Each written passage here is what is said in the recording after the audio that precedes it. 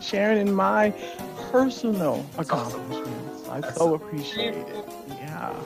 When I get that 300, I'm gonna open the meeting like this, right? We'll have to get you a trophy. Do that. Yeah. Well, folks, good evening. I see it's 6 o'clock, and I believe we have all 9 council members and our critical staff members here in presence. So can we go ahead and get started? Channel 8 is ready, so I will go ahead and hit record.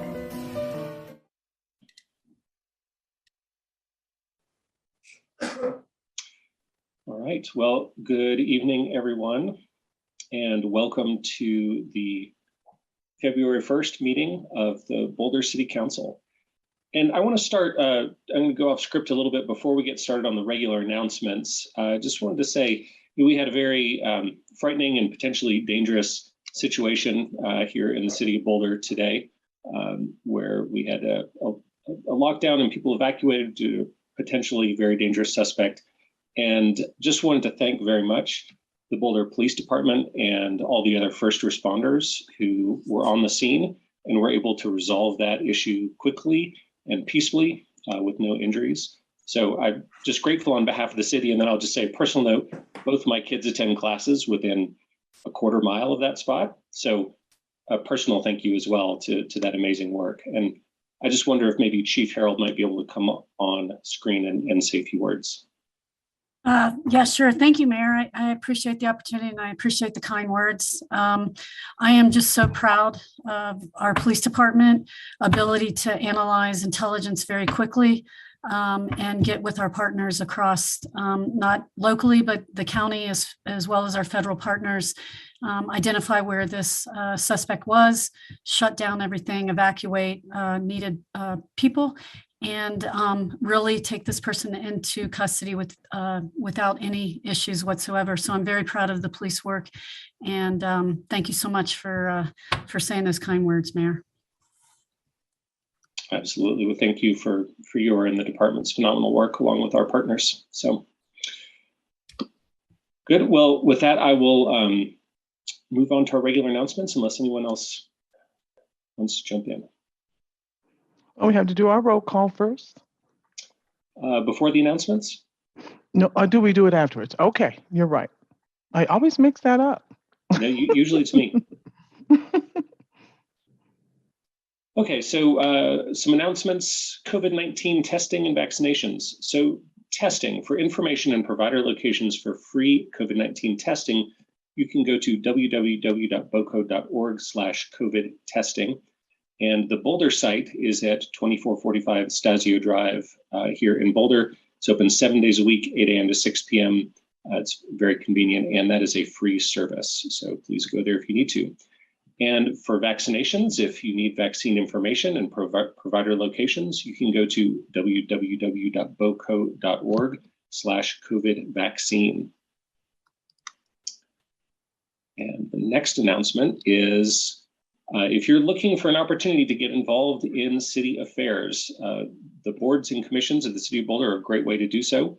The recruitment period is now open for this year, started on January 10th and will run through February 21st. So you can find all the descriptions of our various boards and commissions, as well as the vacancies they each have online at www.bouldercolorado.gov/boards-commissions. And if you have any questions whatsoever or need assistance, please do contact the city clerk's office at cityclerksoffice@bouldercolorado.gov. And another announcement that we have, this is about price gouging. So we wanted to get this announcement out here in the wake of the Marshall fire because we've had some reports of potential price gouging on rent or other services. So I wanted to make an announcement here to make sure that everyone know that Colorado law prohibits charging excessive prices for certain essential products, goods, or services during a disaster period, such as we've just experienced. It makes clear that such price gouging is a deceptive trade practice under the Colorado Consumer Protection Act. So if you witness price gouging or think you might be a victim of price gouging, you should file a report with the Attorney General's office. And you can do so at 800-222-4444 or at the website stopfraudcolorado.gov. And appreciate Councilmember Benjamin for requesting this. It's a good announcement to get out there. All right, and with those announcements over, I believe we will go to the roll call. All righty. Thank you, sir, and good evening, everyone. Councilmember Benjamin. Present. Mayor Brockett. Present. Councilmember Folkerts. Here. Mayor Pro Tem Friend. Here. Councilmember Joseph. Here. Spear. Here. Wallach. Present. Weiner. Here. And Yates. Delighted to be here. Mayor, we have our quorum. Thank you, Alicia. Rachel, I see you have your hand up. Yeah, I just wanted to pass along that a community member said that the links are not live to get on for testimony yet.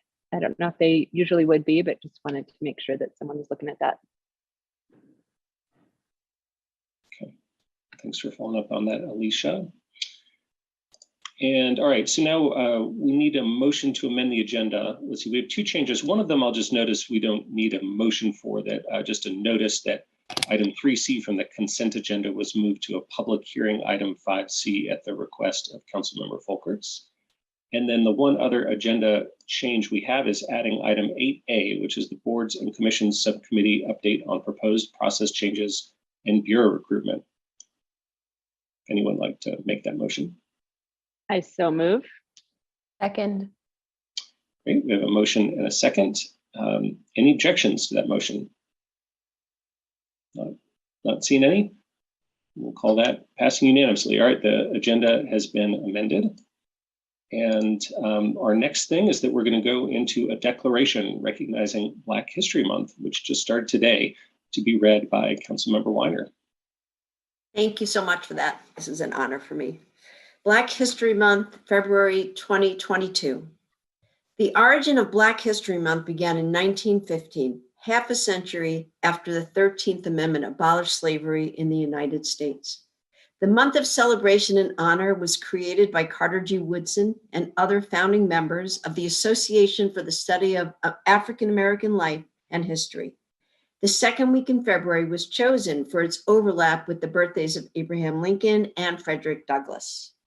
With the Civil Rights Movement and a growing awareness of Black identity, Black History Month, or National African American History Month, evolved to an annual celebration of achievements by Black Americans and a time for recognizing the central role of African Americans in U.S. history. This year's theme for Black History Month recognizes Black health and wellness, acknowledges the legacy of not only Black scholars and medical practitioners in Western medicine, but also other ways in which the Black community has contributed to healthcare in roles such as birth workers, doulas, midwives, naturopaths, and herbalists. Despite the historic atrocities and continued inequities faced by Black Americans, their contributions hail from all walks of life and have made unforgettable marks in our nation as artists, scientists, educators, entrepreneurs, influential thinkers, members of the faith community, athletes, and civic leaders, and are reflected in the greatness of our community. We, the City Council of the City of Boulder, Colorado, declare February 2022 as Black History Month and encourage everyone in the community to join in honoring and celebrating by seeking out and taking in Black culture and history, supporting Black-owned local businesses, and taking time to reflect on what Black history means to each of us this month and all year. Thanks so much for that, Tara. Important declaration. Okay, so we'll move on to open comment. And I believe, Brenda, you will read our regulations, guidelines. I will. Thank you, Mayor. I appreciate it. My name is Brenda Rittenauer, and I am part of our engagement team here at the city, as well as your neighborhood liaison. And can you see my screen? Yeah, okay, great. So we do have some rules that help guide our public participation at our council meetings. The city engaged with community members to co-create a vision for productive, meaningful, and inclusive civic conversations. This vision is designed to support physical and emotional safety for community members, staff, and council, as well as promoting democracy for people of all ages, identities, lived experiences, and political perspectives. For more information on the vision, you can visit our website, bouldercolorado.gov. Use the search function to put in productive atmospheres.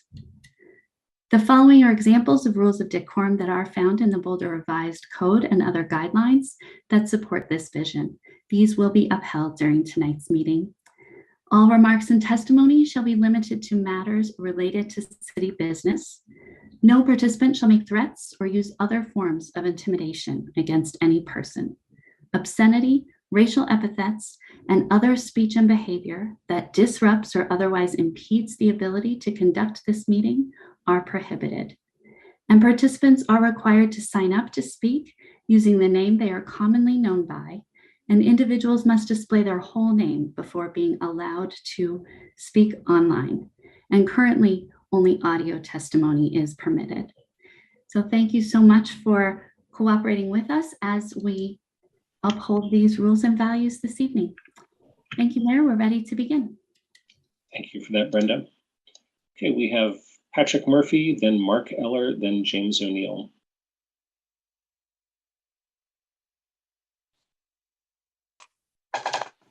My name is Patrick Murphy.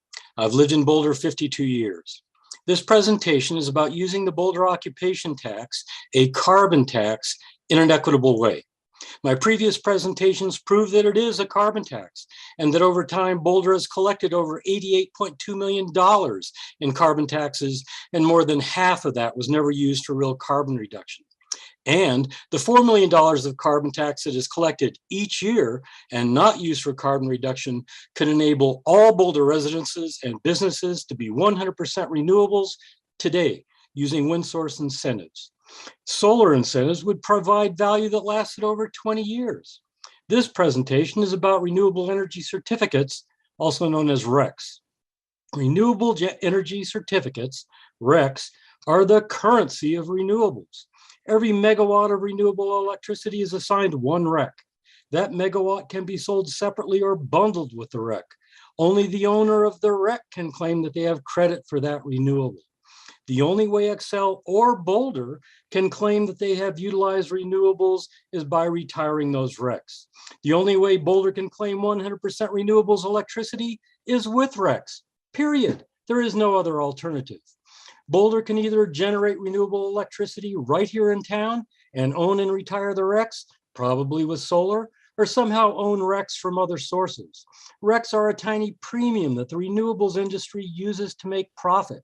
And as we all know, every industry needs to make profit or it dies. Boulder in the past has denigrated buying RECs directly. That is ludicrous. RECs stimulate the renewables industry, and we should be doing that. The occupation carbon tax should be doing that now. The planet burns, floods, and dies while Boulder fiddles with climate change. RECs can help us achieve what we want. Thank you, Patrick. Next, we have Mark Eller, James O'Neill, and Lynn Siegel.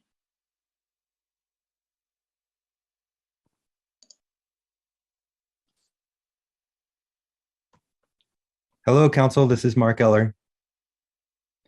I'm a 20-year resident of the city of Boulder, and I'd like to direct your focus tonight to the rapidly rising costs imposed by the city's Park and Recreation Department for access to and use of the Boulder Reservoir. I'm a board member with Boulder Community Rowing, a decades-old nonprofit that provides coaching, equipment, and a supportive community. I'm also speaking tonight for a broader coalition representing multiple activities: rowing, paddling, open water swimming, and more. Our participants range across many generations, ages 16 through 80 approximately, and we regularly enjoy the reservoir together. Slide. Many of the groups in our coalition pay for access outside of normal reservoir hours, including my group, BCR, BAM, the Open Water Swimmers, and Colorado Junior Crew. Our water sports coalition is united in saying tonight that the costs being proposed by the city this year are insurmountable. The hourly rate for early access to the reservoir has climbed from $40 an hour just a few years ago to the most recent proposal, which anticipates fees of nearly $400 per hour. Despite our best faith efforts to negotiate more reasonable costs, the Parks and Rec staff has doubled, tripled, and even further increased a range of charges that they want to impose, not just for access, but also for boat storage and other fees. Slide. These drastic price increases are largely due to an exclusive use label that we believe has been erroneously applied. We are being charged far too much for a mistaken belief that we do not serve the broader community and offer narrow benefits for a small number of people. Slide. We are willing to pay reasonable fees. We implore the city to expand public access hours in the mornings and afternoons and evenings. The demand for our quiet activities is extremely high. We look forward to renewing and revitalizing our talks with the Boulder Park and Recreation staff, and we appreciate council's support in these matters. Thank you. Thank you, Mark.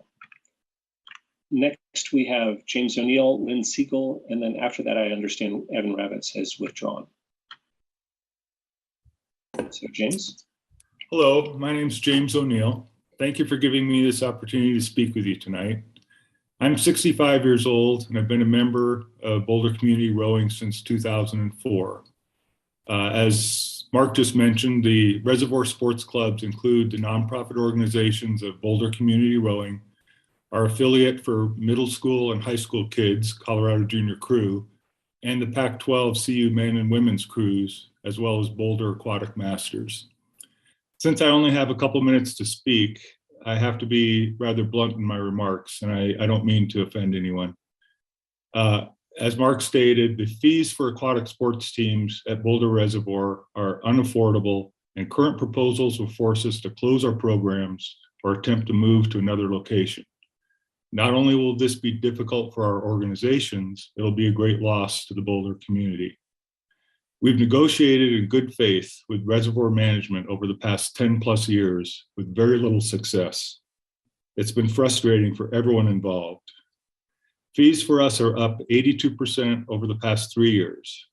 Current proposals from Reservoir Management this year will more than double our fees. As a point of reference, rowing with Boulder Community Rowing already costs more than twice that of comparable clubs, and there are not many alternatives in this area. It appears that the root cause of this negotiation impasse is the inappropriate classification of our programs by Parks and Rec as exclusive rather than recreational. This has caused Reservoir Management to treat us as a profit source, similar to Ironman triathlons or concert promoters. This is just wrong. I'm asking for your support to have our service type reevaluated to the proper category of recreational. We're absolutely willing to pay our fair share, but we cannot afford to be a cash cow for the reservoir. I'll be happy to work with anyone you designate to resolve this issue. Thank you very much. Thank you, James. Before I call the next person, just want to make a note that we have a couple of people who've called in on the phone and we haven't been able to identify all of them. So if you've called in and are registered to speak, please press *9 on your phone so that we know you're here. And with that, next we have Lynn Siegel, then Amy Rosenblum, and then Sammy Lawrence IV. Do you have my slide?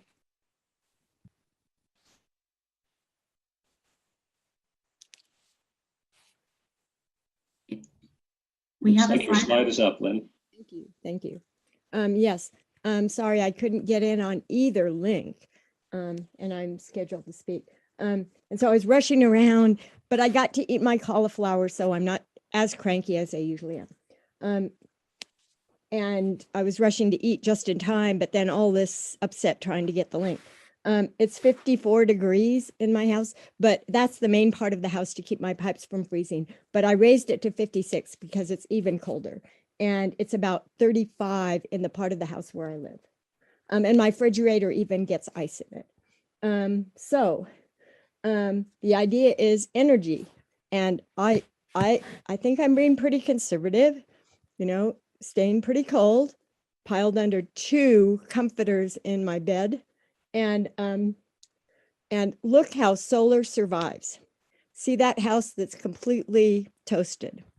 And those are a pack of 3 and 2 solar thermal off of Cherryvale Road. It's one of the last houses, if you're coming from the north on Cherryvale, that part of the fire just petered out.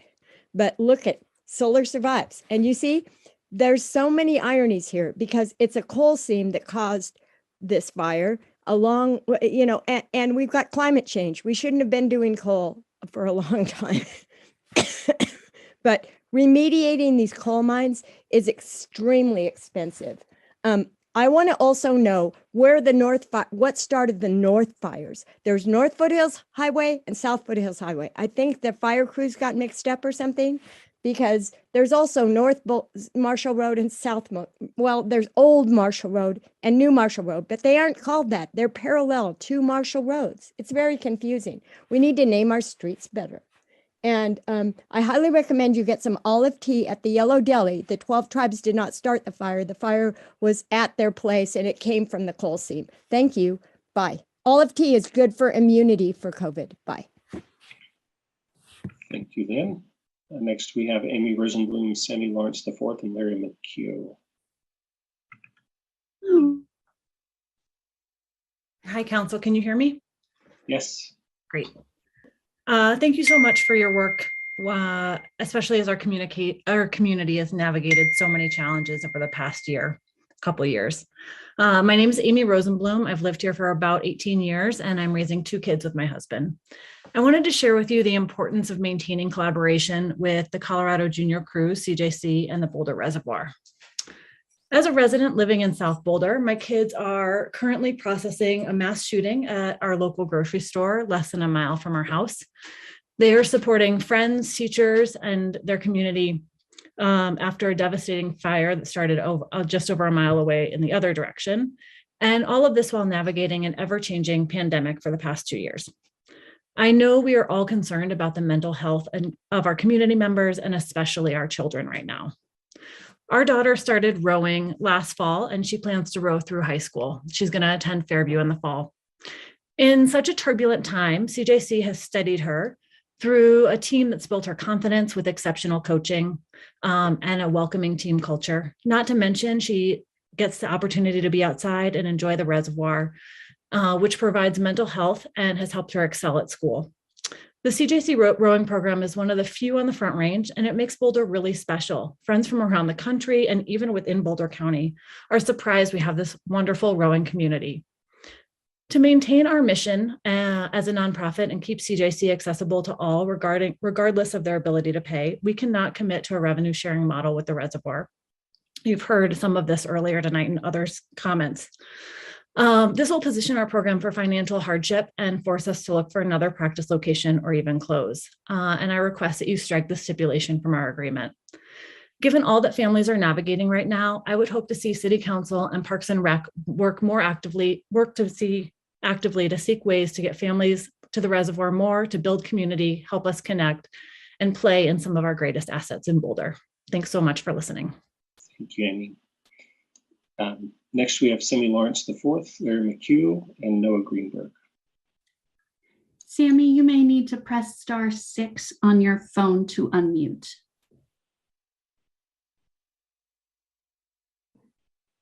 And that phone number has disappeared, Sam. So perhaps there was a disconnect there. Okay, well, we'll move on and see if Sammy can reconnect before the end of open comment. So next we have Larry McHugh. I'm sure I'm mispronouncing your name, apologies. Noah Greenberg and Bella Lynch. Thank you, and hello, City Council. My name is Larry McHugh. I'm representing Boulder Aquatic Masters as our city liaison. For historical context, I was formerly the band president and city liaison from 2006 to 2010. I'm here to share why this city council should be concerned about the health and well-being of purpose-driven groups like ours. 15 years ago, the Blue Ribbon Commission was set up to evaluate how to provide the same services in 2030 as was offered in 2006. This influenced the Boulder Park and Rec's master plan, and it also instituted a user categorization process.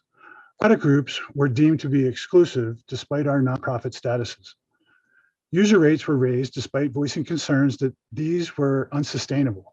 This was the start of a slow deterioration of our groups. When I stepped down as band president in 2010, our program was in a relatively healthy state. Sadly, that cannot be said today. Many of our past members can no longer afford to be part of our organization. Robert Putnam, in his 2000 book, Bowling Alone, used the decline of bowling leagues and the rise of individual bowling as a metaphor for the changing nature of American society. Participation in all kinds of community groups characterized the rich civic fabric that existed during the 20th century. Putnam noticed a close correlation between civic engagement and prosperity. Communities didn't become civic because they were rich, rather they were rich because they were civic. The same logic can be applied here at Boulder.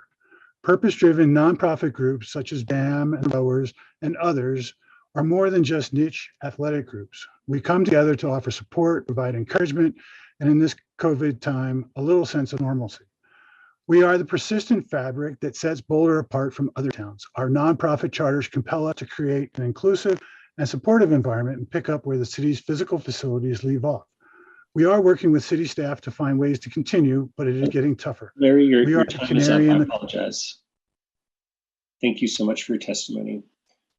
Next, we have Noah Greenberg, Bella Lynch, and Giselle Hertzfeld.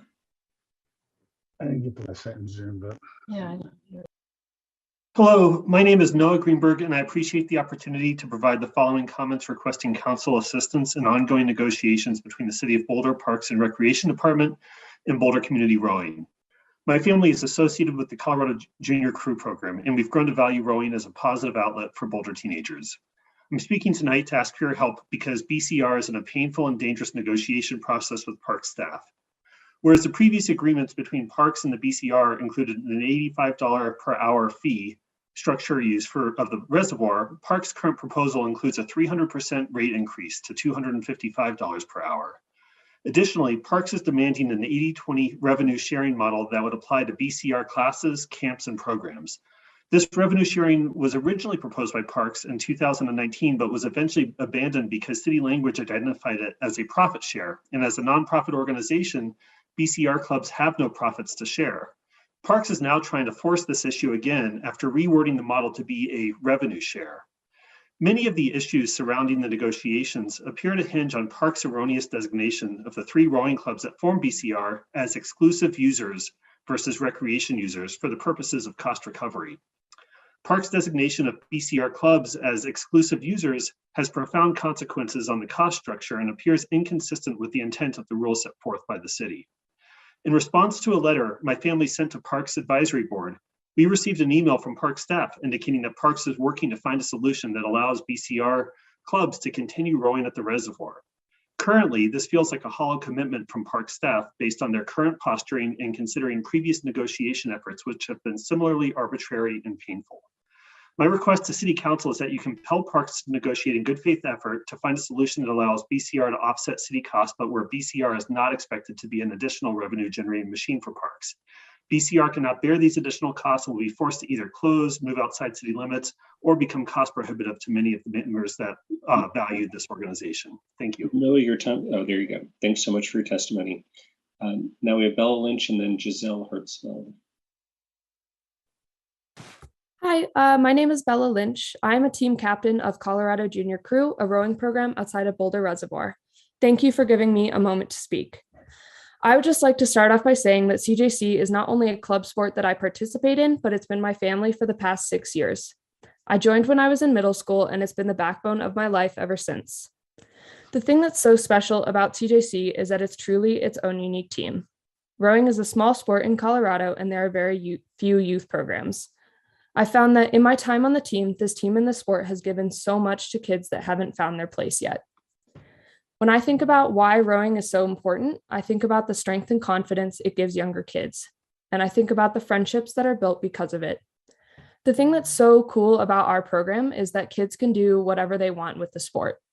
We've had some kids that only come once a week because of their own commitments, but remain with the team because being at practice, being out on the water with their teammates gives them a positive outlet in their life. We've also had kids that have dedicated most of their time to rowing, myself included. Rowing for many of us is something that we worked hard at for all of high school and will most likely take to a competitive level in college. I know that without this team, I couldn't have accomplished nearly as much as I have and wouldn't be the same person that I am today. When I graduate this spring, I'll have to say goodbye to my teammates and my friends. Without rowing, I wouldn't have met these amazing people that have played such a vital role in my life. I'll just end by saying that being out on the water is truly magical, and there's no feeling quite like it. At early morning practices or late afternoon, when I look up from the stern of my boat, I see the Rocky Mountains and the Flatirons, and their beauty is inspiring.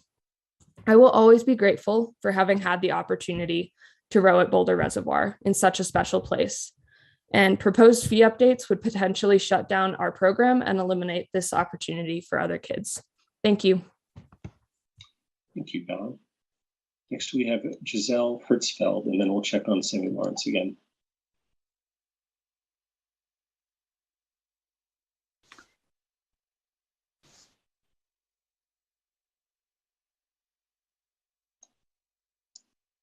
Giselle, it looks like you're speaking, but we're not hearing you.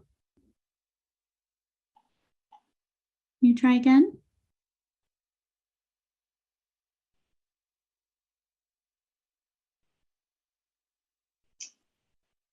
Giselle, I'm afraid we're not hearing you.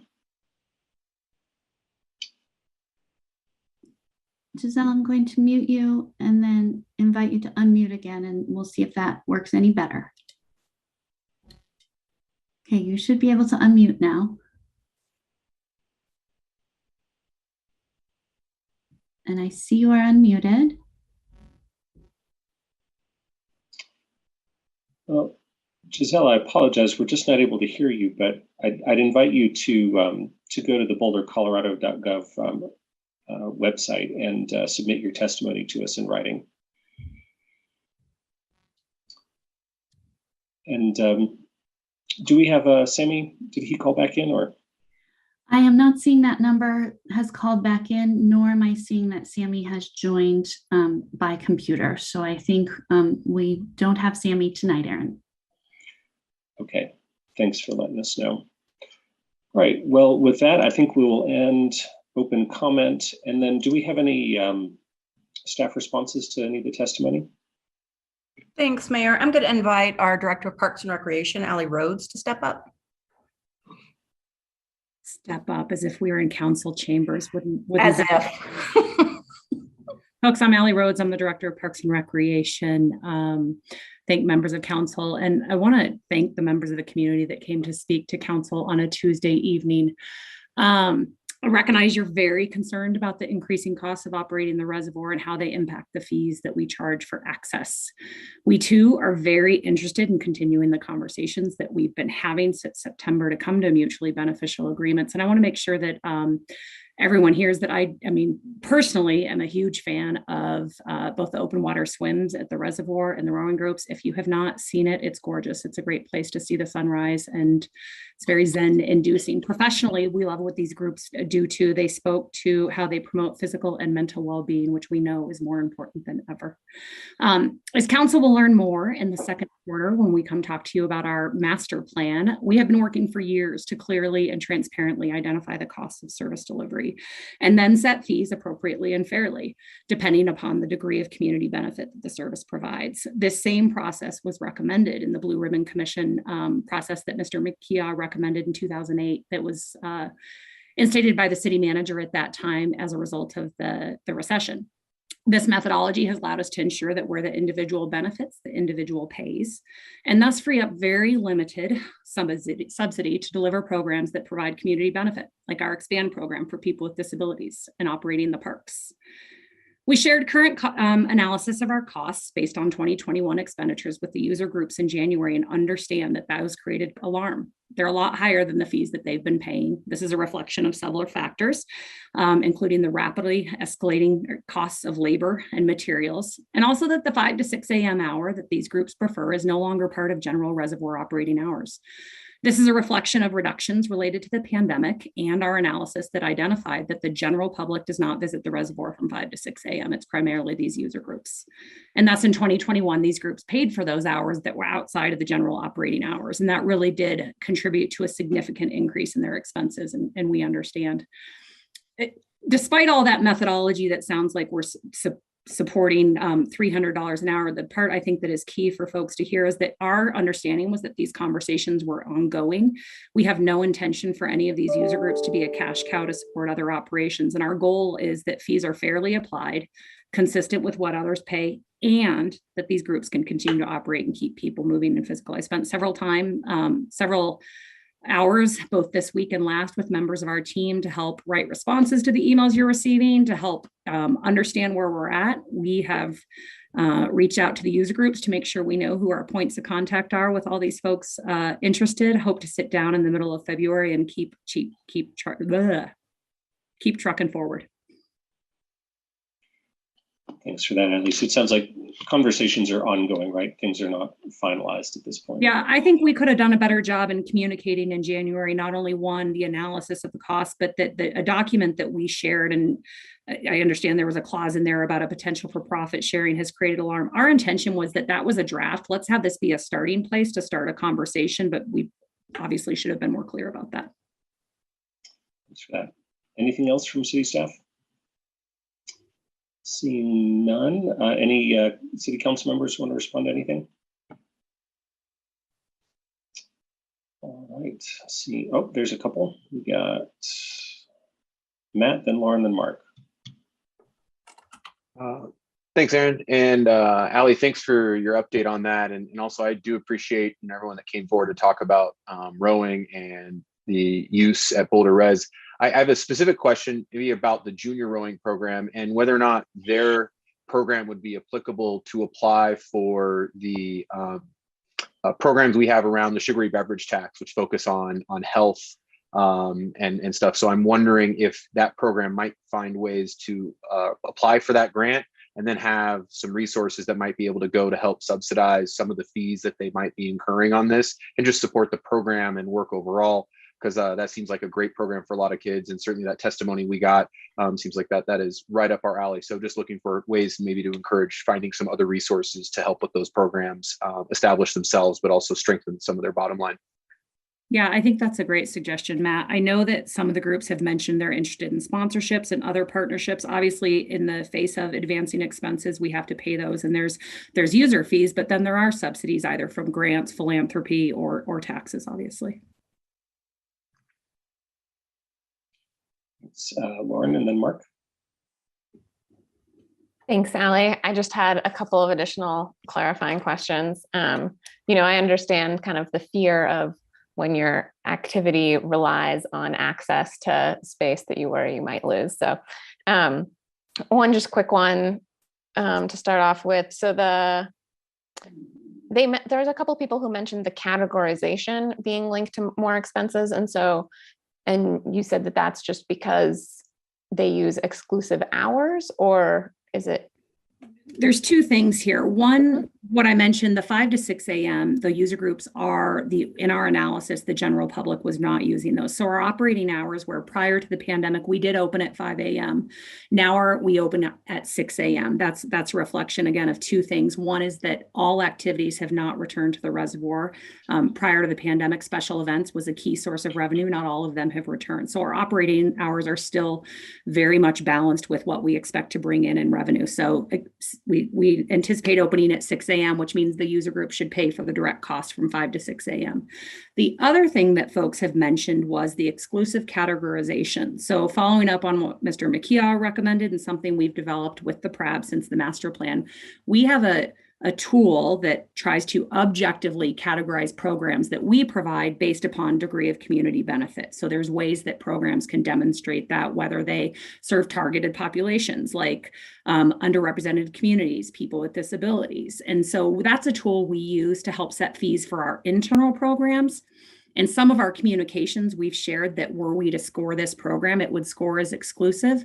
However, it's not necessarily to be applied with user groups. It was again, I think, storytelling that maybe got lost in email and should be part of the conversation as we continue with these groups. Because as Matt mentioned, for CJC, for sure, and supporting the youth, there might be a way to find some subsidy to offset some of those costs. Thank you. And then just to clarify, what steps are going to happen? Like, will this come back before fees are decided, or what's kind of, how does that finalization process looking? Yep. That's a really good question. So user fees are not codified. They are not set by city council. They are guided by policy that that council sets. So right now we use policy set in the 2014 master plan.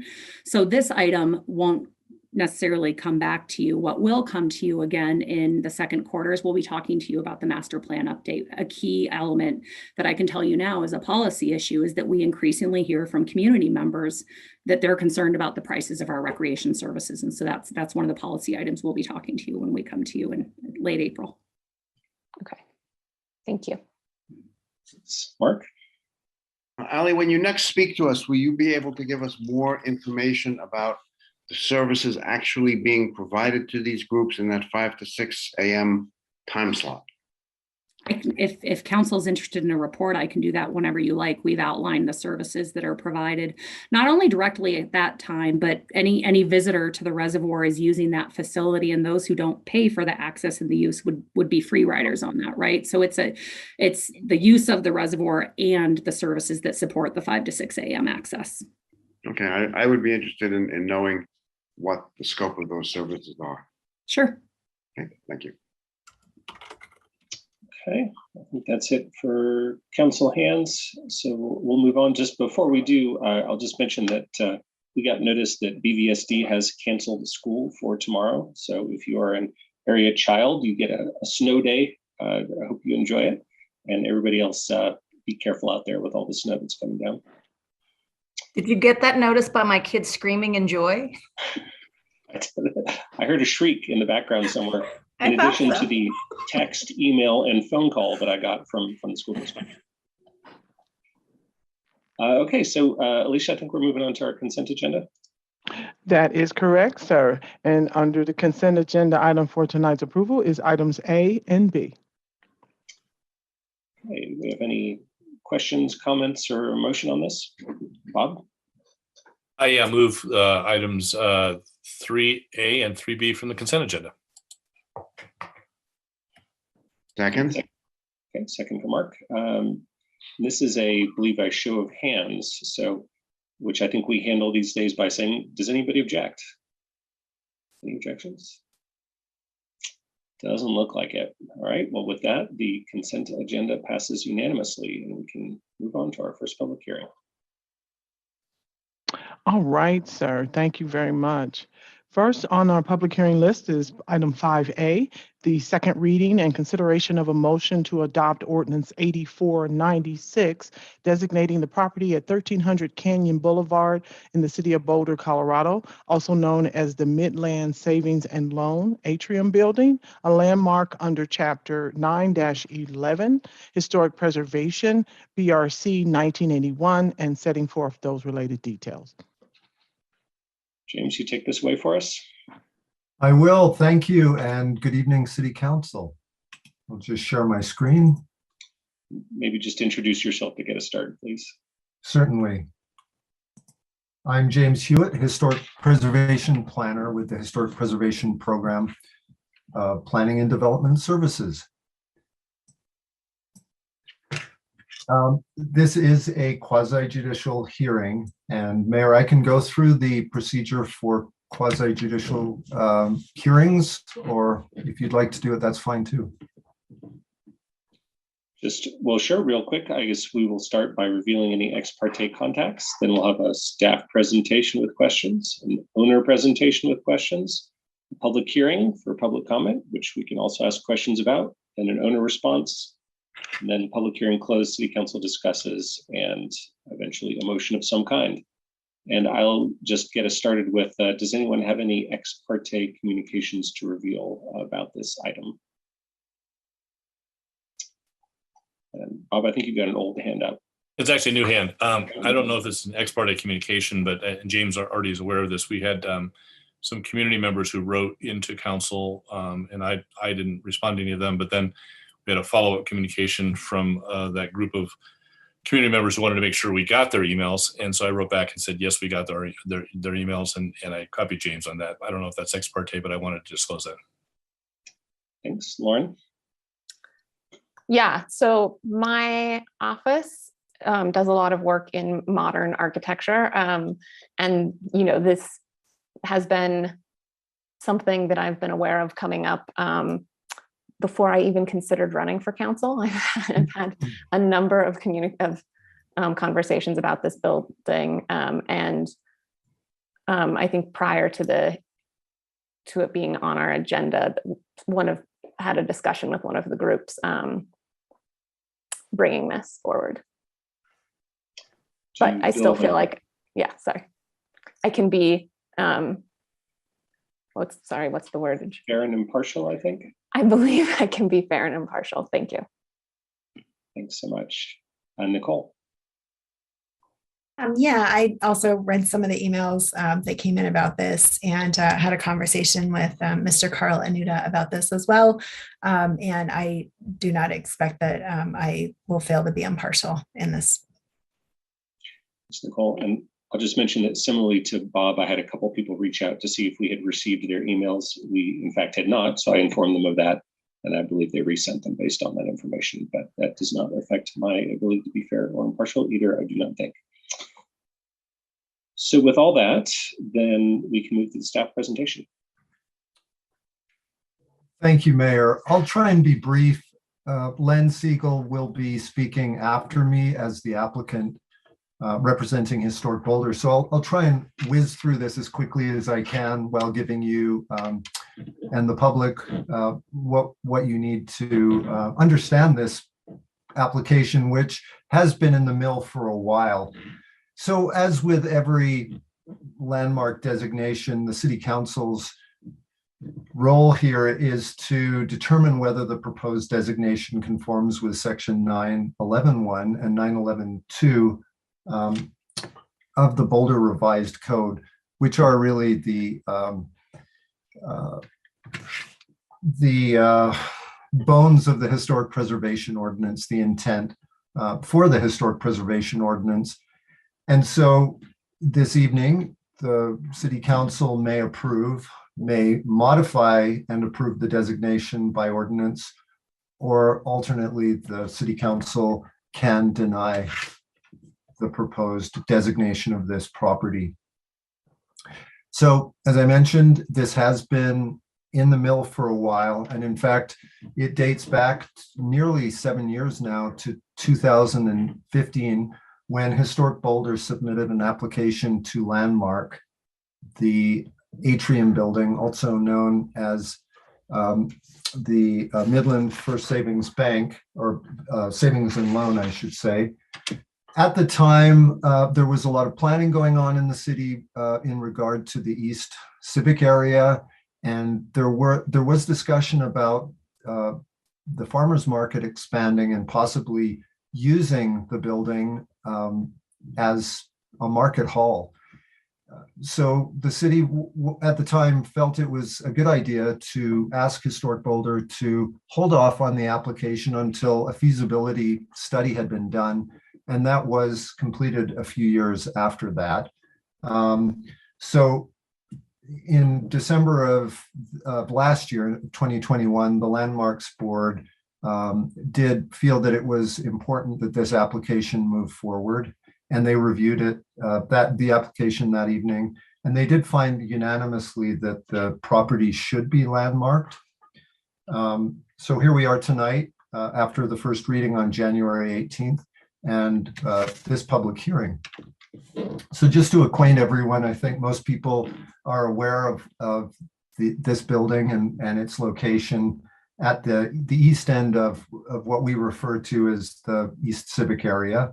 And you can see from the map here, it is across from the Central Park, and on the northwest corner of 13th Street and Canyon Boulevard. So just a few buildings, a few photographs showing the building this fall. And, you know, a building that the city has owned for a number of years and used as office space, but it was designed specifically to be a savings and loan building, and was a very intentional design by the architect, Hobart Wagner. And just a few more photographs showing the building, which is a roof-dominated building in what we refer to as a regional variant of modernist design, that being a very horizontal building with ribbon windows. And the regional rustic element to that is the use of the local stone, which is actually on this building really quite finely done. And I'll talk a little bit more about that.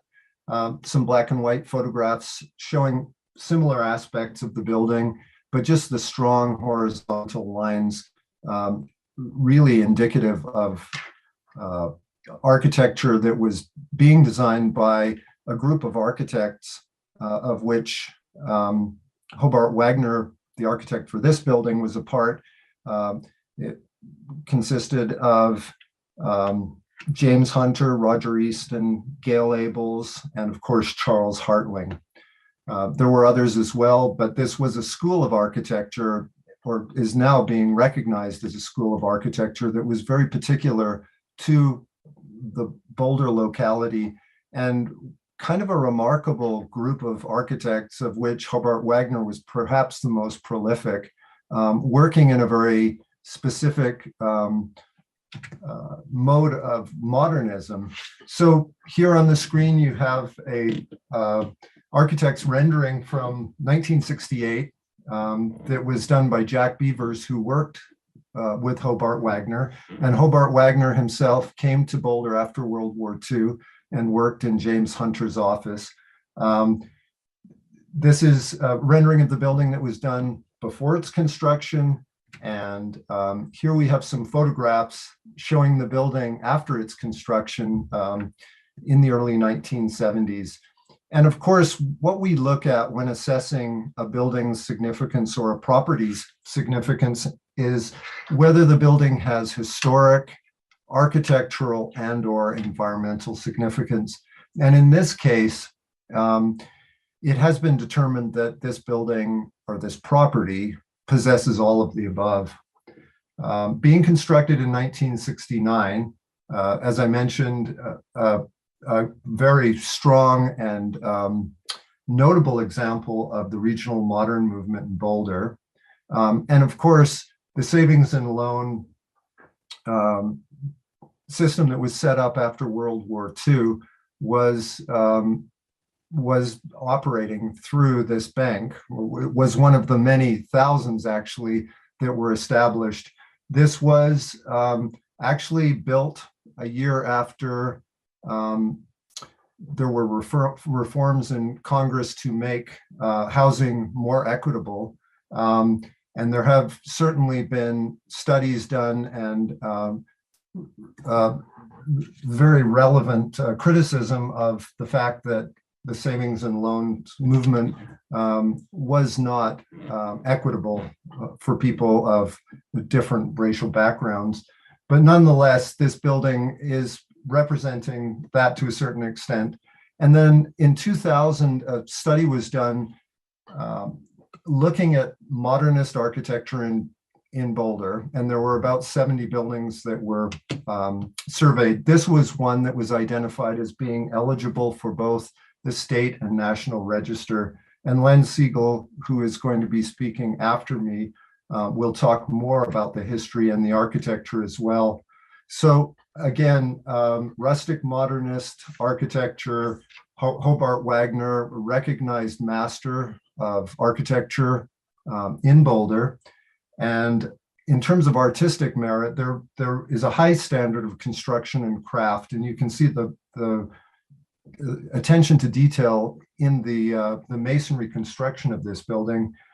And it is uncommon because most of the mid-century banks and buildings actually in Boulder, or many of them, have been lost. So, and finally, in terms of indigenous qualities, it was or is constructed of locally quarried stone. And then a photograph of Hobart Wagner on the right there, out in the field looking at drawings. Now, for some of the newer city council members, they may not be familiar, but there are a number of buildings that have been landmarked by Hobart Wagner, including the 1960 Green Shield building, which is located at 928th Street. This building is another example of Hobart Wagner's roof-dominated buildings, but in a very Asian manner. On the right is a photograph of Hobart Wagner when he was working for James Hunter. And I think what's interesting about this is in the background, they have an artist's rendering of our municipal building. And actually, that was designed by James Hunter's office, and Hobart Wagner, who's on the right in this photograph, designed the addition to that in 1962. So that is now our Tate Municipal Building. In terms of environmental significance, the building is a well-known and a familiar visual landmark in the downtown area, a familiar visual landmark. It's well integrated into its site and suitable for its location. And then finally, it is in that area that we identify as the East Civic area, next to the civic area, gosh, I'm not being very articulate here, but the lot where the farmers market and the vendors in the summer set up shop, and then also next to the Dushanbe Tea House, which was landmarked earlier last year. So there is a collection of historic buildings in the area. So with that, staff is bringing this forward with the Landmark Board's recommendation that this property be landmarked. And you can see the boundary here, which follows the lot of the atrium itself, including the parking area. There were a couple of questions about that during the first reading. The proposed name of the building would be, the landmark name would be the Midland Savings and Loan / Atrium Building. And so with that, I will leave you with a motion and here to answer any questions if you have any questions about any of the information I've presented this evening. Thank you. Thanks, James. Questions for James? Lauren, is that a new hand? It's not, but it could be. Well, it sounds like Bob put his hand up first and then we'll come back to you. Sounds great. I'm happy to yield to Lauren. Oh, yay. So some of the things, that we're supposed to be looking at here regarding, will this promote health, safety, and welfare, and its appropriateness for the site, I have some conflicting feelings about. I think that, while this building, the roof form and all of that, clearly speak to its architectural heritage, it is in a very key location in the civic area that I think is critical to kind of maintaining the liveliness we want to see there. And so my question is around sort of modification to this building. If we enact it, what kinds of modifications would be allowed? Particularly, so there's been discussion about operable windows for a market space, but I also have concerns regarding, creating a more friendly entrance to this building. If it's going to be maintained as a civic building, we really want to have it be welcoming, which I don't think it is all that welcoming right now. So yeah, what are your thoughts on that and how it would be able to evolve over time? Well, I'm glad that you've asked that question, because over the course of the last 7 or 8 years that we've been talking about this, there has been a lot of consideration given to the use for this building in the context of the civic area, and that it should be a lively, it should be an engaging building, and it should be one that can be ultimately used by the public. So the feasibility study at the time was looking at this building as potentially being reused as a market hall for the farmers market. And it was at the time seen as being a viable building to do that. There are flood issues. One corner of the building is in the flood area, so it would need to be modified to, to protect it from that hazard. But likewise, I think from 2015 on, there's been a lot of consideration given to how those openings in the building might be modified to make the building more open to interior, exterior sort of use. So yes, I think there's a lot of room for that building to be modified, and unlike earlier historic buildings where you've got punched openings, what you've got here are glass walls, which are easier to do that, I think, without really altering the essential historic character of a building or architectural character of a building. So I think the answer is yes. I think there's quite a lot that could happen to that building to make it more welcoming and something that's a real asset into the future for our community. Is there any changes that we might make to the ordinance to make it clear that that's allowed going forward? Or, because something that happens is sort of the interpretation of what's intended over time, can become fuzzy. Yeah. Yes, and in in ordinances, we describe some of the character defining features of the building, and provided that those character defining features wouldn't be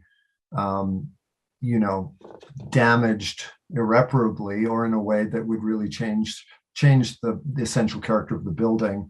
For instance, I think this would be a hard building to add stories to the top of, because it is such a one-story roof dominated building. But again, I think there certainly is and would be some very useful ways of changing the openings and creating, again, more a building that's more of a public asset.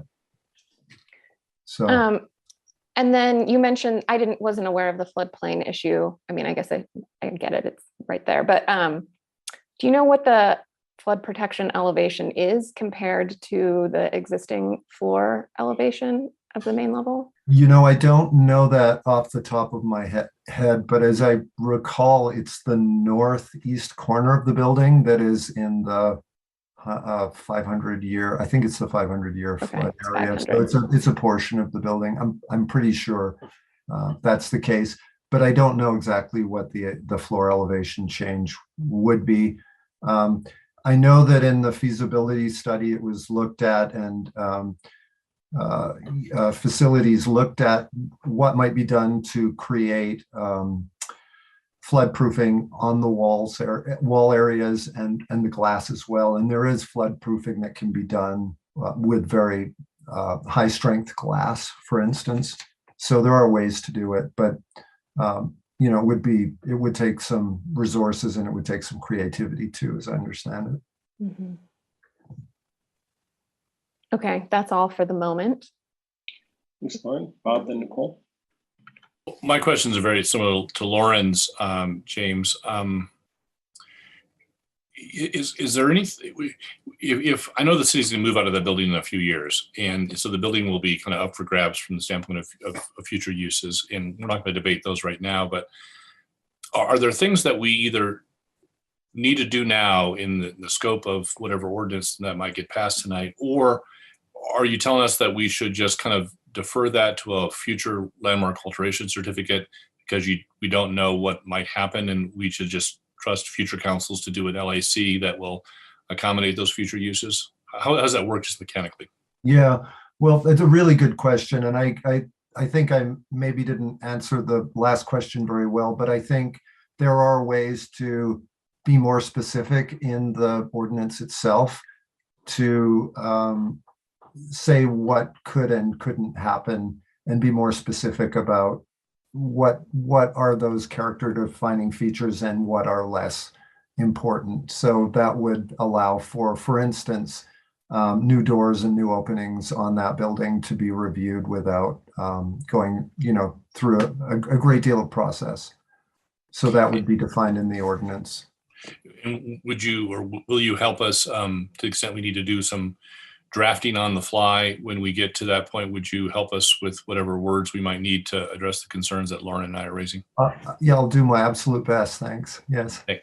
Thank you, James. Nicole?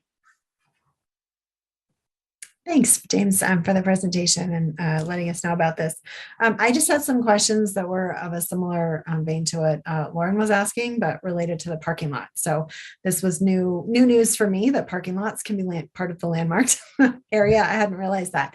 And I was just wondering if, for landmarking this whole property, including the parking lot, can we redevelop the parking lot?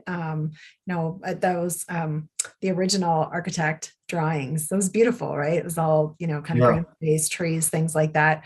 Right now it's pretty ugly, that area. So I'm just wondering, what is involved, if we landmark including the parking lot, what's involved in maybe making it a park or outdoor space or bike storage or something like that. Sure. Something for humans rather than cars. Yeah, a really good question. And to be clear, the landmark boundary does include that parking area on the north, which is really one row of parking. I would say 20 or 30 feet to the sidewalk. So that area, yes, that is in the, recommended landmark boundary. And of course, the city council could modify that. But in terms of landscaping and that sort of thing, yes, I think that's something that would certainly be to the benefit of the building and the setting. And looking at that rendering, it was actually intended to be more that way than it actually turned out being. So that would be a guide, perhaps to, creating something that's softer and more accessible to the public. Now, the parking lot to the east is not included in that landmark boundary. And of course, development could occur without any kind of historic review in that area. And likewise to the south, too, between the tea house and the atrium. Nicole, do you mind if I follow up on that? Of course. So thanks for that, James. When you said the parking lot to the east is not included, I mean, there is a section of the lot east of the building that's in the proposed landmark designation. I mean, it's not the whole parking lot, but it is a strip of, I don't know, 15 feet or something, 10, 15 feet. Yeah, it's, and I don't know exactly, I'd have to go and scale it, but I think it's just kind of off the eve of that building, actually. Because it's got very wide overhanging eaves, and what you see in the site plan is actually just the walls of the building. So I don't think it goes too much beyond those eaves. But in terms of building a new building, I think there would be building separation anyway. So, but that of course could be modified if if the city council, if you all feel that that's appropriate.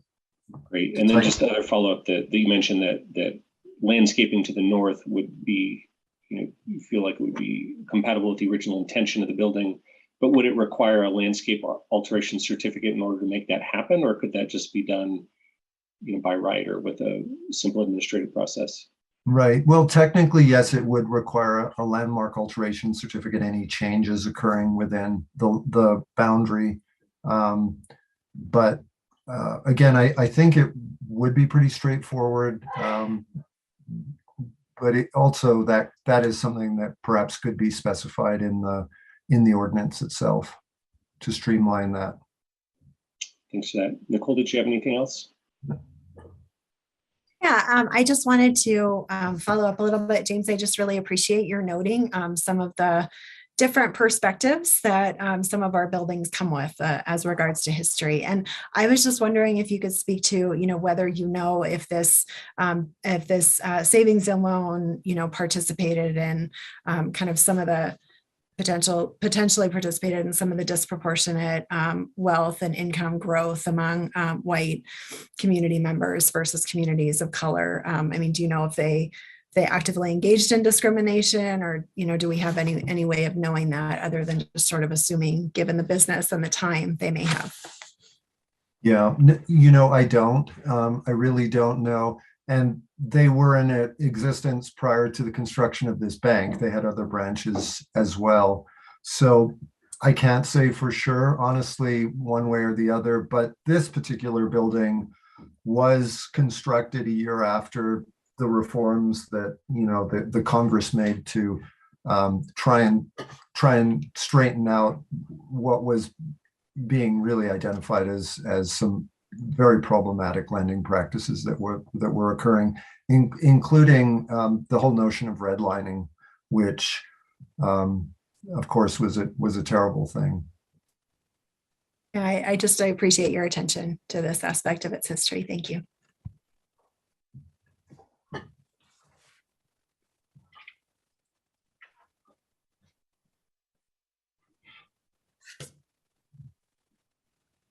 Aaron, you're muted. Sorry about that. Lauren, did you have something else? I did have a couple quick other ones. So I was just curious if there are any existing landscape walls. We saw from the rendering that there had been a couple intended, but I don't believe they exist. Do they? No, they don't. That's okay.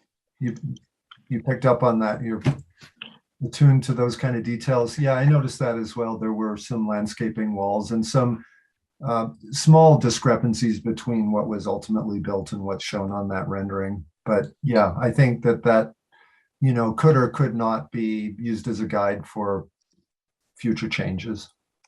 Do you see any or what are the downsides you would say that you might see in terms of reducing the boundary from being at the property line to being, say, at the edge of the eave? Actually, not much, because it's a pretty tight boundary as it is. And usually boundaries are intended to create somewhat of a buffer around a building or a site, so you don't have something built right next to it or around it. And clearly there isn't the opportunity to build a new building along 13th Street or along Canyon, because there isn't space, obviously. So I think from that standpoint, if that were to be modified somewhat, that would be okay. But our practice is to, define a property by what's a logical boundary, and usually the most logical boundary is, the legal description, which is what's being proposed.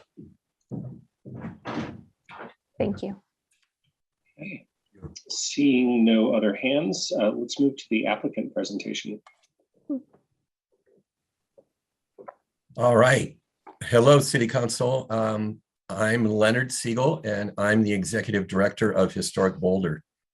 And I've got a presentation that I'm going to try to go through quickly, but I think it should be informative for you and help you assess the landmarking. So I'll start with this slide. Winston Churchill once pointed out how important buildings are in the lives of people, saying, "We shape our buildings, thereafter they shape us." Historic preservation has contributed to Boulder by safeguarding buildings that demonstrate the spirit of our community from different eras. Next slide. The Midland Savings Atrium Building is one such building. You've seen this image before. I'm speaking tonight to advocate for its preservation. By landmarking it, the City Council can maintain this legacy building and still have room to develop the adjacent site for more housing that you so highly prioritize. Next slide.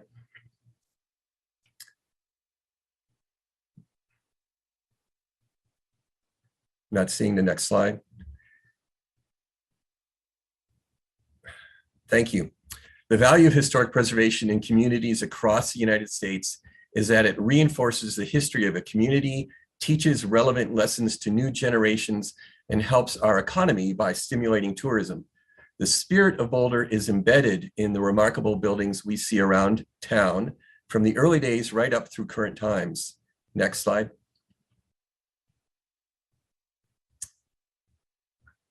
I like the long delay between the slides. Adds some more drama. Okay.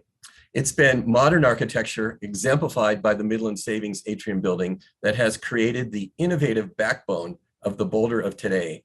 Modernism is not a style. It has an ongoing, optimistic mission to improve the lives of people by providing cutting-edge buildings that are ecological, economical, and inspiring. Next. And I'm going to take you on a quick tour of the many types of modern architecture that have been providing progressive settings in Boulder. Here are just a few of the remarkable public schools and university buildings in town, some of which were designed by Hobart Wagner, the architect of the Midland Building. Next. So you know the next images very well. The three most important government buildings in Boulder all followed in the ideas of modernism with bold shapes, low-cost materials, logical interior spaces, and environmental considerations. You may wonder, the courthouse is made of stone. That doesn't seem very low cost, but that stone was recycled from mining structures up the canyon. Next. Residential design has been among the most experimental types of modern architecture here, from single-family homes to apartment buildings like Golden West. Next slide. Many of our cultural buildings are modern, including the Boulder Theater, the Huntington Bandshell, and the Museum of Boulder. Next slide. And of course, it's no surprise that our science and technology buildings have always followed the experimental paths of modern design. Next. Boulder is known as a place where personal spiritual exploration has been promoted. Just look at these amazingly dramatic modern churches. Next slide. Even our businesses have followed the path of modern principles. The bottom left photo is the terrific design of the original Harvest House Hotel. It's a shame it's going to be torn down. Next slide. So with that overview of the impact of modernism in the life of Boulder, I turn your attention back to the Midland Savings Atrium Building. There are two key aspects that make this property worth landmarking that James has covered, but I want to elaborate on: the architecture character and its historic contributions. Next slide. Hobart Wagner, the architect of the Midland Savings Atrium Building, started his architecture firm in the 1950s. He was in the third generation of Boulder architects who followed the modern design approach, and he had the most successful architecture company of all. Next slide. Glenn Huntington was the founding father of modern architecture in Boulder. Among his excellent building designs are the County Courthouse and the Central Park Bandshell. Next slide. James Hunter became Huntington's partner and took over the company when Huntington moved to Denver. Among Hunter's great modern buildings are the Municipal Building and the Boulder Library. Hobart Wagner, as you saw in that photo, worked for James Hunter, that photo that James had shown earlier. And he had worked for James Hunter for several years, along with Charles Hartling, Titian Pablo Cristo, and several other modernists. Next. So I want to show some highlights of the architecture produced by Hobart Wagner's company here in Boulder. This is a photo of his architecture office building, which seems to float like a boat above a pond. Next. His company was involved in the design of these very cutting-edge public schools in Boulder. Next slide. Wagner was also entrusted by startup companies like Ball Aerospace to embody their innovative missions in dynamic architecture. Next slide. Wagner's architecture firm gave spiritual expression to several churches around town. And next. And at the University of Colorado, well, it benefited from the large-scale planning creativity of the Wagner Architecture Office at 3 villages on campus: Williams, Engineering, and Kittredge. Next slide. Now I want to turn your attention to the architecture of the Midland Atrium Building. It was designed with many of the key principles of the modern movement of architecture. The surprise of the building is that the ceiling inside soars up into the pyramidal roof, flooding the interior with abundant daylight. The really large windows bring a sense of the outside right into the building, and the broad overhanging roof shades the glass, reducing energy use. The materials are cost-effective, being locally sourced sandstone, lumber, and roof shingles, and are very well crafted. Next slide. You may smirk at this one, but it's clear how some of the ancient wonders of the world inspired the monumental design of this small building. The pyramidal shape gives the Midland Savings Atrium building a larger presence than its small footprint. Next slide. Many 19th and early 20th century banks copied the classical expression of ancient buildings like the Pantheon in Rome to give them an image of solidity and financial security. Wagner also borrowed from classical architecture, but abstracted it with an innovatively modern sensibility. The shape of the Midland Bank roof is inspired by the Pantheon's triangular pediment. Columns of the Pantheon are arrayed across the front. The Midland Bank design hints at that with a colonnade that marches around the four sides of the building. And famously, the Pantheon has a skylight at the top of the roof, and so does the Midland Bank. Next. One subtle architectural design motif worth mentioning that Wagner used is the connection to the Masonic image on the dollar bill. Note the triangular skylight on the top of the Midland building. What could be more symbolic for a bank? Next slide. Now turning, can you go forward a couple? This one, perfect. Now turning to the historic significance, I want to make 2 points about the building. It exemplified the crucial importance of savings and loans on the rapid growth of Boulder, and it has had a vital second life as a government office. Next. The Midland Bank, along with other savings and loans, made it possible for people across the United States to afford to buy a home, as portrayed in the movie It's a Wonderful Life. There was a huge increase in the population of Boulder in the 1960s and 70s, in large part due to low-cost home mortgages for working class people. What a great legacy. Next slide. Remarkably, the building has had an equally significant second life as a center of government activity for many years. As Boulder grew, so did the size of the government. There's been a continual need for more office space, as you well know. The Midland Savings Atrium building has filled that need as an annex to the municipal and Park Central buildings. Just think of the government programs that were conceived here that have and will influence the history of Boulder. Next slide. Landmarking the Midland Atrium building will ensure its usefulness for years to come. Here's a conceptual sketch that imagines retrofitting the south side of the building to provide access to the community activities on the plaza, like the farmers market. Next slide. And here's a conceptual view imagining how the building interior could be opened up to create a large multi-use space for as many community activities as you can imagine. Next, I want to finish with a few slides to visualize with you a few options for this property. The first, of course, is to save the existing building, repurposing it. It would have its third life. Doing this is the most environmental solution. The greenest building is one that is already built because of the preservation of the embodied energy in it. That's the energy it took to build it. You throw it away, you put it in a landfill, and that is gone. Next. The second option is to promote the development of a new large building that could have many apartments and located on the surface parking lots along 14th Street. The Midland Atrium building could be reused as an amenity space for the new housing development, the tea house, BMocha, and the band shell. This option would also preserve the nice low scale along 13th Street facing Central Park. Next, the third option would be to think only like a developer, maximizing the density by throwing away the Midland Savings Atrium building and its legacy qualities. A building the size of one Boulder Plaza would effectively wall off the tea house and BMocha from visual access and loom over Central Park. And my last slide, on behalf of our community, Historic Boulder is asking you to value the remarkable qualities embedded in the Midland Savings Atrium Building. It has architectural, historical, and environmental attributes that can continue to contribute to the innovative essence of Boulder. These qualities are especially worth valuing at a time when the character of Boulder is changing with so much development happening. The timing is crucial now. As you know, in the recent November election, a bond was passed that includes some funding for studying a redevelopment of the East Bookend area where the Midland Savings Atrium is located.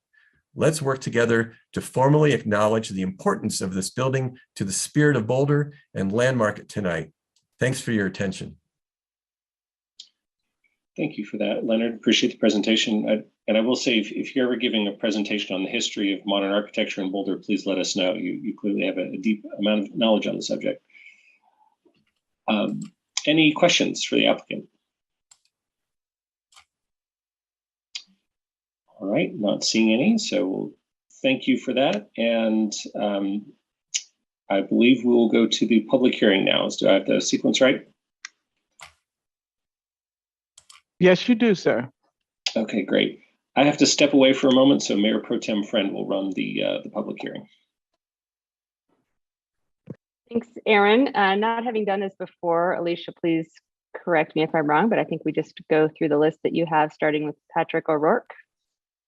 Yes, ma'am, that is correct. Do we need to run through the guidelines for public participation again, or was that okay to have done it at the outset? Mayor Pro Tem, I believe everyone who is speaking was either here earlier in the meeting or has attended in the past and is probably familiar with the rules. Perfect, thanks. Okay, so I think we can get started with Mr. O'Rourke, and I believe it'll be 3 minutes per speaker. Thank you. I thought it was 2, but that's fine. Len, well, let's correct that before we start. Then is it 3? No, it is 2 because only 7 people signed up. It would be 2 if it was more than 15. So it's 3, yeah? Yes, so it is 3. Okay, great. Yes. All right, Patrick, you've got 3. Thanks. Thank you.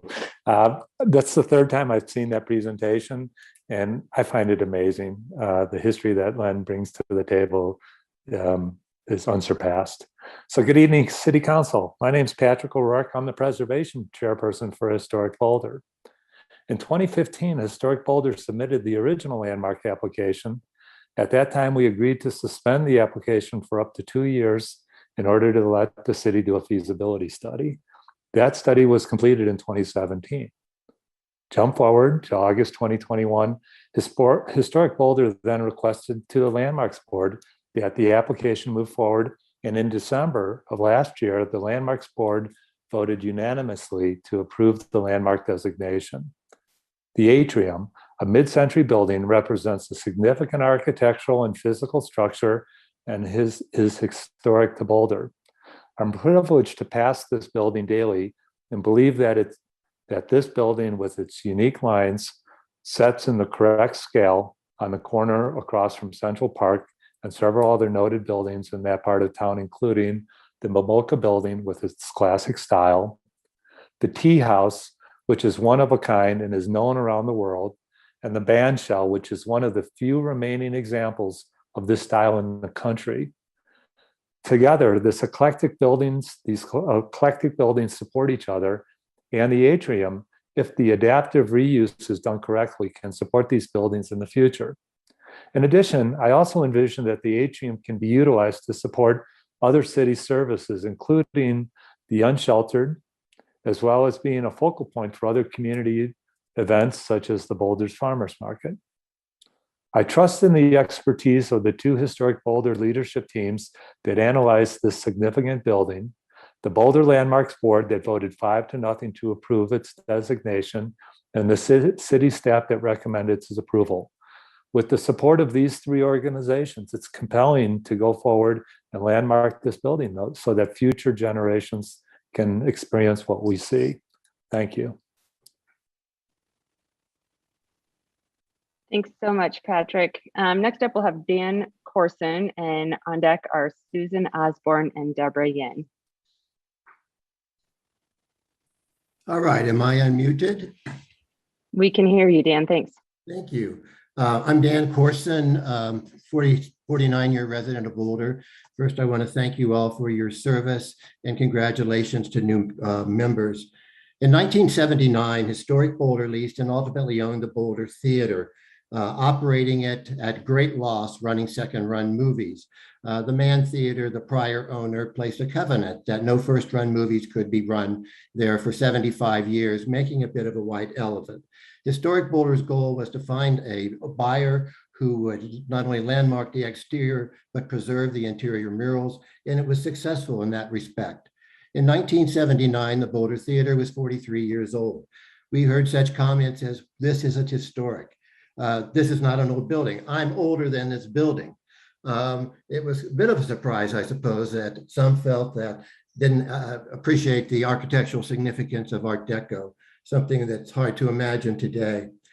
In 1985, the city, using National Park Service grants administered by the State Historic Preservation Office, started a process of surveying Boulder's historic properties, neighborhood surveys, and also thematic surveys, such as the year 2000 survey of modern buildings in Boulder built between 1947 and 1977. And of course, the atrium building was featured in that survey as one that should be preserved. This was conducted by architects and architectural historians, experts in that field.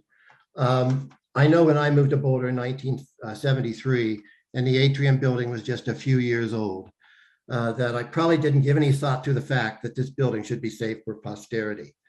Similarly, somebody moving to Boulder in 1939 probably would not have recognized the Boulder Theater facade as one that should be saved for posterity. Time changes our perspectives about what is significant to a community and what makes the community special. I urge you to designate this building. I believe the questions you've asked are all very fair questions, but these are not issues that cannot be dealt with.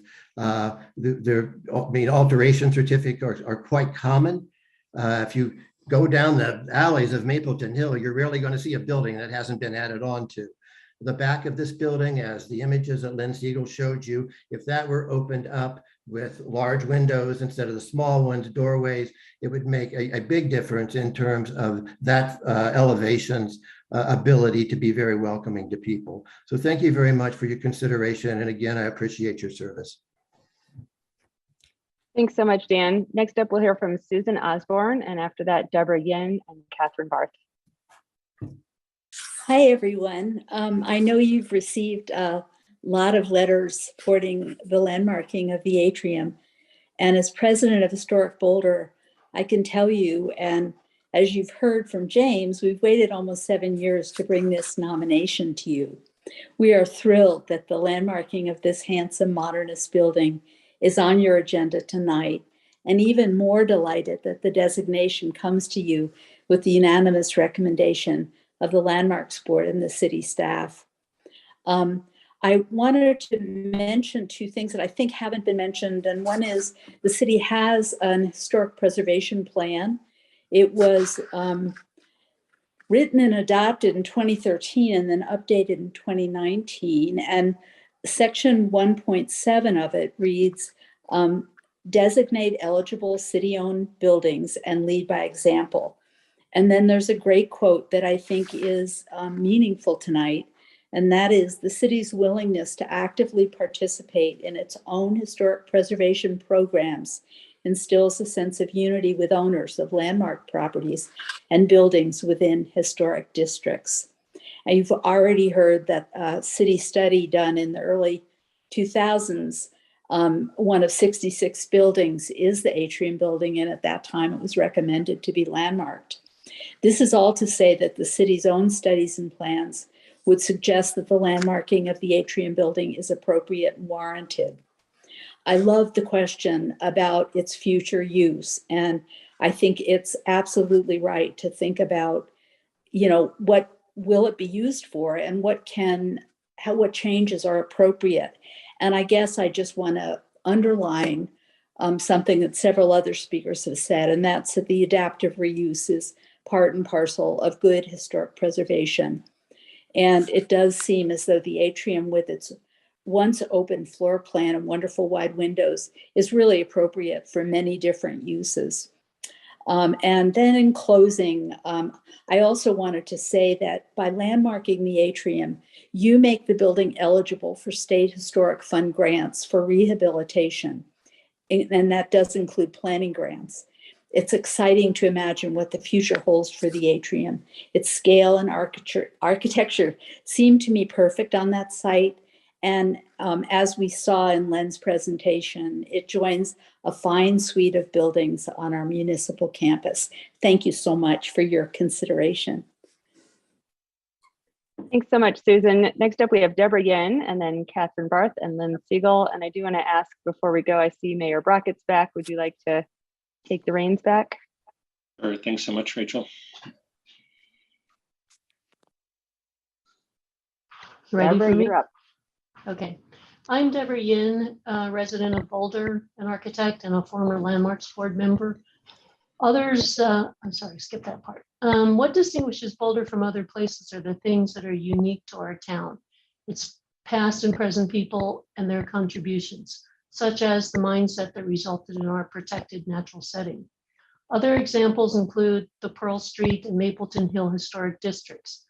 Boulder's landmark buildings are significant components of the town's identity. Imagine Boulder without them. The Midland Savings and Loan, designed by Boulder's own Hobart Wagoner, contributes to that uniqueness. The next point is one that may not be obvious, and that is the economics of preservation. The 2017 report, Preservation for a Changing Colorado by Colorado Preservation, Inc., highlighted several benefits of historic preservation backed by data. Some benefits are as follows. Jobs were created as a result of preservation.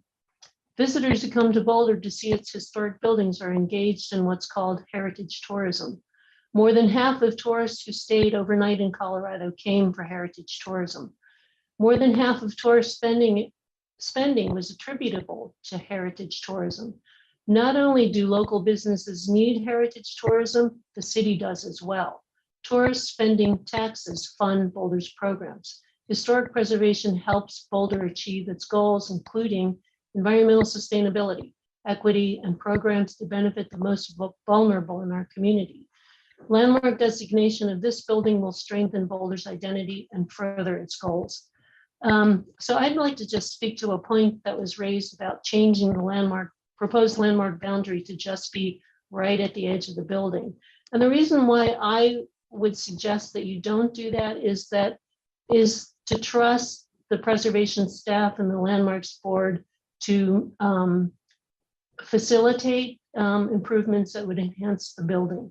If the boundary is made at the wall of the building, potentially someone could come in and say build a 20-foot wall to completely block off any view of the landmark building. So I don't recommend that. Thank you for the opportunity to speak. Thank you, Deborah. Next, we have Catherine Barth, Lynn Siegel, and Carl Anuta.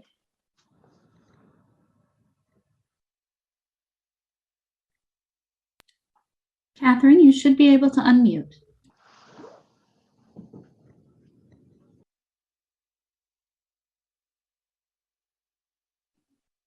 All right, am I muted? Yes, you are. Okay. Hello, my name is Catherine Barth, and I'm a preservation architect. I've lived in Boulder for 30 years and have been involved with being on the Landmarks Board and being a volunteer with Historic Boulder for many of those years. I love this building because of its scale and the way it sits on the corner. And it's just like a wonderful object that has enough changes on each facet that you want to look, and you want to look very closely at it. I love the stone and I love the pyramidal roof. Len's comment about the Pantheon in Rome and the oculus, when this building, before it was divided into offices, it was a lot of light throughout the building. And I think that the renderings that you were seeing show that potential use. We've heard from dance groups that would like to use it. Other suggestions have been to make it a green room or add facilities for the neighboring band shell when they have performances and they have auxiliary needs. So I think your consideration of a building that can be reused to benefit the entire community is really very valid. And the other thing that I find so interesting about Canyon Boulevard is that I'm sure you all remember that first it was called Water Street because it flooded so often. Then it was called Railroad Street. And then finally it became Canyon Boulevard. And with the really eclectic history of Boulder, we have so many buildings in this area of town in what we call the East Bookend that just show kind of the crazy development and history of Boulder, that things just happened. And, you know, you had a railroad running down the street and until not too many years ago. And we had a railroad station right in the middle of 14th Street until it got moved twice.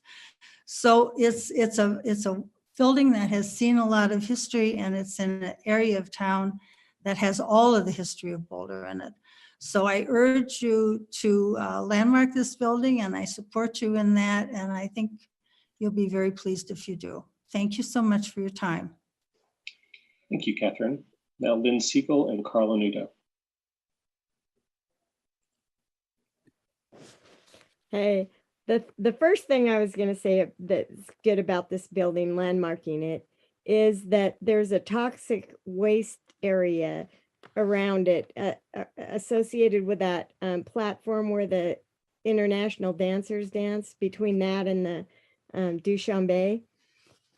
And I don't want that land disturbed. It's just like the coal seam and the underground fires, and that the association of that, it really makes me afraid for Boulder that we don't do something to remediate the coal mines. Because if this building, we landmark it and then it gets burnt down, and I don't want to die in a fire like Robert did. You know, it's prohibitively expensive to take nature and harness it and stop a coal mine fire. That's so bad that happened to start with. And this toxic waste next to this building, to landmark it and then have it burned down because of another toxic site of the coal mine would be kind of horrific. I loved Len Siegel's talk. It was so fabulous. I loved the eye at the top. It's the eye to Boulder to see that our housing is way too expensive here. Like, It's a Wonderful Life. It's saving the frigging savings and loan. We've got to save Boulder from all of this unaffordable housing that's just eating up our landscape and just ripe for fire, because we need to spread out more. That's what happened on these cul-de-sacs. The Marshall Fire just ate up the whole cul-de-sac. That's what's going to happen again. I loved Len Siegel's talk, but no big buildings right next to it, dwarfing it. No way. It needs to be appreciated for the adaptive use that it could have. And as does the Alpine Balsam building. Do not take down the hospital, reuse it. The eye is on Boulder for the history of all of these things. My dad was a great punster, save the savings and loan. Save Boulder from this overabundance of high-end housing, and make the savings and loan that Hobart Wagner preserved, in his design, make it for what it really is supposed to be. Like Jimmy Stewart said, for people who can afford stuff, so that we don't have these encampments all over. This is what it is for. And it really saves that area from being disturbed in any way because of that toxic landfill around there, underneath, in the Your ground. time is up. Thank you for your testimony. Our last speaker is Carl Anuda.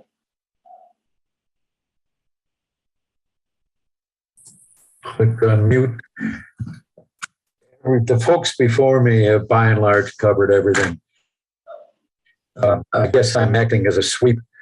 The building is extremely flexible, as I've noted to you in my letter. You could think of it as a commissary tent that the sides could be moved up on.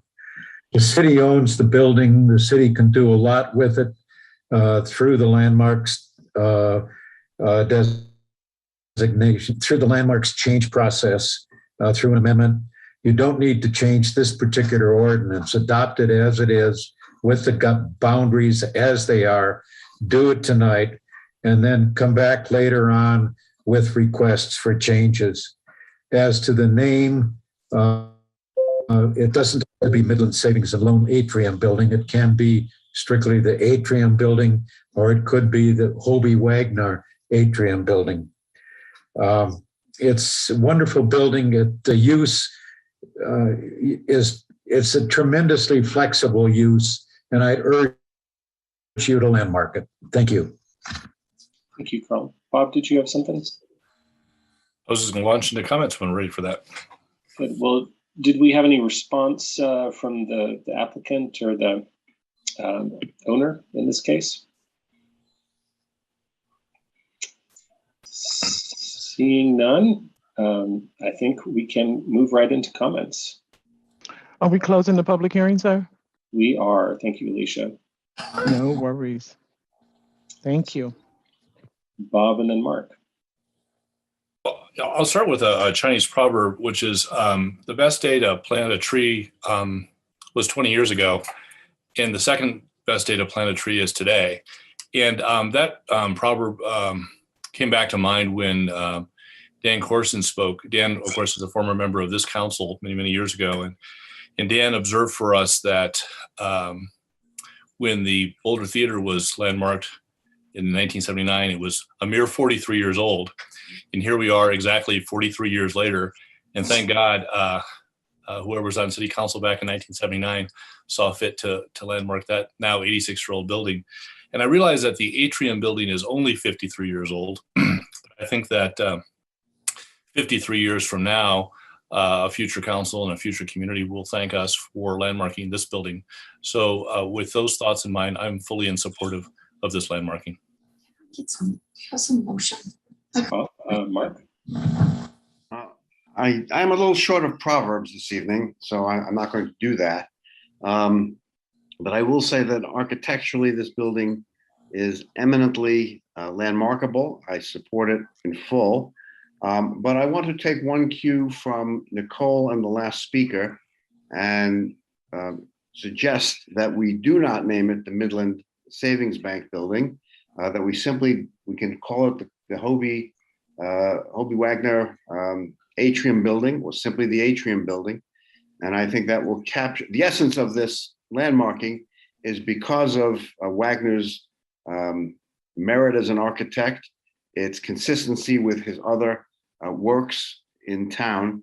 And I think the emphasis should be on him and not on the particular corporation that happened to occupy it for a time and might well have been engaged in poor practices. So I would be supportive of naming it something else, not something irrelevant, but either the Atrium building or the Wagner Atrium building or something along those lines, and not necessarily referencing the Midland Bank. But other than that, I am very supportive of this and will certainly support it when it comes to a vote. Thanks. Thanks, Mark. Nicole, then Matt.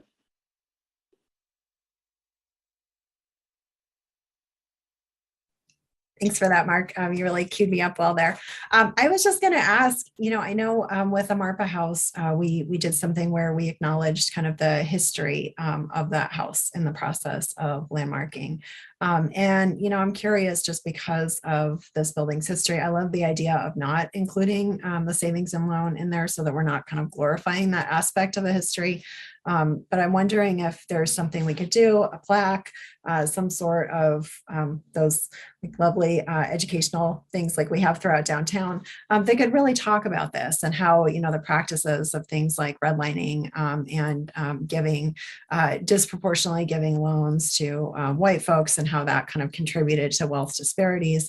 I'm just wondering if we could use this as an educational moment for the community as well. I think a lot of communities are kind of reacting in a different way to acknowledging our country's racist history. And I would just really love to see us, particularly having read the Black History Month Declaration, just really acknowledging that that is a part of our history and it doesn't have to be a part of our present or future unless we choose that. Thanks, Nicole. Matt, then Lauren. Yeah, thanks for that, Nicole, and thanks for sort of priming the concept of name change. And Mark, I appreciate you following up on that. Mine's really just a process question. I support the name change. I think the atrium or using the architect's name with the atrium is simplified and more focused on what we're trying to preserve. In terms of process, do we need to decide what that name is tonight as we pass a motion to approve, or can the name be left in my instance to perhaps better minds to find the right name, or do we have to decide that tonight in our approval process? James, do you want to answer that? Yeah, I think you can amend the name tonight, but I would just check with the city attorney to make sure that I'm on firm ground there. I think that's something that could be done. I don't know if that would take a third reading or not. Well, and I'll just note before Teresa chimes in, the name is in the ordinance, so we could always pass an amended version of the ordinance, I believe. But I think Matt was also asking if we come back later and decide it later. So I don't know, Teresa, do you want to weigh in on those couple things? So if you wanted to do that, if you wanted to wait and name it later, I would suggest that you continue this hearing until a date certain. So that would be a motion to continue the hearing until some next or future regular meeting where you could then do the name. I'm afraid I am not terribly familiar with the landmark naming portion of the code. I believe, though, that they're still all recommendations to council and that council would have the discretion to change the name here on a vote this evening. So I'll just piggyback on that and say that I think we certainly could. It's my understanding is that we could. There could be a motion to pass the ordinance with an amendment of a different name than what's currently listed in it. We could just do that now. I think if we wanted to come back to it, we'd need some additional process. We have to, pick a date sometime in the future and consult with people and then come back and have a follow-up discussion to pick that final name. And so, not saying we shouldn't do that, but I think that's probably what that would look like. And subject to whatever council wants to do tonight. So Aaron, would it be helpful, just because that embarks on a whole process? Is it worth maybe just getting a straw poll to some extent if there's interest in the name change? Because if there isn't, or we don't have majority, then we just move on, don't talk about it. If there is, then maybe that triggers a deeper conversation on process. Sure. I saw Mark. Did you want to address that particular point, or you're muted? At least one meeting. Okay. I would not want to hold this up on the basis of the name. I think we should just pick a name, whatever it is. We can amend the name later, but I would like to see this building landmarked tonight. And so my suggestion would be, the Wagner Atrium building. If somebody's got a better suggestion, I'm happy to defer. And then later, if we find that unsatisfactory, whatever we do tonight, just the atrium building is also satisfactory, we can go through the process then. But I think this is a building that deserves landmarking at this meeting rather than getting into a long, drawn-out tug of war over what the best name will be. And if somebody's got a better name than mine, I'm delighted to defer. I just wanted to remove the Midland Savings Bank from the name for the reasons stated by our last speaker and Nicole and move on. So that's my view. Great. Teresa? Thank you, Mayor. I wanted to clarify one thing expand more on one thing I said. If amended tonight, because we are at second reading, we would have to go through one more reading, and that would be then on the consent agenda at the next meeting. We could place this item. But so with any amendment, we would do one additional reading. Great. Thanks for clarifying that. Although it wouldn't require discussion necessarily, but it would just be on the consent agenda for a third reading. That's correct. Right. Rachel, then Ginny. I just wanted to add for context on the Marpa House when we, because I was the one who pushed for us to pick a different name for a couple of landmarks over the last few years, and in some of those situations we had some real harm that had come out of like the activity at that house. Like with Marpa, there were sexual abuse victims, you know, abused arguably under that name, and so I think that there was some thought that people would be harmed by seeing that and, you know, set in stone. And I'm not clear whether it's exactly the same situation here. So I just wonder if this is maybe a broader conversation than this one landmark. Like, how do we honor and reflect on redlighting and broad racism and you know, talking through it at the last minute is a little bit tricky, but I'm happy to do whatever the role of council is. Thanks, Rachel. Junie? Rachel, I'm not sure I can add more to what you're saying, and I agree with you. I don't think if the name is something that is truly important to us and important to the landmarking of that particular building or any future building, we should have a process, and I don't think it should be just us coming up with a name just out of the blue. Maybe some type of a process, having maybe a class or having community members send in some names as opposed to just us figuring it out by just, even though Mark's suggestion is pretty good, I just think maybe having some broader outreach in the name might be useful. Thanks, Junie. Lauren, then I'll call on myself. Thank you. I think currently I feel like that building is commonly referred to as the atrium building. And to me, it feels appropriate that it could either be simplified to that, or that at the very least that portion of the name would go first. Because that is, I wouldn't know what the Midland Savings Bank was. And that isn't the part to me of the building that we're trying to commemorate as much.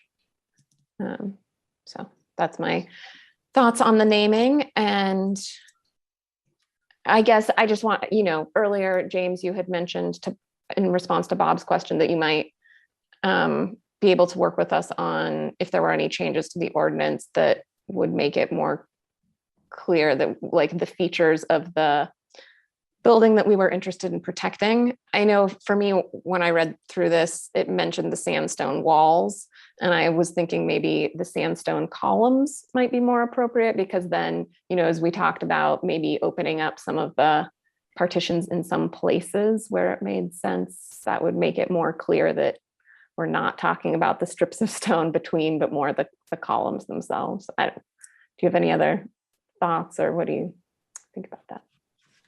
Yeah, you know, in the background, Chris Meschuk took a crack at drafting some language that might amend and clarify some of those, and I can share that with the council. I think that'd be really helpful. Do you mind if we just wrestle the naming question to the ground? Sure. If that's right. So I'm hearing some different opinions, but a fair amount of interest in not going with the original proposed name that includes the Midland Savings Bank. And I'd be one of the people that would prefer to not have that name in there. So here's what I'm going to suggest, and feel free to disagree with me. I thought Ginny had a good point about us not necessarily coming up with a brand new name on the spot. But I think an potentially easy name to go with is just, to start with, is just the Atrium Building. And then we could do some outreach to the historic preservation community around town and see if people had suggestions for an alternate that we could then amend the name later, but maybe just start with that simple name and that we could finish out tonight and go from there. I'm seeing some nodding heads. Okay, Mark and then Matt. I am fully supportive of that. I think we should get this done as quickly as possible and then open it up for suggestions, one and all, from the community, and engage in whatever process we think is appropriate to improve the name if that's what we want to do. But I would not hold up the landmarking of this building any more than is absolutely necessary. Thanks, Matt, James, Tara. Yeah, Aaron, I like that idea a lot. So that works for me. I do want to make sure we circle back to Lauren's question about walls versus columns. So that may change with language, and like to hear James' language, but with putting the name to bed, I like the atrium. We'll tackle something maybe perhaps better down the road. So thanks for that recommendation. James? Yes, I just wanted to comment on the guidelines for naming, which the Landmarks Board have adopted guidelines which talk about the first owner, the first business, or something that's associated with the building that's commonly recognized. So I think to that extent, the atrium makes a lot of sense. And, you know, I think the notion of going out to the community, because it is a public building, is an appropriate one, though it's not one that I'm sure that we've done in the past. But it seems like it makes sense given that it is a city-owned building. That's really helpful, James. Thanks. Tara? Just wanted to say that Aaron, I agree with you. Thanks, Tara. All right, Nicole? Just a side comment that I found amusing to try to wake us up at 8 o'clock. I would love to see us at some point have a naming thing, kind of like we do for snowplows. Which is kind of, you know, can go out to the community, right? We can get folks to weigh in, and maybe we can get a cool name like Darth Vader. We could name it Atrium McAtrium Face. Okay, so it sounds like people are generally okay with that approach. So let's move on. I'm hearing a couple of other issues. One is about language that sounds like Chris may have some ideas on about the exterior, and then possibly about what the boundary might be. If Lauren, you wanted to pick that back up again. Those are the possible remaining issues I'm hearing outstanding so far. So do we want to go to James to hear the language from proposed language on that? You know, I'm having trouble pulling it up on my screen, but I could read to you what the suggested section is. So it would be at sections 4, which is describing the character defining features. So the potential added language would be, in the designation of this landmark, the key defining characteristics are its pyramidal hipped roof, rustic modern style with native stone and mix of horizontals and verticals in massing. City Council recognizes that an adaptive reuse of this building is likely, and the necessary exterior alterations will honor these defining characteristics with alterations to support its adaptive reuse. That's some fancy language. Does anybody have any objections to that or want to make comments about changes? Or it's okay. It seems to be responsive to some of the comments people were offering earlier. So if there are no objections, that seems like a great way to go. Okay, so any other potential changes anybody wanted to offer? And seeing none. Oh, there's Lauren. I guess on the boundary, my argument for the boundary is just that while we can get a landmark alteration certificate to make changes to the parking, I personally don't want to see altering a parking lot be have any hurdle associated with it to the extent that we're able to. You know, I would like to see that we are making it as easy as possible to turn that into grass or something else. So, Laura, I'll call on myself. I'll agree with you there that your suggestion from before of making the landmark boundary the eaves of the building made a lot of sense to me. So we're still protecting the boundary of the eaves, but like you say, make it as easy as possible to repurpose the surface asphalt and parking lot. And the city is the owner here, so I don't think we would do anything terrible or horrible. So I think we're in safe and good hands with the city as owner. Any other comments on that? We could maybe take a quick straw poll on how people felt about that, Bob. I was just going to agree with you and Lauren. I think the eaves makes a lot of sense. And we know that the city is going to move out of this building. And we know that the east bookend is going to be redeveloped. So this is not a hypothetical situation where we say, oh, we're going to landmark a house and maybe 20 or 30 years later, somebody changes it. We know that this is going to change. And so I think drawing the boundaries as narrowly as possible, as Lauren has suggested, makes a lot of sense. Well, if there are no objections, then maybe that's the direction to go in. So people are welcome to add additional comments, or someone could make a motion based on our discussion that we've been having. Bob, Aaron, wouldn't wouldn't we need that language that Chris drafted plus a little more to make a motion on anything? Well, I would invite the motion to have an amendments to it based on the discussion that we've had. So yes, I think you'd want to make amendments to the motion that's on the screen. Great point, that. Bob? I'll give it a shot. I move that we adopt ordinance 8496, designating the property at 1300 Canyon Boulevard, also known as the Atrium Building, as an individual landmark under Chapter 911 Historic Preservation BRC 1981, and setting forth related details with two amendments. One, amending the boundaries to come only to the eaves of the building, and second, amending the, I guess we amended the name. Is there any other, and amending, the description and intended future uses as drafted by Chris Meschuk and as read by James Hewitt. And Bob, will just point, it's section 6 is where the name is, if you want to include that. Amending the name in section 6, is that correct, Aaron? Is that that's right, I believe. To the Atrium Building with the boundaries at the eaves and the description as read by James Hewitt. Thanks for that, Bob. Do we have a second? Second. Great. So let's see, Mark, you got your hand up? Yeah, just a technical question. What are the setback requirements on each boundary of the building? In other words, I would be a little uncomfortable if we had a boundary that was where a building could be built, 10 feet away. I mean, you have to let the landmark breathe a little bit. And I don't want to necessarily maintain a parking lot, but I'd like to have enough boundary around this structure so that it can be seen for what it is, as opposed to having a looming wall 8 feet, 5 feet, 10 feet off of the structure. I just don't think that makes architectural sense.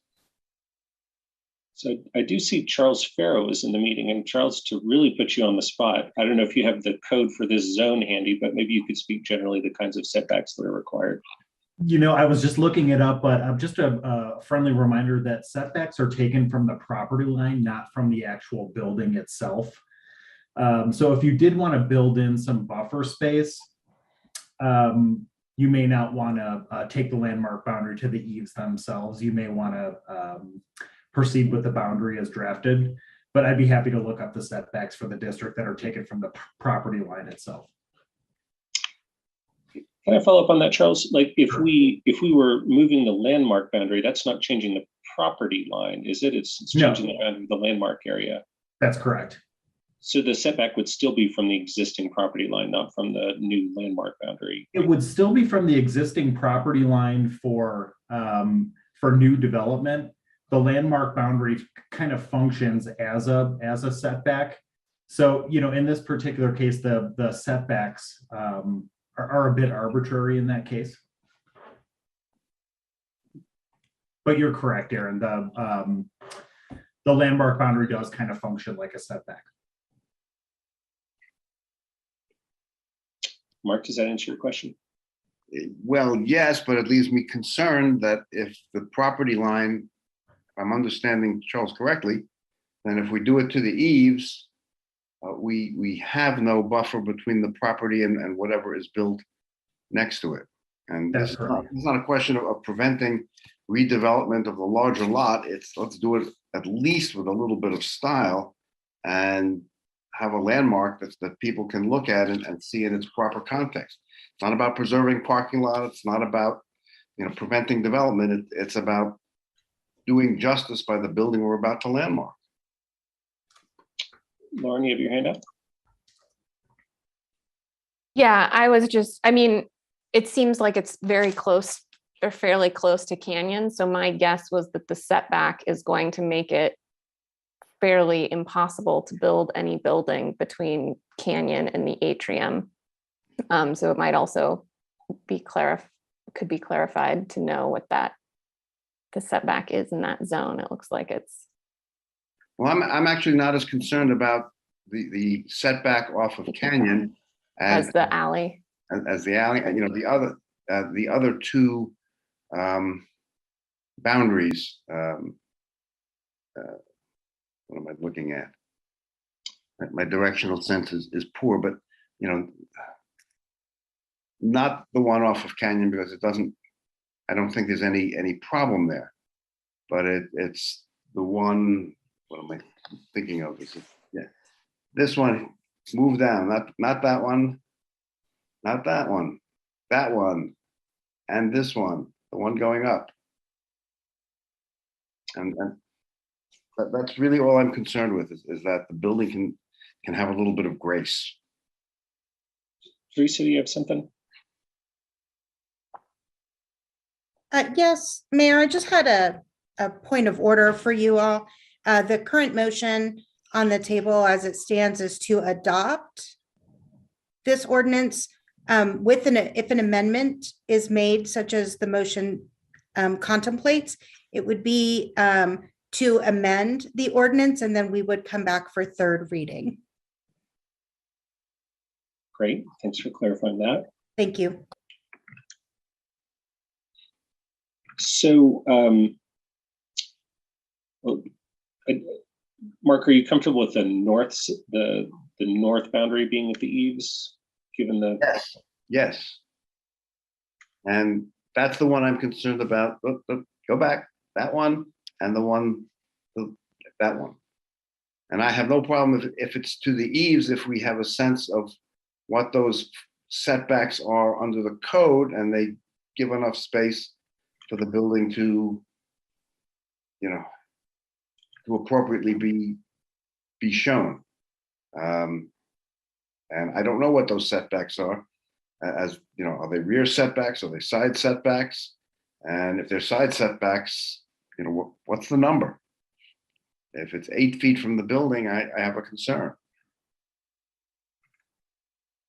I'm going to try one more time, Charles, to put you on the spot. Apologies. Do we have a sense of what the actual setback from the building would be? Yep, I'm looking up right now. So if you'll just give me a second, I'll pull them up. While you're looking that up, Nicole, did you want to say something? Yeah, I was just wondering, I mean, because this is still city property, right? To have something built like so close to the building, wouldn't it kind of have to be like a 5 foot wide building or something like that? I'm trying to think about like the city, building something in that tiny little bit of space that would be a building or somehow, infringe on the what we're about to landmark. Perhaps I'm speaking out of turn here, but I don't think there's much that could happen there. I suppose a small addition could come off of here, potentially, but that would be. That's not the boundary line I was concerned with. This one. The east. Yeah. This one is the more east. Then I guess this would be south.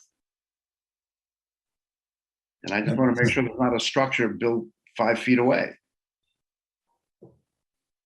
And if you I believe the building's pretty much on the south property line.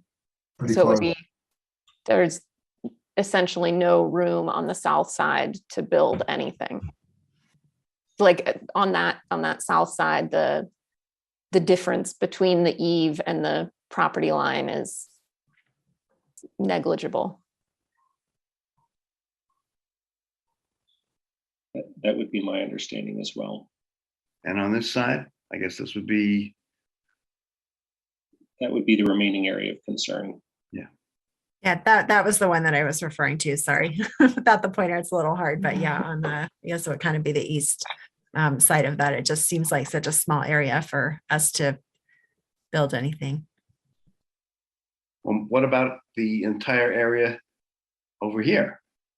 Well, I don't think that's ours to decide what to do with, right? Separate property. It is depending upon how we define the property line of the atrium. And I just want to make sure we have at least 20, 25 feet between the eaves of the building and whatever's going to go up next to it.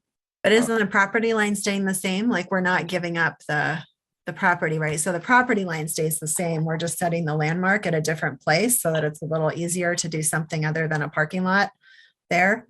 Like to make a little, I would love to see a park, for example, like green space or something like that. Whatever us or future council decides to do. But then, we would still have that space as a buffer between whatever that other property owner would decide to do in the future. Can you just address what's the depth of this property line to the eaves? Yeah, so and I think we'll get information from Charles here in a second. Correct me if I'm wrong, I believe the city owns this block.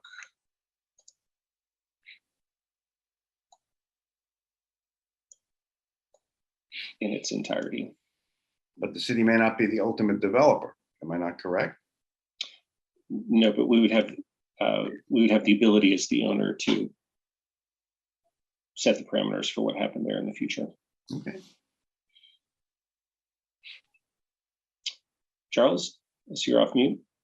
I am. So the property is located in the DT5 zone. So downtown 5 is our most intensive downtown zoning district, which is really designed to reflect an urban form. So the setbacks are a bit confusing, but the front setback from building to property line would be 15 feet.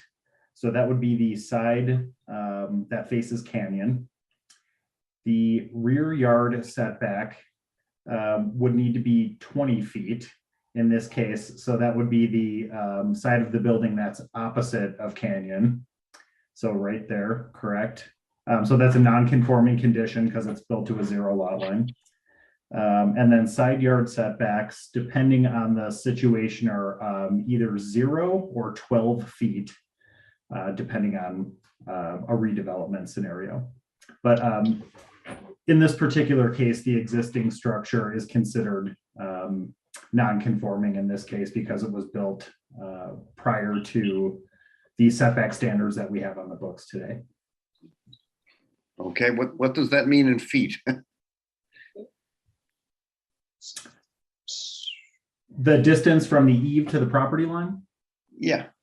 Okay, so on the Canyon side? On the east side. Okay, so on the east side.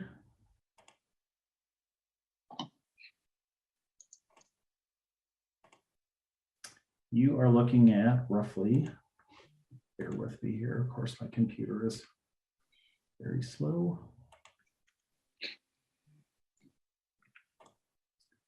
So on the east side, roughly the distance from the eave to the property line is about 33 feet. And we're proposing to narrow that to the eave, are we not? I believe so, but I'll defer to James. So I believe that's what has been suggested, is that it would run along the eave, so it would just, yeah. So I apologize for interrupting. I'm going to make a suggestion because I think we should wrap up here. I think we're very close, but we need to settle this out. We also have a fair amount left this evening. So I'm not hearing any concern about the north setback, but there a concern from Mark about the east, which apparently theoretically you could put a building closer than we might want. So my proposal will be to say go with the boundary on the eaves on the north side, but to leave it as it is on the map for the east side. And so then there's still a couple of hoops you'd have to jump through to change the parking lot to the east, but it would retain some protection to prevent a building from coming too close sometime in the future. I'd be fine with that. Can other folks live with that? Great. Great. So any objections? I made the motion, no objection. Very good. So then I'll offer, I think the way we do that is I would offer a friendly amendment, Bob, to your motion to say to further revise the landmark boundary so that, as I stated, that on the north side it's at the eaves and on the east side it's on the original boundary on the map. Friendly amendment accepted. Matt, were you the second? Is that all right with you? Yep. All right, so let's see if we can bring this to a close. Would anyone, Bob, you haven't spoken on the motion. You want to say a few words? I've already spoken. I think this is a great project, and I'm so happy we're going to landmark it. Any other final comments? Okay, and James, you might take the screen sharing off. So looks like we've got a motion, we've got a second, we have friendly amendment that's been accepted. Let's call for a vote. I believe this is a roll call.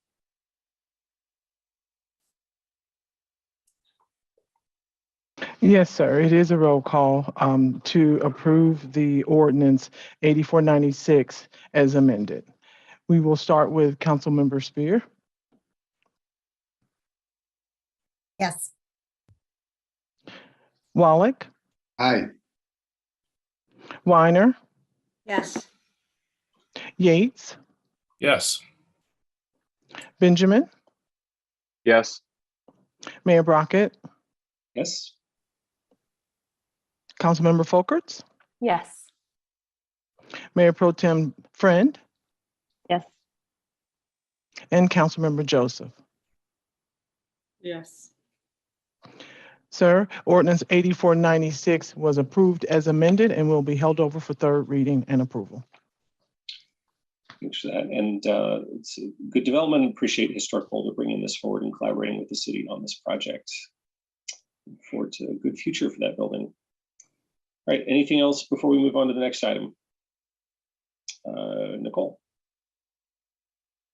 Just very quickly, this is just me wondering if at some point we could have kind of a conversation about landmarking in general and whether some of the ways that we choose to landmark buildings are still in alignment with our goals. Specifically, I'm just thinking about, one of the criteria that the landmarking decisions are based on is enhancing property values. I mean, given that we have a lot of problems with high property values in our city, I'm just, wondering if at some point we can have a conversation about whether that's really a goal we want to be striving toward as we move forward. So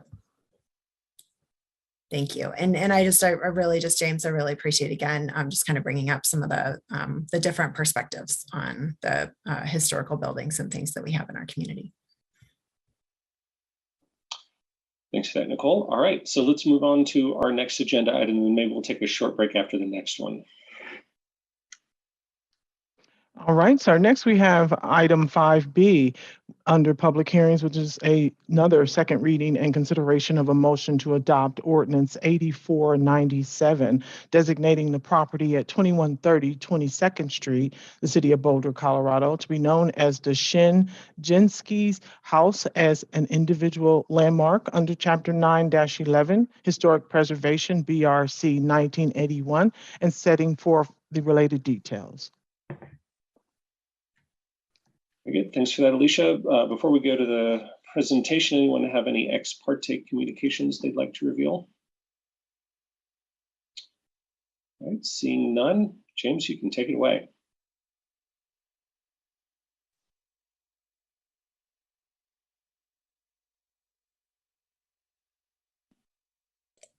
All right, James, you're muted. Sorry about that. I think I muted myself by mistake. Thanks, Mayor.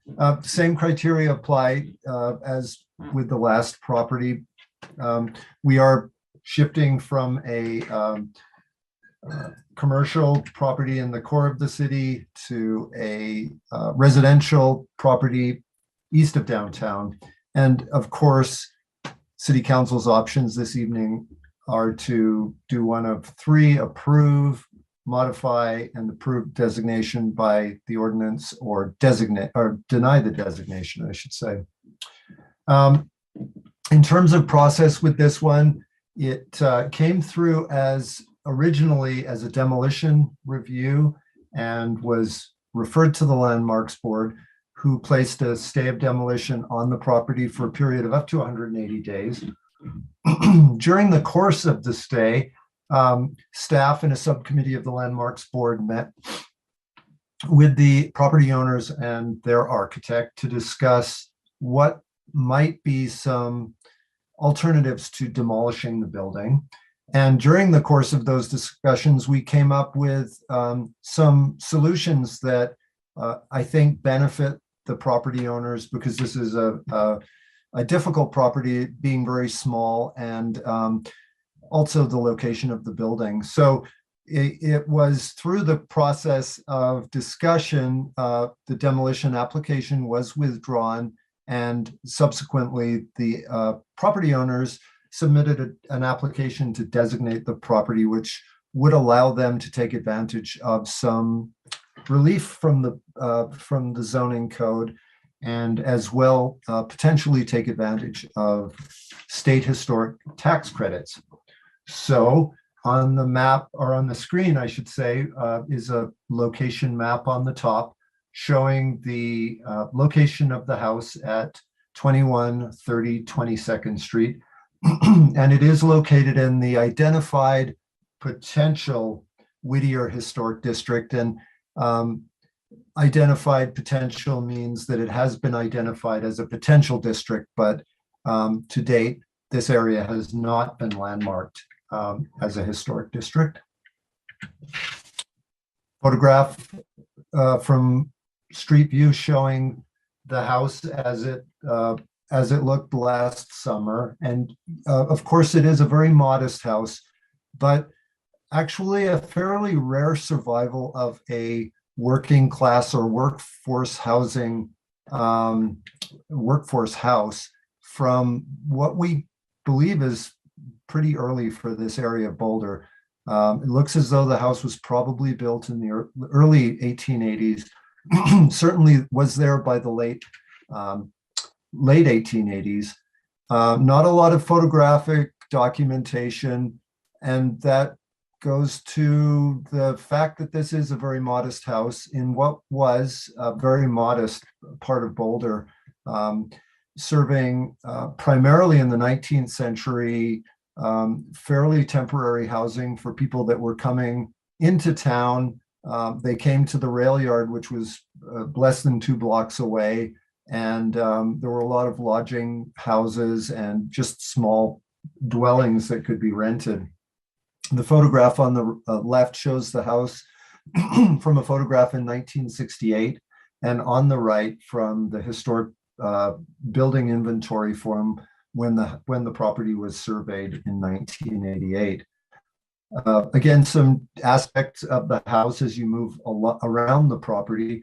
And I think what's notable about this house, and actually character defining, is the location of the house off the property line, that is right into the right of way, several inches to a foot as you go along the property. So the sidewalk has historically been here, and I'll show you in just a minute that this probably has to do with the fact that the house predates the actual street being developed. The photograph at the top left is from, we think, the 1890s. That's taken from Pine Street looking down, and the arrow shows where the house is located. The bottom left shows the Sanborn fire insurance maps from 1900, 1922, and 1931, showing the house really intact over the course of those years. And then on a bird's eye view from This is from 1909. You can see the house here. So that's pretty interesting. The railway was here, which came down what was then Railway Street, or Water Street, and then became Canyon. So it was a fairly somewhat industrial, almost neighborhood with housing on the periphery. So in terms, again, of the architectural, historic, and environmental significance, it is a vernacular house. That the house was sided with aluminum siding probably in the 1960s. The original brick, which may or may not be covered with stucco, is below, but you can see the relative thickness of those walls by the depth of the windows, which tells us that it is a very early building. Probably no architect involved. We don't know who the builder was. In terms of the uncommon, it is probably one of the very earliest houses in this area, which at the time was known as East Boulder, and no indigenous qualities were observed. So at the top left shows the Samuel Fries map from 1880-81, and this subdivision had been laid out. But as you can see, there were no buildings there because these plat maps actually did show when they constructed buildings. And here are the railway grounds. So it was very close to where the train came in. The train eventually went, as I said before, turned and went down Water Street. The bottom left, I think, is a pretty interesting photograph. And this is a blow up from a panoramic view from just west of Boulder. And you can see Whittier School here, which is relative to the house. And this green arrow shows the house and again, the rail yard, but really just sort of paths that were going up to this area. So it was a very undeveloped area, which gives us the clue that the street was really put in after the house was constructed. So it does have environmental significance by virtue of the fact that it is a really unusual circumstance, and the location of the house on the property would, under normal circumstances, necessitate either the demolition of that building to achieve what is required for setbacks, or the building being moved. And part of the negotiation was that a long-term lease could be entered into, and that's precisely the ordinance that City Council passed on, I believe it was January 18th. So in terms of environmental significance, again, you can see this map of our designated and potential identified historic districts. And this gray area, it looks like it says downtown, but that actually is the potential identified Whittier district, and the arrow shows the relative location of the house. So just a little bit more about that non-standard or non-standard conditions, because there's more than one, not the least of which is this really unusual location of the building off the property line, this black line here being the western property line. So the building, as I mentioned before, in normal circumstances, to be improved would need to either be demolished and a new building constructed in a by right condition, or the building moved. Neither of those seemed to make sense to the owners, nor did it to the Landmarks Board. So the solution that was reached was, again, that there be a long-term revocable lease that the property owners have entered into. And I will show you the location, the relocated sidewalk. And I believe this was put in December. So you can see here it jogs out a little bit to provide a little bit of space in front of the house. As I understand it, this front door, which is an old door, and the windows are, as far as we can tell, historic as well. will not be used as an entrance in and out of the house. And in fact, through the negotiation process during the stay of demolition, a landmark alteration certificate application was submitted for review, and this solution to constructing a two-story addition to the house was reached.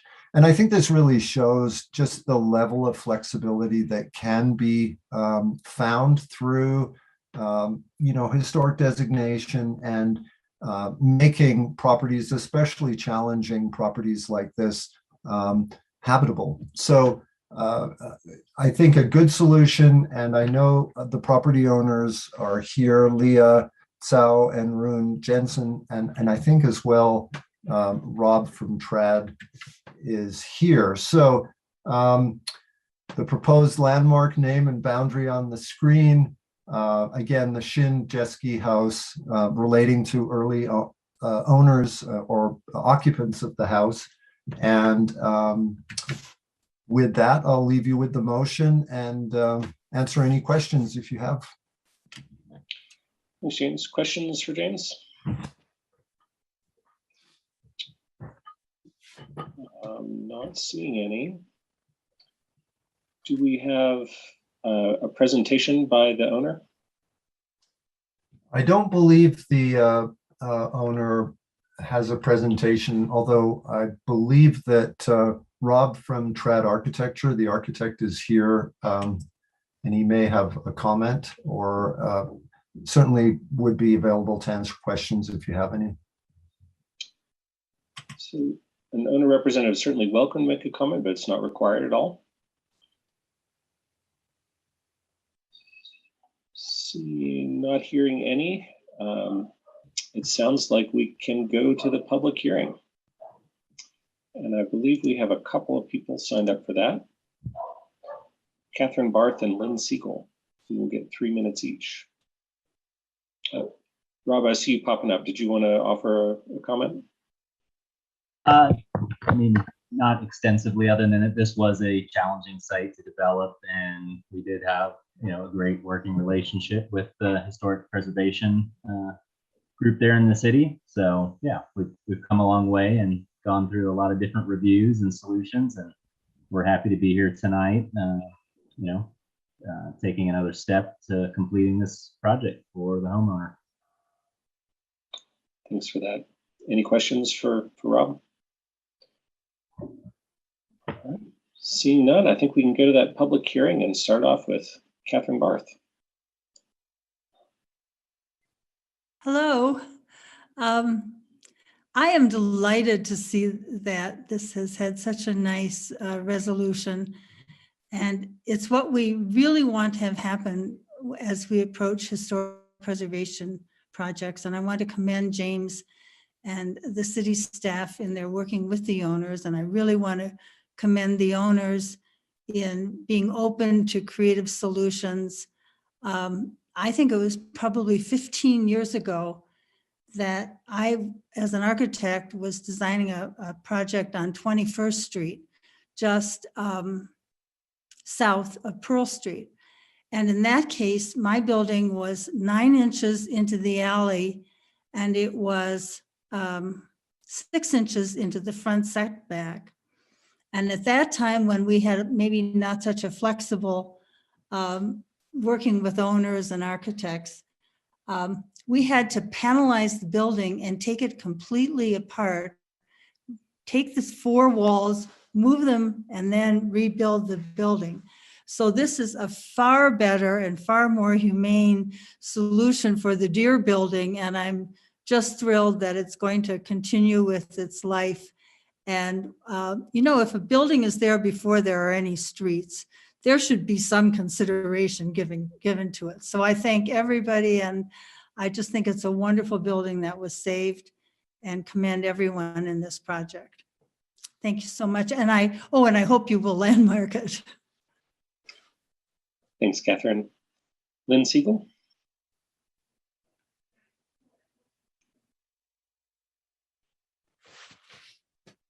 Yeah, I remember this going through Landmarks Board. Unfortunately, since Environmental Advisory Board is that same night, I have to miss Environmental Advisory Board. But, you know, it's like food or medicine. It's kind of interesting because I remember that sidewalk being jetted out from the house further than that as an accommodation, but they've done it. They just did it in December. This was before then that I saw that, you know, the cement was right up to the front door. So yeah, accommodations are certainly appropriate for it. And what I was surprised to not hear James speak about tonight was the main thing that I want to keep this house, and that it was originally for, and I'm not going to use the terminology, workforce housing, okay? Workforce housing, don't use that term. This was for low income folks to live in this place. It's going to be the practically only place left in Boulder that people can, you know, that we can look back on and see that's how people used to live, you know, like in decent small size houses, like we learned after this fire that our footprint's too big. And once again, do we want to have a fire that's going to take out this landmarked laborer housing? You know, no, we don't. We got to stop coal. We got to municipalize. You know, we've got to do some things that walk our talk in Boulder, like seeing through the eye of that last building, the savings and loan that's for lower class people to live here too. And that's everything, every meeting that I come to here, it's about the homeless people, the encampments, the low income housing, you know, and this federal government is pushing as hard as they can to make it more expensive. There will be no more ownership in this country at all if the hedge funders have their way. And this house is one of the last remnants that people could actually have a decent life in a reasonable small place. Dang tootin', I want this thing landmarked. Boy, you know, it's stunning that we've even got a place like this left. And I'll tell you, going to the Board of Assessment Appeals I finally won after 30 years of trying. And it was for the highest and best use. Well, the highest and best use of this space is for a decent living for people, not the super high end, you know, Teslas living here. Thank you. Thank you. Any follow-up from the public hearing? Seeing none, I think it's time for council discussion. Who'd like to kick us off?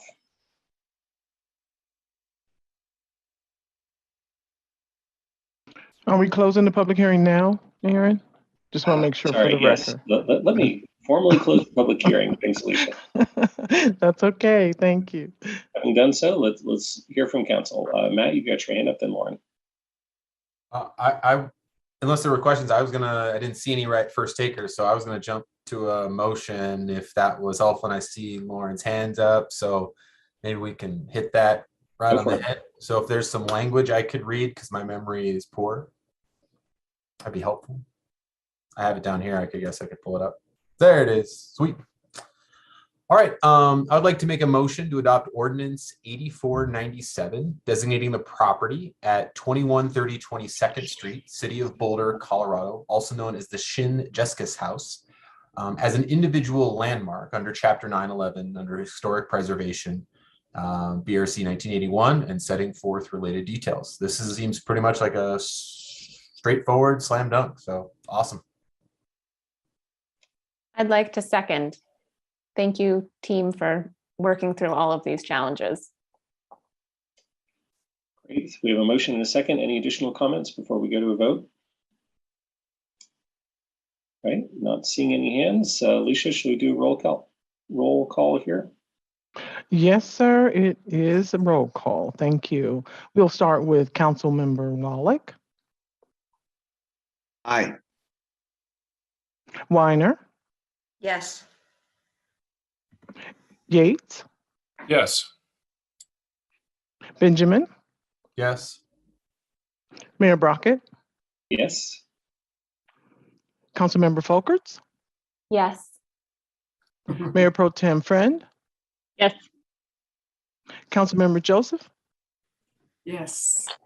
and Spear. Yes. Thank you all. Ordinance 8496 is hereby, 8497 is hereby adopted unanimously.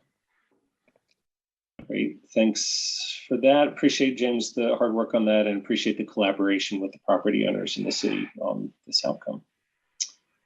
Thank you. All right. So I think we're done with that agenda item. So why don't we take 6 minutes before the next public hearing? Sorry, I know you all like Heather better, but we still got a fair amount to do here. So let's reconvene at 8:50 for the next public hearing, if that's all right with folks.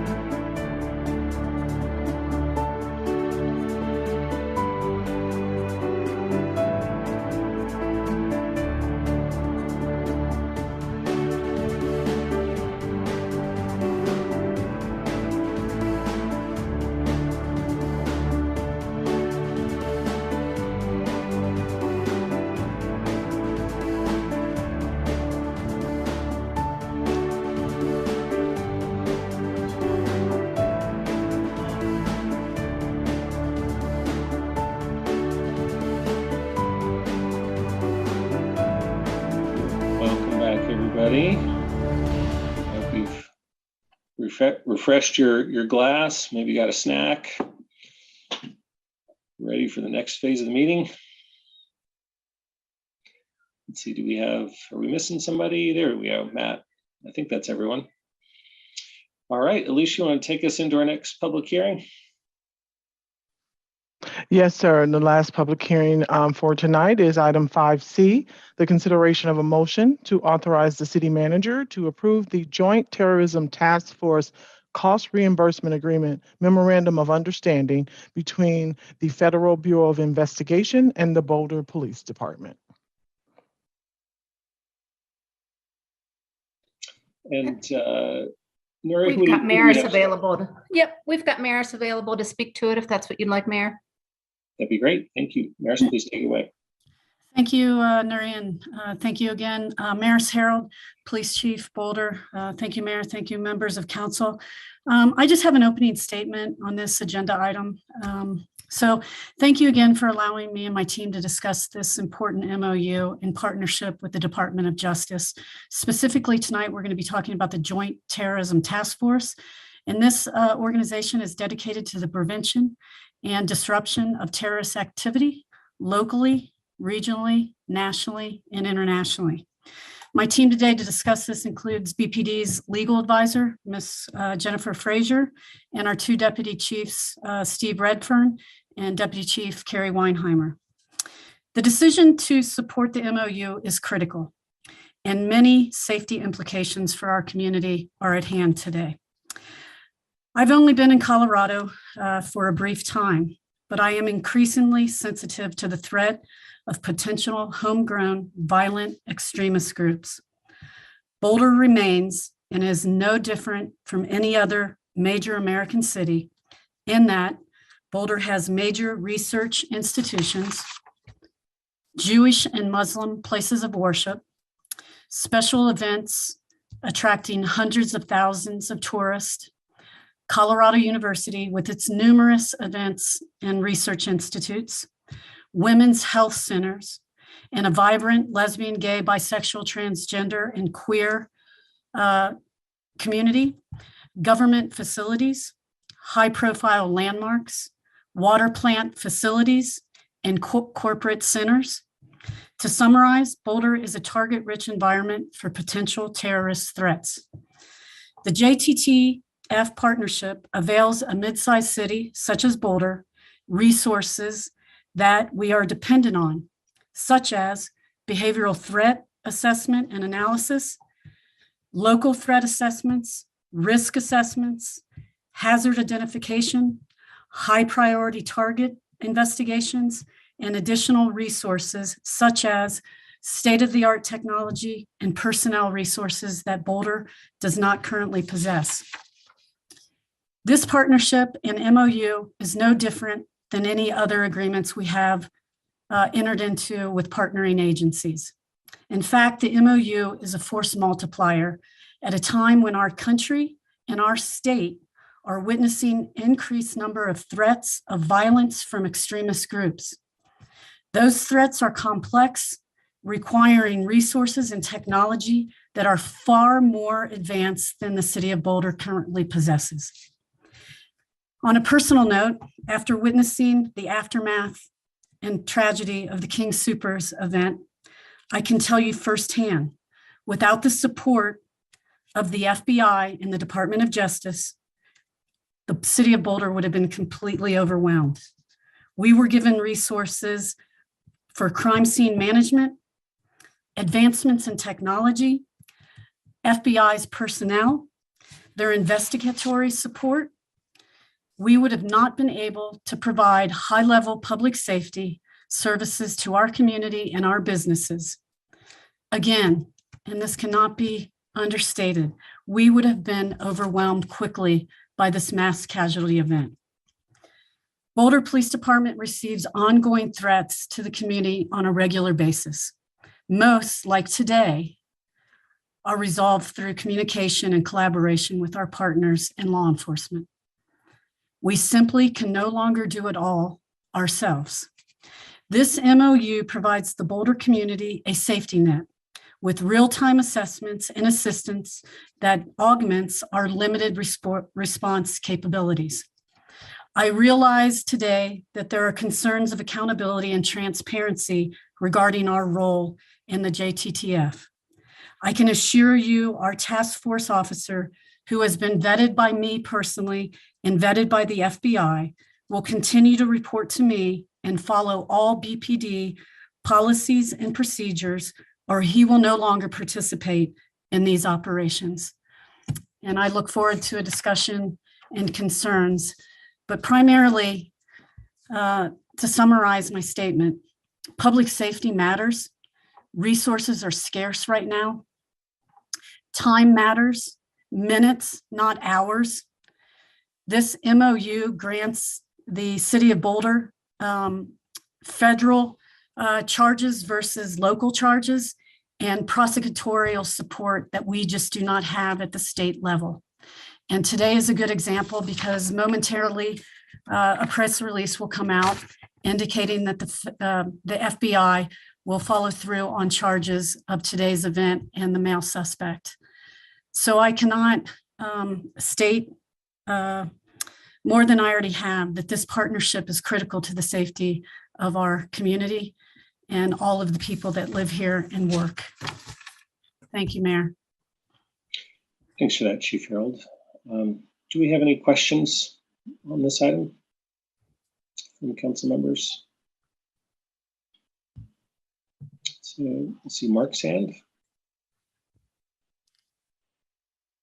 Finally got the unmute. The document that we have looked at refers to the Denver Joint Terrorism Task Force. Is Denver a participant in this? Well, yes, that's where their headquarters are located. The Department of Justice and the FBI's headquarters are in Denver. We would become a part of that Joint Terrorism Task Force. And are there any other communities that have executed MOIs with the FBI and the Department of Justice? Yeah, they're too numerous to name. I don't know if one of my other deputy chiefs could give an exact number, but they're numerous. Most of the cities that I'm aware of have an MOU. And in fact, our partnering agency, CU, is also exploring an MOU.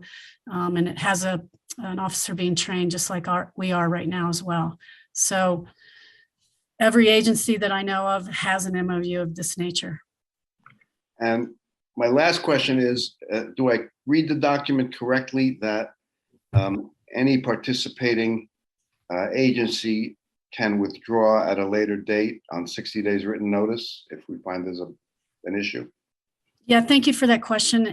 And not only is that 60-day requirement met, but I have actually had conversations with the FBI, and they would give me grace if I felt something that was going on inappropriately. I could pull them immediately, and I would.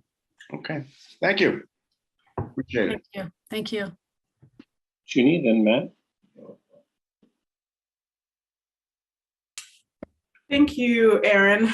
I just have a quick question, and I think it might have already been covered by the question asked by Mark. By virtue of my understanding of the city of Boulder, I think they are a sanctuary city, and if they are participating in this process. But my question is, what is this impact of this collaborative project with the FBI? Does it have any impact on the fact I believe we are also a sanctuary city for immigration purposes? Thank you for that question, Junie, and it would have no implications on our status as a sanctuary city. The FBI does not concern itself with issues of immigration, and nor would I allow any of my officers, including the task force officer, to get involved with any immigration status whatsoever. Thank you. That was my only question. Thank you, Aaron. Thank you. Matt, then Lauren. Thanks, Aaron, and thanks, Chief. I just want to echo what Aaron said earlier, and thank you for the work and all the partners for today. I mean, just for the fact of how quickly that transformed, and we were able to take care of it. just really grateful for you to be able to take care of it in the manner you did. And I think it also speaks to the partnerships that have already been existing, not just for today's incident, but certainly going back to the shooting at King Soopers. And my question really centers around, in the MOU, it says to formally, formalize the relationship. So it sounds like this working partnership clearly has been going on outside of a formal MOU. And I'm trying to just wonder what's the difference between what's already been going on and then the formalized MOU? And are there any substantive differences between the work and collaboration now versus, say, an MOU passing on the back end? That's a great question, and I appreciate that. And yes, there's major implications here at stake. For one thing, the officer receives the highest clearance rating that you can possibly have as a municipal officer. And so his access in real time to our own, they will set him up with technology here within the Boulder Police Department.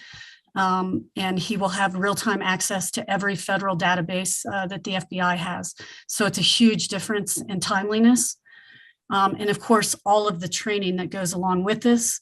And so in my mind as the chief, as today, because of our relationship, I had these resources at my fingertips. But this MOU would solidify his high clearance rating. And that is a major achievement in and of itself, Matt, is to receive one of these high level clearance ratings. I myself have a clearance rating, and there's one other person in our police department that has a lower level clearance rating. But if you really consider the time and effort that has gone into this young man clearing all of these hurdles, it really is remarkable. And we're lucky that he has this clearance, but really this comes down to timeliness and a fast track to intelligence. And not only that, but if you think about all of the issues that are regional issues right now, we have refugees coming into Boulder. He has access to understand homegrown terrorist threats against people that are coming in to live in our community that are supplanted from other countries that are experiencing terrorism threats. So this is much greater than what we had before. And, I just feel that the work that we've done since I've been here now is just solidified in this agreement, and we have real-time access. I can walk down the hall if I receive a phone call like I do so many times on so many issues in Boulder. I can walk down the hall and say, is this a credible threat? And not hours and not days, but minutes. And that counts. And it counted today. It will continue to count. And so thank you for your question. And that's just the honest answer, Matt. Thank you. So, Lauren? Thank you, Erin, and thank you, Maris, again, both for your work today and your work in our community. Some of the questions I have relate to the events you talked about. So in the King Soopers event, you mentioned that, there were a number of things that the FBI provided. And I guess I was just wondering what of those services would have been withheld if we were not under this MOU agreement? I don't think any services would be withheld. What would be withheld is prioritization across the state, and most certainly our relationship that we built through this informal relationship garnered us resources that I've never seen before. And so I come from a much larger city. And we've had tragedies, not like the King Soopers, but many more injured people and fatalities. I have never seen such an outpouring of support by our federal partners. And that is only because we've worked so hard and we were working towards this MOU agreement. And this is the big difference. And this is what is hard to quantify. But if we hadn't been working towards this MOU to get this detective the highest clearance rating, I do believe that we would not have seen the outpouring of support for our community. And it continues right now. And other communities, unfortunately, just don't have this robust partnership that we do in Boulder. And I can tell you in Cincinnati, we did not have a robust partnership with the feds, and it really harmed us.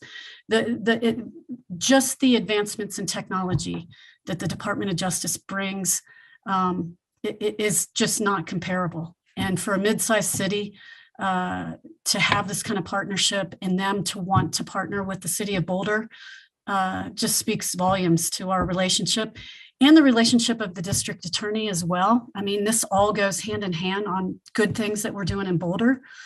And so I do not think we would have had a robust response. And I know we wouldn't have. Okay.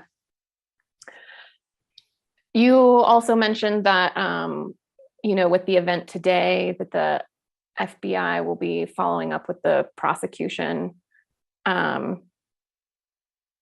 But would that be different if we didn't have the MOU in place? I mean, it seems like the nature of what's being investigated is what's requiring the FBI prosecution. Let me say this. The FBI is always going to be supportive of local and state agencies. The difference here is that we have a partnership with the FBI. And again, today, the resources that were given to us because of this partnership is much greater than what we possess, or the county or the state. And so quickly, we were able to garner where this guy was through technology. We were able to garner additional resources, including drone technology and issues that I can't talk about now, but I can just tell you that the resources that were provided to us is in large part because of our continued partnership. And the MOU will just solidify this partnership. This MOU is no different from any other MOU that we enter with any other agency across the state, including CBI or the county or any of the other agreements that we have. And it just makes life so much easier for a local police department of our size. We are not a large municipality where that we could have resources to devote to this full time. We just don't have it. I don't have a real-time crime center. So to have this partnership just is such a critical assessment tool for our community to have. Thank you. You also mentioned the clearance ratings, and that this would allow a member of our police force to have the highest clearance rating available. Would that be higher than the clearance rating that you have? Yes. So is there conceivably an instance where you might not have clearance to know what it is that they are working on? There are numerous times where the federal government has a higher clearance rating than I do, but I still understand the general dynamics of the investigation. For example, King Soopers is a prime example where I couldn't know the whole background of the terrorist threat, but I can tell you that I understood the investigation as the police chief, and they gave me information that I understood exactly what was going on. And in this case, the detective that has a higher clearance rating to me still reports to me. And that is clear through his commander and the FBI as well. So there is no issue of him not communicating clearly about what's going on. I would understand the generalities of anything the FBI was doing. I just might not know the granular or the details of a terrorist threat, but I would absolutely know what they were investigating. Thank you so much. Thank you, Lauren. And I see Carrie Weinheimer has popped up. Carrie, did you want to add anything? Yes, thank you, Deputy Chief Carrie Weinheimer. I just want to add a couple of things. The chief hit on it, but to Lauren's question, the key about having this MOU is the access to almost real-time intelligence. And I just want to remind some people who may not have been around on council over the last couple of years. In 2019, we had a guy in Boulder named Wesley Gilraith. This was a joint investigation between Boulder P and the FBI. We can talk about this because he's been convicted. This started as an investigation into child pornography. He had over 12,000 images and 200 videos on his phone. And we launched a joint investigation with the FBI that later revealed that he had written a hunting guide, and he expressed his desire to kill Jews, Muslims, and refugees. He attempted to buy a firearm. I was a deputy chief of operations during that, and actually was the interim chief towards the latter end of that investigation. And while that worked really well because we have established a great relationship with our local FBI office, it would have gone much smoother had we had a task force officer under a JTTF agreement, because we would have had direct and real-time access to the intelligence instead of having to filter some of it through different methods. So it's really about having quick access. And I just want to stress that I think this agreement is essential for us to carry out our fundamental role and responsibility, which is protecting our community. And we live in an environment with where we're seeing a large increase in violent domestic extremism as well as domestic terrorism, on top of cyber threats and everything else coming at us. So things have changed dramatically over the last decade, and our relationship with the FBI has improved. We wish we'd had this agreement in place years ago. We kept saying we were going to wait until we had enough staffing because the FBI wanted it to be a full-time position. They've acquiesced to allow us to have a part-time position, but still have all the clearances, because they realize that departments are stressed and stretched for resources too, just like they are. So it's really about having a better, more symbiotic relationship. And I can't stress enough how important this agreement is. Thank you. Thanks for that, Chief Weinheimer. We have Nicole and then Rachel. I just had a question about kind of the MOU as it stands right now. Like, do we have to accept it just as it is? Is it like most organizations, I've been a part of, when there are contracts or MOUs, there's a little back and forth until, getting it right. And so that's sort of one of my questions. I do have like some specific things that, I have in mind around that may be better saved for after open comment, because thank you to everybody who's hanging in there for open comment tonight. Really appreciate you all. But my question is just around, can we change? Can we offer modifications to the MOU? Yeah, and I'll let my legal advisor speak to this, but Doctor, I do believe that it depends on what we wanted to change. And I think that there's a couple areas that we could tighten up. But Jen, do you have any thoughts on that? Thanks, Chief. Regarding your question, this is a boilerplate MOU. So it's a standard MOU that's offered to all participating agencies. I believe there's over 200 participating agencies with JTTFs. If there were to be anything, it would require an addendum, which would then require some conversations with the FBI, their legal team, and their headquarters. So it is a standard MOU. That's my understanding as we move forward with these terms. Thank you. So just to clarify, then it is open to some back and forth negotiation a little bit. Yeah, again, depending on what the depending issue, on what it is. Yeah, it wouldn't, like the substantial parts of the MOU would not be mitigated, but I'm sure that there are a couple areas that I would even like to tighten up. Thank you. Mm-hmm. Rachel? Yeah, just a couple of quick questions before open comment or public hearing.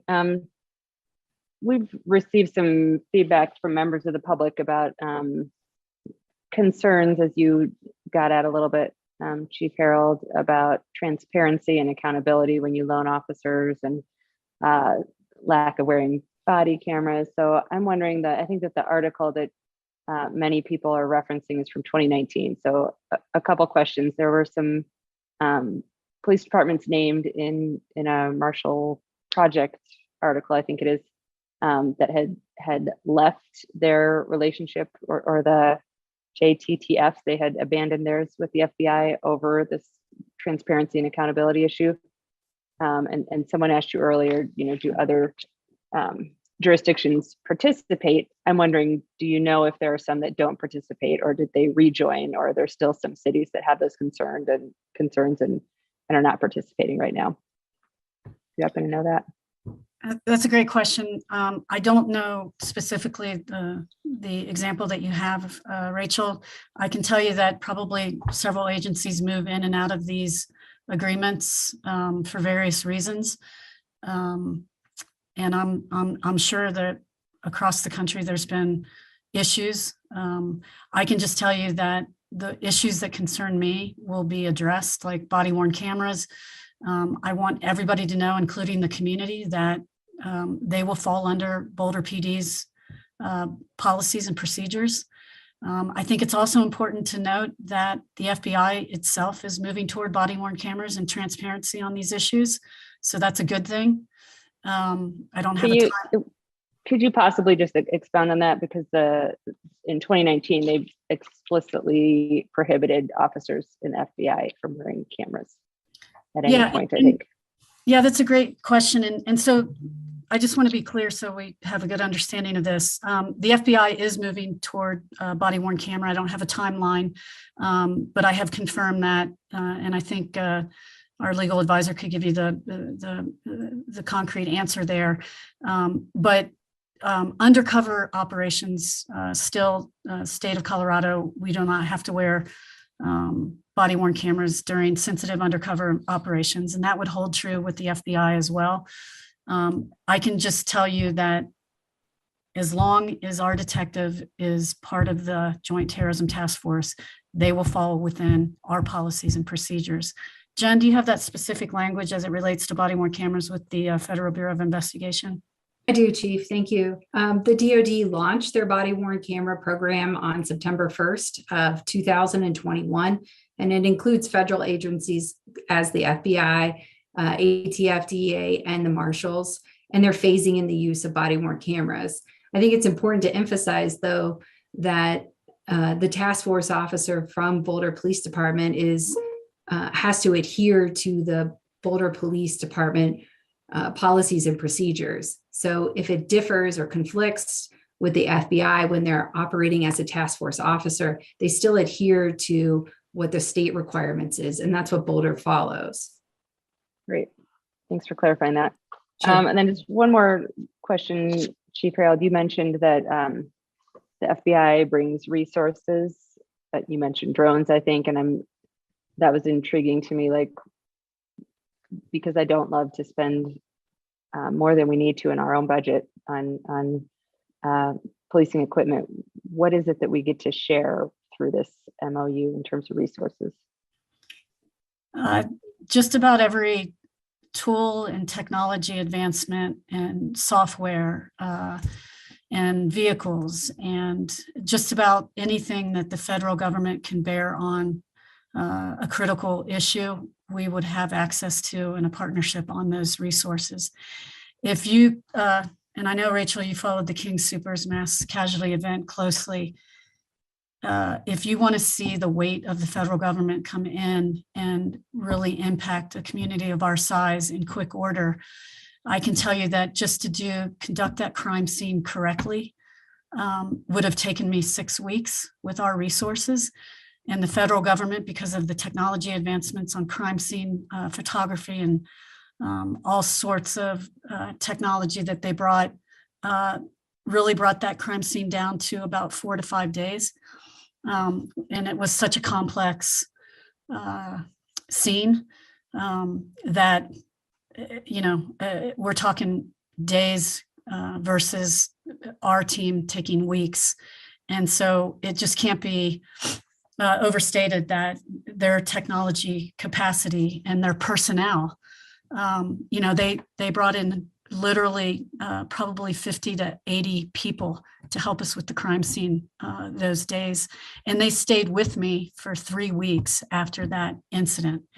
And it's remarkable that just the amount of resources they can bring to a community like Boulder. I just see Jen Fraser popped her hand up. Jen, do you want to address that as well? Yeah, Chief, I also would like to add the resources specifically could be things like human resources, a linguist, for example, specialized equipment, and also laboratory resources that we don't have with CBI. Okay, thanks. That's helpful. And then just one last question back to 2 points ago. I think that it is comforting to know that our own internal policies will be followed in terms of wearing the body cameras. But I don't remember seeing that in the MOU. So I just wonder, like, is that an amendment that we're going to see, or like, I'd rather see it in writing than not. Yeah, we can most certainly explore that. I just, you know, we can discuss that, but I can just tell you that the officer will follow our policies and procedures, because that is what I expect. And I understand your concerns, Rachel. Well, and again, you know, per this article, and I hate to, you know, rely on just one article, but the FBI prohibited department policies from being followed. And so that's, if we have a way to say department policy must be followed, then that's different than what the concerns were, that the FBI basically in this situation would stop that from happening. So if that's an amendment that can be made, that I think would be really helpful. And I know I'm out of questions and into advocacy, so I'm gonna stop. Okay, I'm sorry, I see my deputy chief, his hands up. Do you mind if? Please.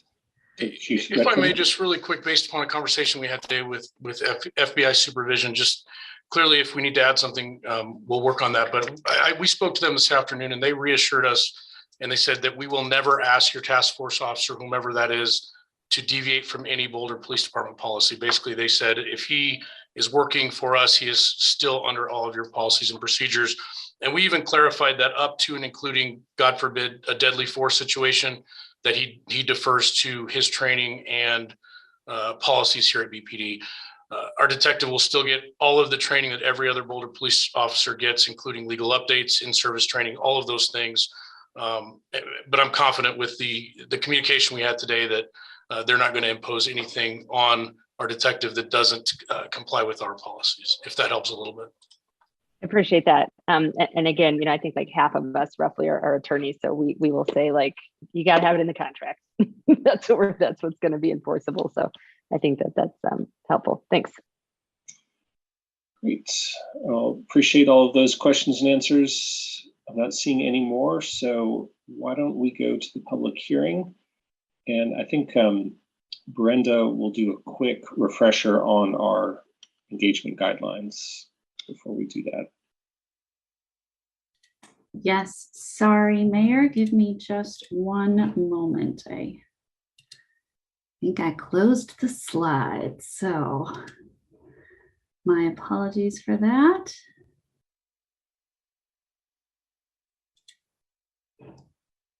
Oh, this is going to take me just a moment. Do you want to tee up the folks who will be first?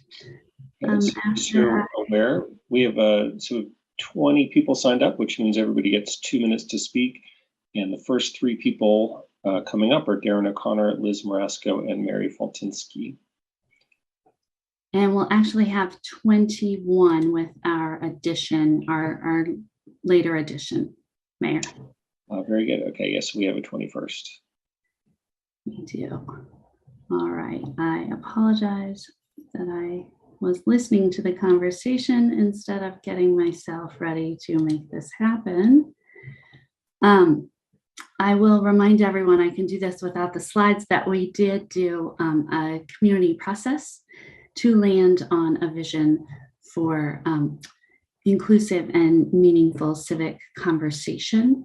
That vision is designed to protect and promote democracy for everyone, as well as physical and psychological safety for community members, for staff, for invited speakers, and for council members.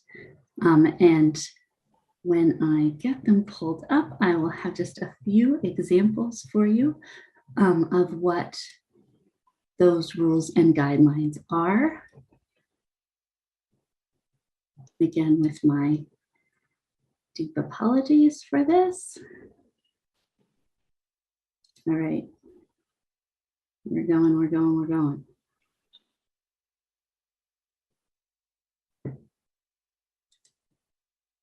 We are.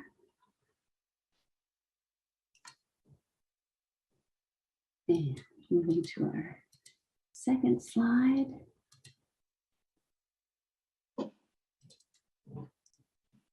Sharing my screen.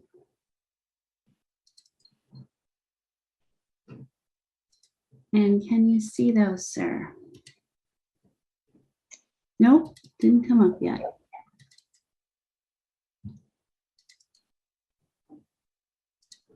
Try that again. There we are. Can you see them? Yep. My apologies for the delay. Our rules that we will uphold during this evening's meeting tonight are all remarks and testimony shall be limited to matters related to this item on the agenda. No participant shall make threats or use other forms of intimidation against any other person in the meeting. Obscenity, racial epithets, and other speech and behavior that disrupts or otherwise impedes the ability for the meeting to continue shall be prohibited. And participants are required to sign up to speak and use the name you're commonly known by. Please have your whole name displayed before we allow you to speak. If you need help with changing your name, do let me know. I'm happy to help you. And only audio testimony is permitted at this time. And with that, we are ready to begin our public hearing. So as mentioned before, we've got Darren O'Connor, Liz Marasco, and Mary Feltinsky. 2 minutes each.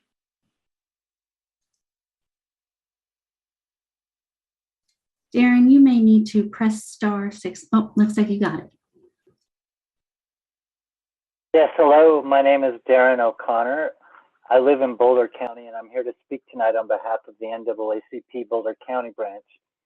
We know that in December 1969, Black Panther Fred Hampton was drugged, shot, and killed in his bed during a pre-dawn raid at his Chicago apartment with aid from the FBI leading up to the attack. And we know that the more the FBI changes, the more it stays the same. The ACLU in the last couple of years filed a lawsuit seeking FOIA documents and stated in support of doing so an unsupported claim of the existence of Black identity extremists likely motivated to target law enforcement officers and labeled the group a new domestic terror threat. This was, in short, complete BS. In the early 2000s, the ACLU reported that the FBI's Joint Terrorism Task Force in Denver was targeting peaceful political activists for harassment and building files on constitutionally protected activities that had nothing to do with terrorism or other criminal activity. A friend who is now a professor at Naropa, for example, was on their list. This MOU will require a Boulder police officer be paid by Boulder, but work for the FBI, potentially targeting peaceful activists, targeting our local NAACP members. That Boulder police officer would be prohibited from telling our chief of police anything except on a need-to-know basis. Without this MOU, the FBI will still conduct anti-terrorism activities, and we will be just as safe and likely safer if you vote against it. What we need to know is that our local law enforcement is overseen by our local government. The history, even recent history, informs us that there is good reason not to pay for the FBI to use our police against our own community members. Not in the 60s, not in the 2000s, and certainly not in 2022. This Black History Month, the NAACP Boulder County branch urges you to vote against entering into the Joint Terrorism Task Force Agreement. Thank you. Thank you. Thank you, Darren. Next, we have Liz Marasco, Mary Feltinsky, and Ryan Harwood.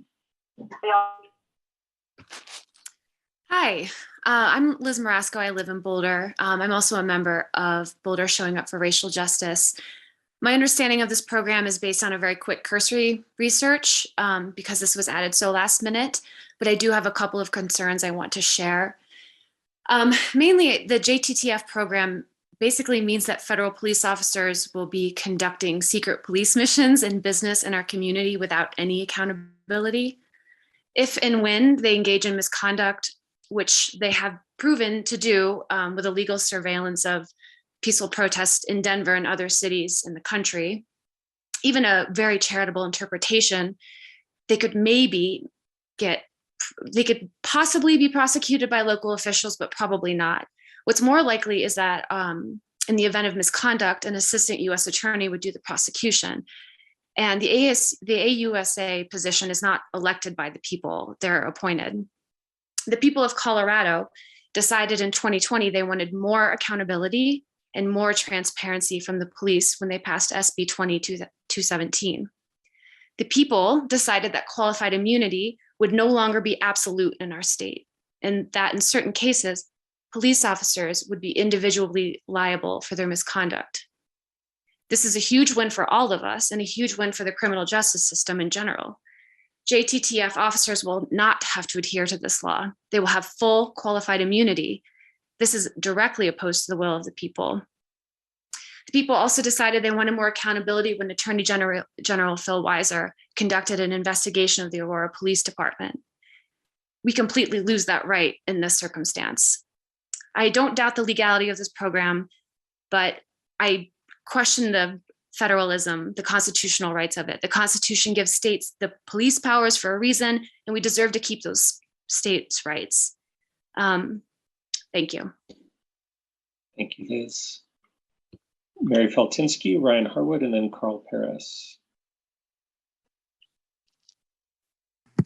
Good evening. Hello, City Council. I'm here tonight because I'm concerned that assigning Boulder Police to the Joint Terrorism Task Force will move us away from the efforts the city is making to reimagine policing. In the police department's first report on community engagement, they and the community have identified several focus areas that are relevant to tonight's discussion. The police department and the community say they want police to be integrating with the community, to be serving as a trusted partner, and to be modeling transparency and accountability. JTTF participation does the opposite of these things. My understanding is that it removes the actions of this police officer from the jurisdiction of Colorado laws right at the time that our state has made cops more accountable for their actions on the job by ending qualified immunity.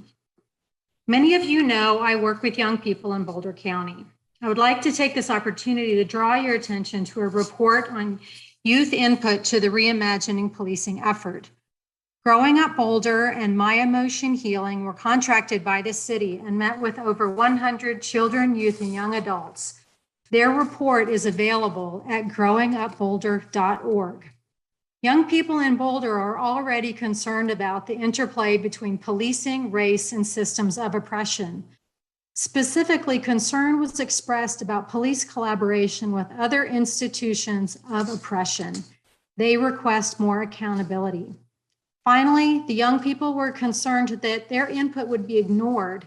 So I urge you to read the report and to listen to the many voices requesting increasing trust building and accountability.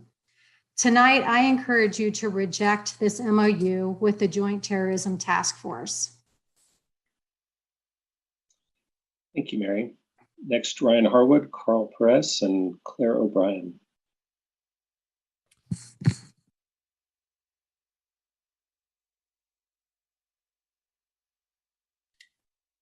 Sorry about that, Ryan. You should be able to unmute now.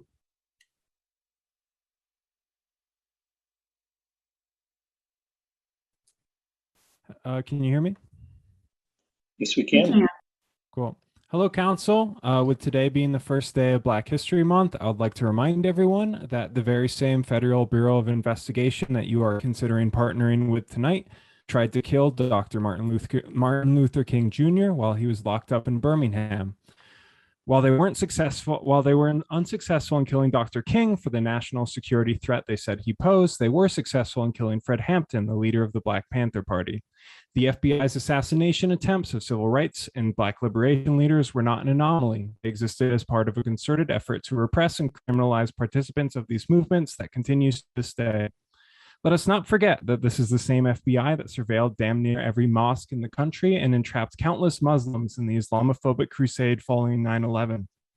This is the same FBI that was warned about Lyndon McLeod, the white supremacist mass shooter who killed 5 people in Denver recently and did nothing about it.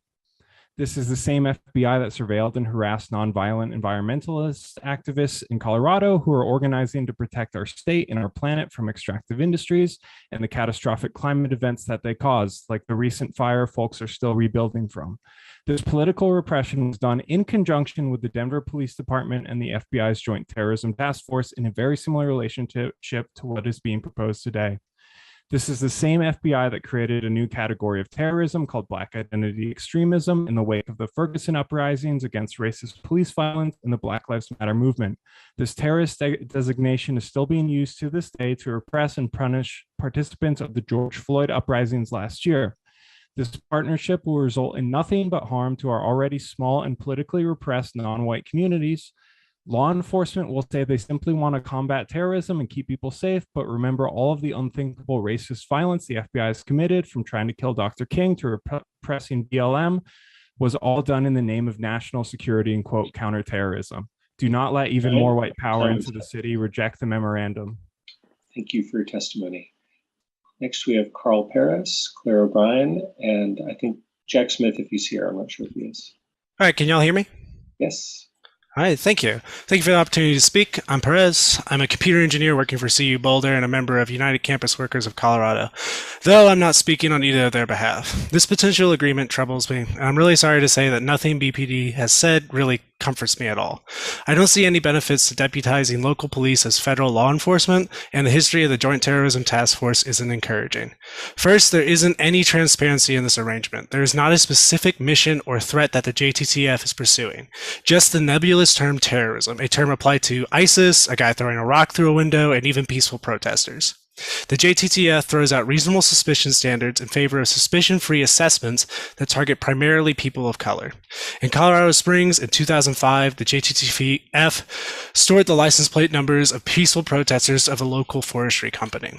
The names of Americans who were never accused or even suspected of even minor crimes are now in FBI databases solely because they exercised their constitutionally protected right to peacefully express their opinions at a public protest. In Denver, during the BLM protests in 2020, the JTTF was activated against quote-unquote Antifa, which is another broad term that describes no group or specific threats. Thousands of names, license plates, faces are all likely in FBI databases despite not even being suspected of a crime. The JTTF has a long history of surveilling peaceful protesters in Colorado, and I don't trust them to stop. Second, there's no accountability in this arrangement. It is a pinky promise to follow local regulations, but federal courts have repeatedly held that officers under the program are acting as federal officers, meaning local regulations can be discarded in favor of federal standards. I recommend reading the Brennan Center's National Security and Local Police paper, specifically the section on Joint Terrorism Task Force oversight for more details. There is no lawful mechanism to hold these officers accountable to local and state regulation. Many cities have already withdrawn from these programs, and I suggest Boulder doesn't even try to get in them. Please vote against this memorandum. Thank you for your time. Thank you, Carl. Claire O'Brien, Jack Smith, and Mylene Villard. Hello, can you hear me? Yes. Hello, my name is Claire O'Brien, and I work and live in Boulder. I'm here today in strong opposition of the Boulder Police Department having a formal agreement with the FBI's Joint Terrorism Task Force. This task force has a long history of targeting peaceful and nonviolent activists and causes and calling it terrorism. The JTTF will not make our communities safer, but instead operate without proper oversight, meaning the Boulder Police Department officers who have already proven to have a track record of racial profiling and excessive use of force will be able to work for the FBI without the public or department supervision or management. There is currently no clear mechanism in place for ensuring that officers will be able to comply with both state and city laws, BPD policies, as well as federal laws and policies. The JTTF is also a thinly veiled excuse to perpetuate racial stereotypes and target activists. In 2017, the FBI circulated a memo to its networks, including local police officers involved in JTTF, that warned of, quote, Black identity extremists who respond to perceptions of police brutality. To welcome in an organization that so clearly targets the Black Lives Matter movement is disgraceful, especially when there have been reports released where the JTTF have called the KKK and white supremacist victims. It is important to note that not joining JTTF would not prevent the FBI from investigating legitimate terrorism threats in Boulder, as the FBI and BPD already have a positive working relationship. and being a member of JTTF would only provide an illusion of knowledge, which the police chief already alluded to. In a 2-year period from 2009 to 2011, only 0.04% of the cases or assessments opened by the FBI led to an active investigation. Those numbers only further prove that bringing this task force into our community would be nothing but a waste of tax dollars and a danger to nonviolent activism. There are much more pressing issues facing the Boulder community, and I encourage the council to reject this partnership and protect the First Amendment rights of their constituents. Thank you. Thank you, Claire. We have Jack Smith, Mylene Villard, and Emily Cohen. And Brenda, is Jack in the meeting now? Jack Smith has not arrived, Aaron. All right, well, we'll come back at the end and see if he's appeared. Mylene Villard, Emily Cohen, and Austin Bennett. Hi, good evening. My name is Mylene Villard. I am a Boulder resident. Mylene, I apologize, but you're very hard to hear. Can you hear me better? Maybe slightly? How about like this? It's a little better. Could I maybe go in a few minutes and grab my headset? Sure, we can come back to you if at the end, if you don't mind waiting a little while. That's fine. I can do that. I want to be heard. Thank you. Sure. Next, we have Emily Cohen, but Brenda's Emily in the meeting? Emily has not arrived. Okay. Austin Bennett, how about you? And then we have Hannah Lore, Gerling Dunsmore, and Jude Landsman after that. Austin, you should, there we go. Hi, sorry, can you hear me? Yes. So my name is Austin Bennett. I'm a plumber here in Boulder. Like others have said tonight, like others have said much more eloquently tonight, I oppose this joint task force with FBI, absolutely. This is the same organization that tried to harass the Reverend King into committing suicide. They spent the 90s trying to charge crunchy granola eating hippies, chaining themselves to trees as terrorists. Certainly since the war on terror ever since war on terror has been going on, the FBI has been entrapping Muslim men, teenagers into, even saying that they would commit violence in order to lock them up. I think that this task force would essentially be inviting a wolf into the henhouse and bringing what is an organization that should be dismantled and reimagined straight into the heart of Boulder with no clear benefit to our city's safety. All that we'd be doing is bringing, this almighty, all-powerful, completely unaccountable organization much, much closer onto our streets without doing a single thing to protect our citizens and residents. I absolutely oppose the task force. Thank you. Thank you, Austin. Next, we have Hannah Gerling Dunsmore, Jude Landsman, and Michael Parrish. Thank you. Good evening. Thank you for the opportunity to speak tonight. My name is Hannah Gerling Dunsmore, and I'm a graduate researcher at CU Boulder, as well as the president of United Campus Workers Colorado, though I'm speaking on behalf of myself as an individual. Frankly, the MOU raises myriad concerns for me, but the one I want to discuss with my time tonight is the ramifications for freedom of speech.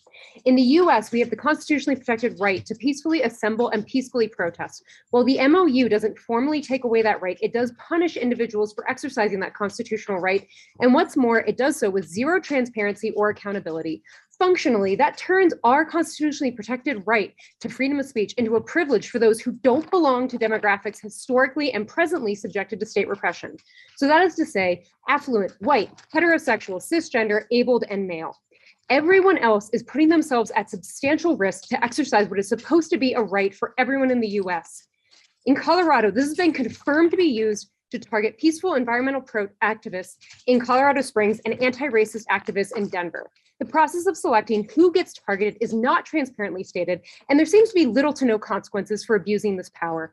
I will say it's hard to ignore the fact that this has historically been predominantly used against activists for progressive causes, while the heavily armed far-right paramilitary groups in Colorado seem to get to organize with impunity. If we already have most of these resources, why has far-right terrorism still happened in Boulder? Why are explicitly violent far-right groups still allowed to organize in the name of freedom of speech? And are we supposed to believe that the MOU and Boulder Police Department involvement will prevent anything? It seems all it will do is escalate the program that surveilled peaceful critics of the forestry practices and activists calling for very basic oversight when police use lethal force against unarmed individuals. I understand the motivations of this MOU, and I believe most people who support it are acting in good faith, but they don't say good intentions pave the road to heaven. And frankly, this MOU seems to be to act selectively, criminalize freedom of speech at the discretion of local law enforcement. This MOU makes me ask, what are political views are we actually free? Thank you for your testimony. Next, we have Jude Lensman, Michael Parrish, and Michael Denslow. Hello, I'm Jude Landsman. I'm on the executive committee of the NAACP and chair of the Freedom Fund and Economic Opportunity Committee. I'm also a long-term, over 40-year resident of Boulder. And my understanding of the MOU and the Joint Terrorism Task Force is that while I'm thankful that if we need them to know that the FBI can come and help us out, I'm glad that they're close by in Denver. And I'm sure that there are instances where they would protect populations that I care about or myself. However, it does not seem necessary to have an MOU. As has been repeatedly stated, we have to take the chief's word that the police officer would follow state and local guidelines when all research shows that that is not the case, that accountability, trust, accountability, and transparency are words that have come up repeatedly tonight too. We are working on that diligently with the Boulder Police Department, and it is hard enough, and there has been a long struggle to get accountability, transparency, and trust with police departments and the Black community and people of color. And to ask now that we have to trust that the FBI can come in and has a history. It is Black History Month. I urge you to look at the history of the FBI, particularly with Black activism. It is not a pretty picture. Sometimes it's been good, but oftentimes it's been harsh and terrible. So I would urge City Council to take some seriousness about researching this matter. Thank you. Thank you, Jude. I appreciate that. Next, we have Michael Parrish, Michael Denslow, and Devin Reynolds. Hello, can you hear me? Yes. Hi, my name is Michael Parrish. I live here in Boulder, and I'm speaking to you tonight to urge you to reject this MOU. Just kind of against it on principle. As many folks have stated, the FBI has a long and violent history against activist groups, nonviolent groups, and others. Especially, we can look to the history in Boulder with Los Seis de Boulder as another example. But then specifically, looking at this agreement, as the chief said, a lot of good things have happened and good things have been done without this MOU, and I don't feel the need that we need to spend our money on it to do more with it. It seems to be working just fine as it is. And the chief's words of encouragement in terms of transparency and accountability are very encouraging, but reading through the MOU that was at least in the council packet, I don't see any of that anywhere. And that is an important part of this. I don't see any aspect of how council will get to know what's going on or have any say with the participating officers or officer. It's certainly not consistent with the city's emphasis on alternatives to policing. Financially, the city will be on the hook in most cases for this officer. Perhaps some cases of overtime the FBI would pay, but that's a separate agreement. And sending Boulder police officers into this position when there's so much shouting about a shortage of police officers seems silly, but mainly because the FBI and these joint terrorism task forces have such a damaging history to freedom of speech and to activist groups within the United States and freedom of speech repression. I strongly urge council to vote against this measure. Thank you very much. Thank you, Michael. Brenda, do we have Michael Denslow in the meeting? We do not have Michael Denslow or Devin Reynolds. So our next speaker would be Sam Becker. Great. So Sam, and then Jake Brady, and then Giselle Hertzfeld. Hey all, thanks for giving me some time tonight. My name is Sam Becker and I'm a resident of Boulder, Colorado. In the wake of widespread uprisings over police brutality and the murder of unarmed Black Americans in 2020, Boulder Police Department tightened its policies around use of deadly and non-lethal force.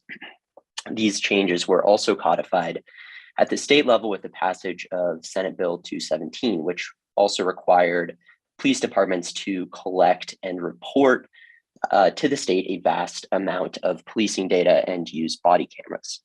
Under the Joint Task Force MOU language being considered tonight and anecdotes from civil rights leaders in other cities with such task forces, activities carried out under this task force would be effectively exempt from these state and local police reforms because officers who are acting as part of a federal task force act under the color of federal law, not state and local law. As a result, task force officers can't be held accountable to Coloradans if they violate state and local rules and procedures. Furthermore, under existing Department of Justice rules, task force officers won't be required to use body cameras and they won't be subjected to oversight from Boulder's independent police monitor. As Chief Maris Harold mentioned, this task force will enhance BPD's efforts to surveil immigrant communities. And she's right, poor communities of colors in cities with such task forces have frequently found themselves at the center of damaging and traumatic task force investigations, which federal and federally deputized local officers can do without reasonable suspicion, unlike local police departments. For these reasons, a bunch of cities have left such task forces, and it would be great if the city of Boulder. But thank you for your testimony.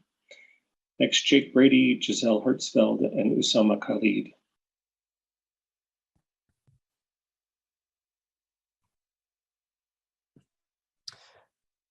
Hi, my name is Jake Brady, and I live in Boulder. I'm here to speak on the potential JTTF agreement with the FBI. Since their inception, JTTFs have been rife with controversy. Portland has twice withdrawn from their agreement, most recently in 2019. San Francisco withdrew from their agreement in 2017, and in 2019, an FBI white paper revealed that SFPD and the FBI repeatedly lied about violations. Oakland withdrew from their agreement in 2020. The ACLU has obtained documents showing that JTTF investigations have disproportionately focused on peaceful organizations in the past, including right here in Colorado. In 2020, The Intercept determined that a JTTF had intimidated young BLM activists in Tennessee. Recently, Portland City Council directed its Human Rights Commission to conduct a thorough analysis of the city's JTTF agreement. Their findings highlighted the following problems. 1, federal agents are not bound by state law. 2, Office of the Inspector General reports have consistently found extensive human and civil rights violations in domestic FBI operations. 3, the city's JTTF agreement lacked necessary provisions for oversight, accountability, and transparency, which led to increased tensions between citizens and PPD. The NYU School of Law has studied JTTFs. The crux of the matter, in their view, is that there is no mechanism geared toward ensuring compliance with state and local laws.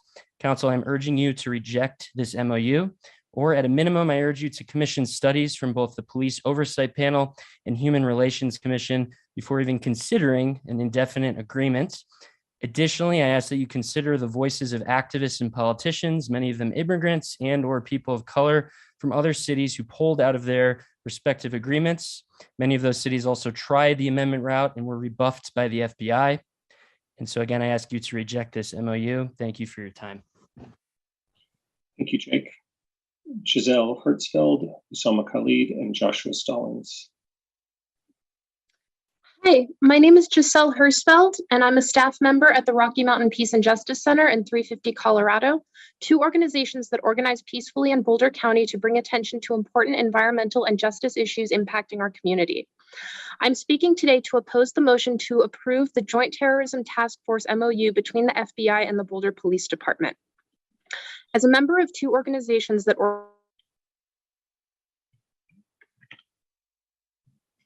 Giselle, we lost you. Of targeting grassroots organizers and nonviolent protesters as quote unquote terrorists and violating our First Amendment rights to peaceful demonstration.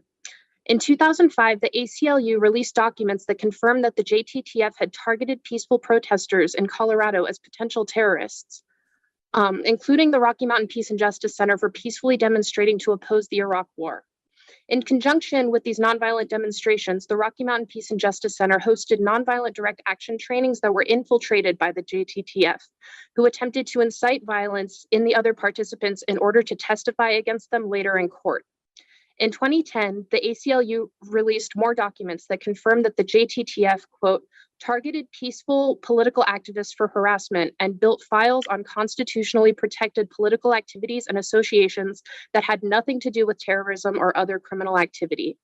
This documents request was filed on behalf of 26 organizations, one of which was Food Not Bombs, for providing free vegetarian meals in a picnic setting for those who were hungry. Targeting groups that engage in peaceful demonstrations and labeling them as terrorists does not make our community safer. It is a direct violation of our First Amendment rights and an egregious waste of our tax dollars. If we are to call ourselves a democratic society, it is crucial that people be allowed to engage in nonviolent protest without risking being targeted as a domestic terrorist. I hope Boulder City Council will make the decision to defend their constituents' First Amendment rights and not enter an agreement with the JTTF. Thank you. Thank you, Giselle. Next, Usama Khalid, Joshua Stallings, and Lynn Siegel. Good evening, everyone. My name is Usama Khalid, and I work within Boulder and commute to the city on a regular basis. I'm coming to you all today to express my concern of the possible relationship developing with Boulder PD and the FBI's Joint Terrorism Task Force. As a person of color, it is extremely concerning to have a group such as the JTTF infiltrate our community. This group is notorious for racially profiling, disrupting peaceful action, and using excessive force when carrying out their so-called missions.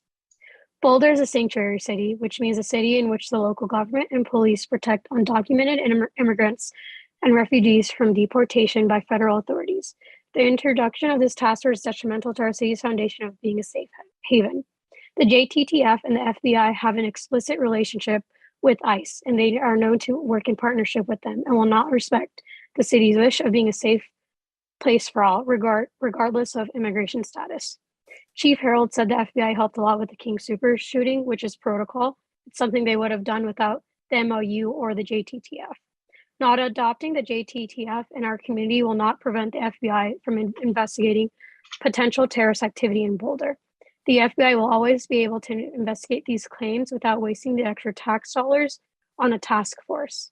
It is in the best interest of the city and the underrepresented communities, such as our houseless, immigrants, people of color, and undocumented, to not adopt this task force into the community. And I urge you all to not approve this. Boulder must reject this partnership to keep our most vulnerable safe. Thank you. Thank you, Sama. Next, we have Joshua Stallings, Lynn Siegel, and then back to Mylene Villard. Good evening. Thank you for the opportunity to speak tonight. My name is Joshua Stallings. I live in Boulder County and work in the city of Boulder and throughout the county as the North Regional Organizer with the Colorado Immigrant Rights Coalition, also known as CIRC. CIRC stands in opposition to the city of Boulder entering into the Joint Terrorism Task Force with the FBI. As a coalition that values equity, safety, and inclusion, and works hard to make Colorado a more welcoming and friendly state for immigrants and all people, we have admired Boulder's leadership in declaring itself a sanctuary city in 2017 and enacting a racial equity plan just last year. We believe that the MOU being considered with the FBI tonight flies in the face of Boulder's commitment to racial equity and protecting residents from persecution. While we believe that every member of our community deserves to be safe, this MOU with the FBI will not provide additional safety to our community. In fact, it will put certain members of our community at risk, deteriorating people's rights to personal privacy and constitutional civil liberties. As many others have mentioned tonight, the FBI and JTTF have a disturbing history of civil rights abuses, surveilling without reasonable suspicion, and profiling people based on religion, national origin, and political beliefs. Entangling law enforcement in the nefarious efforts of the FBI will impede public safety and place marginalized members of the community at risk. Furthermore, the FBI and federal agents are held to lower standards of transparency and accountability than our local and state law enforcement agents. While local law enforcement are required to abide by the Fourth Amendment and have probable cause before searching or arresting someone, the Foreign Surveillance Act allows FBI agents to make searches and arrests without probable cause, allowing Boulder police to be deputized by the FBI under a JTTF would lead to Boulder police officers sidestepping constitutional rights granted under the Fourth Amendment. Boulder should join like-minded cities, including Portland and Oakland, to protect residents against unwarranted and intrusive surveillance. I please ask Boulder City Council to not sign the JTTF agreement. Thank you, Joshua. Lynn Siegel and then Mylene Viellard.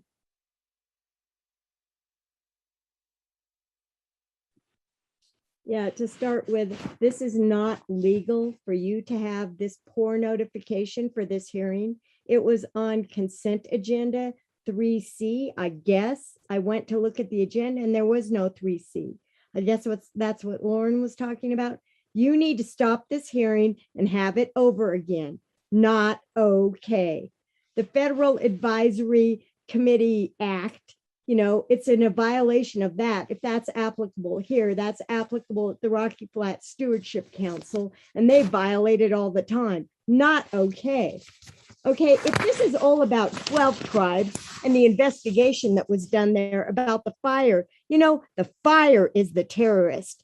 Not, you know, we are the terrorists for not addressing climate change, which is what caused the fire, along with the coal mines, which is telling us we better stop dealing with coal, you know, which my slide showed the solar panels are there. The solar panels are going to work.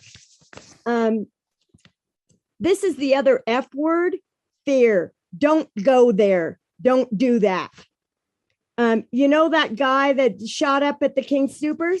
He was from Al-Raqqa. You know what's there? ISIS. ISIL, whatever, the terrorists. No, you know who the terrorists are? The United States is the terrorists. We are the terrorists. The FBI coming into our town. You know, I know one FBI guy that's good. That's John Lipsky. He exposed Rocky Flats for what it is. War is terrorism, and this is a form of terrorism in our local community. No way. You've got to be kidding. Let's see here. And this is an emergency, you know, this is just like Medicare this week. I couldn't get an appointment for a month of having this insurance because of they couldn't get the information well enough. Your emergency is not my emergency. Lynn, your time is up. Thank you for your testimony. Lastly, we have Mylene Viellard. Thank you. Can you hear me better now? Yes, you sound good. Thank you. Good evening. My name is Mylene Viellard. I'm a Boulder resident and a member of Boulder Showing Up for Racial Justice, or BSURJ. At a time when Boulder needs more than ever to be a stronger community where we care for each other, the push by Chief Harold for the MLU and Joint Terrorism Task Force is an insult and clearly shows a lack of understanding of our community. The MLU would only spread fear, mistrust, and division along political, social, and racial lines. This is not acceptable. If anything, this seems to be a calculated way to go around the Enhanced Law Enforcement Integrity Act passed in 2020, SB 2217, and an alarming misuse and waste of resources. It is also a threat to our First Amendment rights to peacefully protest. As I'm sure some of you have, I have participated in peaceful protests in this city, and I intend to do so again should the need arise. I have nothing in common with domestic terrorists, and I don't want to be on such a list as others Other peaceful protesters were in Denver. I've been watching the city increase the police budget while slashing all others. I have seen the city's police targeting people of color and making them fear for their lives. The MLU would allow police officers to no longer be accountable for their misconduct. Enough is enough. Why do we need more weapons, more surveillance, more of our tax dollars go to a task force that many cities who have tried it leave? We need more police transparency, not less. We need to listen to dissent, not criminalize it. We need to care for all our community members, not sweep some of them under the rug. We need to be vigilant and not lose our humanity. I urge you to say a sacred no to the MLU and the Joint Terrorism Task Force. Thank you. And just, Brenda, can we confirm that we still don't have Jack Smith, Emily Cohen, Michael Denslow, or Down Reynolds? That is correct, Mr. Mayor. Those community members have not arrived. All right. In that case, I think we will wrap up the public hearing and bring that to a close and bring it back to council for discussion. And I see we've got Nicole with her hand up. Thank you. And I just wanted to do kind of a quick response to some of the public commenters. First of all, say thank you for sticking with it this long to let us hear from you. And then the other thing that I just wanted to try to make clear for the community is that I truly don't think it is Chief Harold's intention to do harm. I think I heard a couple of folks reference that. I really don't. I don't think that is the intention. I think the intention here is really to think about how we can keep the community safe. And when I look at this, it's sort of a boilerplate MOU that was not.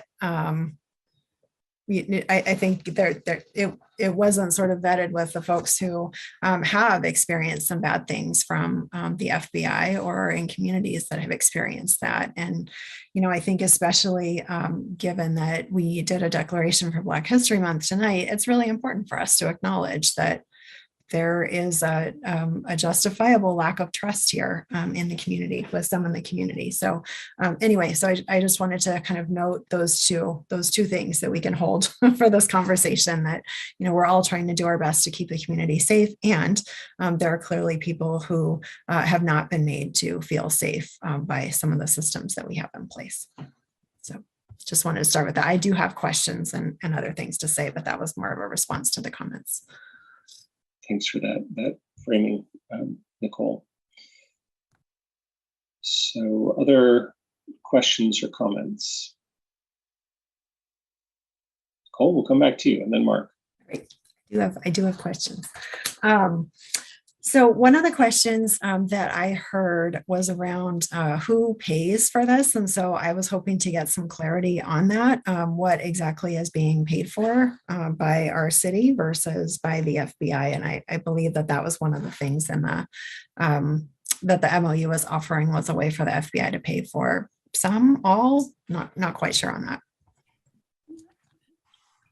Doctor, thank you for your comments and your question. My understanding, and obviously my legal advisor has taken a look at this MOU, and my understanding is the only cost would be for the officer's hours when dedicated to the task force, which is a part-time position requiring, I believe, 16 hours of his time per week, and everything else would be paid for by the Department of Justice. Okay, thank you. So there is some cost to that, and I assume there's some overtime agreement or something as well. That would they pick up any overtime that was due to this or something like that? That is my understanding. All other, unless Jen Frazier is going to disagree with me, that the 16 hours would be what we're responsible for out of the detective's weekly timesheet. That's correct, Chief. 16 hours is considered part-time for the FBI. Okay, thank you. And then, I think my other, these are just comments maybe for us to hold on to as we're having this discussion.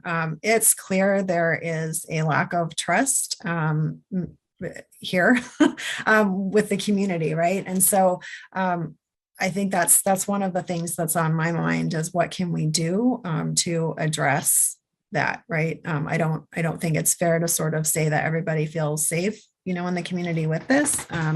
And, I hear you, Chief Harold, on saying that there really are benefits in terms of the speed and the efficiency with which we can get information, given, having somebody who's sort of trained and able to access that information really quickly. But I just noting that I think that lack of trust, specifically around places where the FBI has gone after activists of color, the LGBTQ community, and others, right? We need to, I would love for us to think about what can we do to address that within the context of this arrangement here. And then the other thing that I heard a lot of folks kind of in emails as well as on the comments address was really a lack of accountability in the MOU. And I think, I hear you saying that, it would be there. And, if you're agreeing it would be there, if the FBI, is good with this too, can we formalize it somehow, right, in this arrangement? I think that seems to be a key piece there. And, I think specifically getting some feedback from communities that have been harmed by the FBI would be really valuable. Folks, especially in the civil rights communities, and especially those who have some legal expertise. I would really be interested to sort of hear what could we add, because you mentioned we could potentially modify this, just hearing what it is that we could add or change that would make this, feel more comfortable, let people know that for sure, these folks we stated explicitly, these folks are going to be held to our local and state law. And I heard a few people reference Senate Bill 217 specifically in that regard. And yes, and then one other thing that you had mentioned, Chief Harold, when we talked, was that in relation to another agreement that we have in place with Immigration and Customs, which I know is coming up in a couple of weeks, Council in 2017 had sort of put some guardrails around that through an ordinance, if I'm understanding this correctly, and said, it's okay to work on things like sex trafficking and some other things, that we all generally agree are things we don't want to have around. Is there anything that we can, we as a council can kind of put in place? I heard a lot of concern about protests, for example. Can we say, we really don't want, this, the officer who's serving in this role to participate in any monitoring of protesters or anything like that? So I feel like I just asked too many questions to possibly ask them all to respond to them all at once. But I think the main points are, can we somehow address this lack of trust that the community has? And can we also try to address the lack of accountability and formalize some of these things that we're all talking about tonight in the MOU? Yeah, I probably need some help on this one, Doctor. But, since I've been here, my police reform agenda has been robust. And I have worked tirelessly on accountability and transparency. There is really nothing that I am not willing to share and try to gain the community's trust. And I continue to strive for that, and so does this police department. And so as it relates to all your questions, Doctor, obviously I am always willing to try to get every community's members' trust, because I understand that some community members have not always had the best experiences with the police department and the federal system. But so to answer most of your questions, yes, I'm willing to put guardrails on all of these MOUs. But I can't help but I was listening to people talk, and so I just, in all fairness, there was an event just recently that was a wonderful event I attended, And it had to do with civil rights photography out of Memphis. And I received phone calls on that because that event obviously garnered local and national attention. And the phone calls I received to help and to contact the FBI on that event was done quickly, effectively, equitably. And so I appreciate everybody's comments, but this road is two ways. The terrorism that I'm concerned about, especially as it refers to Boulder, has to do with white supremacy and conservative groups that surround this city. And so when I speak to issues such as this, I can't help but think that some of the groups that talk tonight actually call me and ask for FBI's intervention and intelligence. And so, yes, to your questions, Doctor, I will continue to do and work to garner everybody's respect, and I'll put guardrails on these MOUs. But I think it's fair to also talk about some of the people that were on here tonight have called me to ask for protection because there are real threats to civil rights in Boulder. And that's what I'm mostly concerned about. And that's what I need the FBI's help with. And I know that policing fails on the local and state and federal level, but I am trying my best to correct those injustices. But I need the support of the federal government on these issues because we are facing real threats. So thank you, Doctor. I appreciate your questions. Thanks very much for that, Nicole and Chief Harold. Nicole, does that answer your questions? Yes, I talked a lot. I'm not let others chime in. Thanks. Mark, then Matt, then Rachel, then Tara. Yeah, as an initial matter, I think we need to have a little more perspective about this. This is the use of one police officer cooperating with the FBI under an agreement that we can essentially terminate at will. If we don't like what we see, if we don't like how it's going, we're gone, okay? It's not an unusual agreement for most municipalities. Some of the commentators have referenced cities that were dissatisfied and withdrew, but there are many more cities that have executed these. Again, we have the right not to continue our participation at any point that we're dissatisfied. Chief Harold has made it clear that this is something she needs to enhance her ability to keep this community safe. It's not an agreement to terrorize activists or people of color. It's not an agreement that permits the FBI to take over law enforcement in Boulder. A little more perspective is required.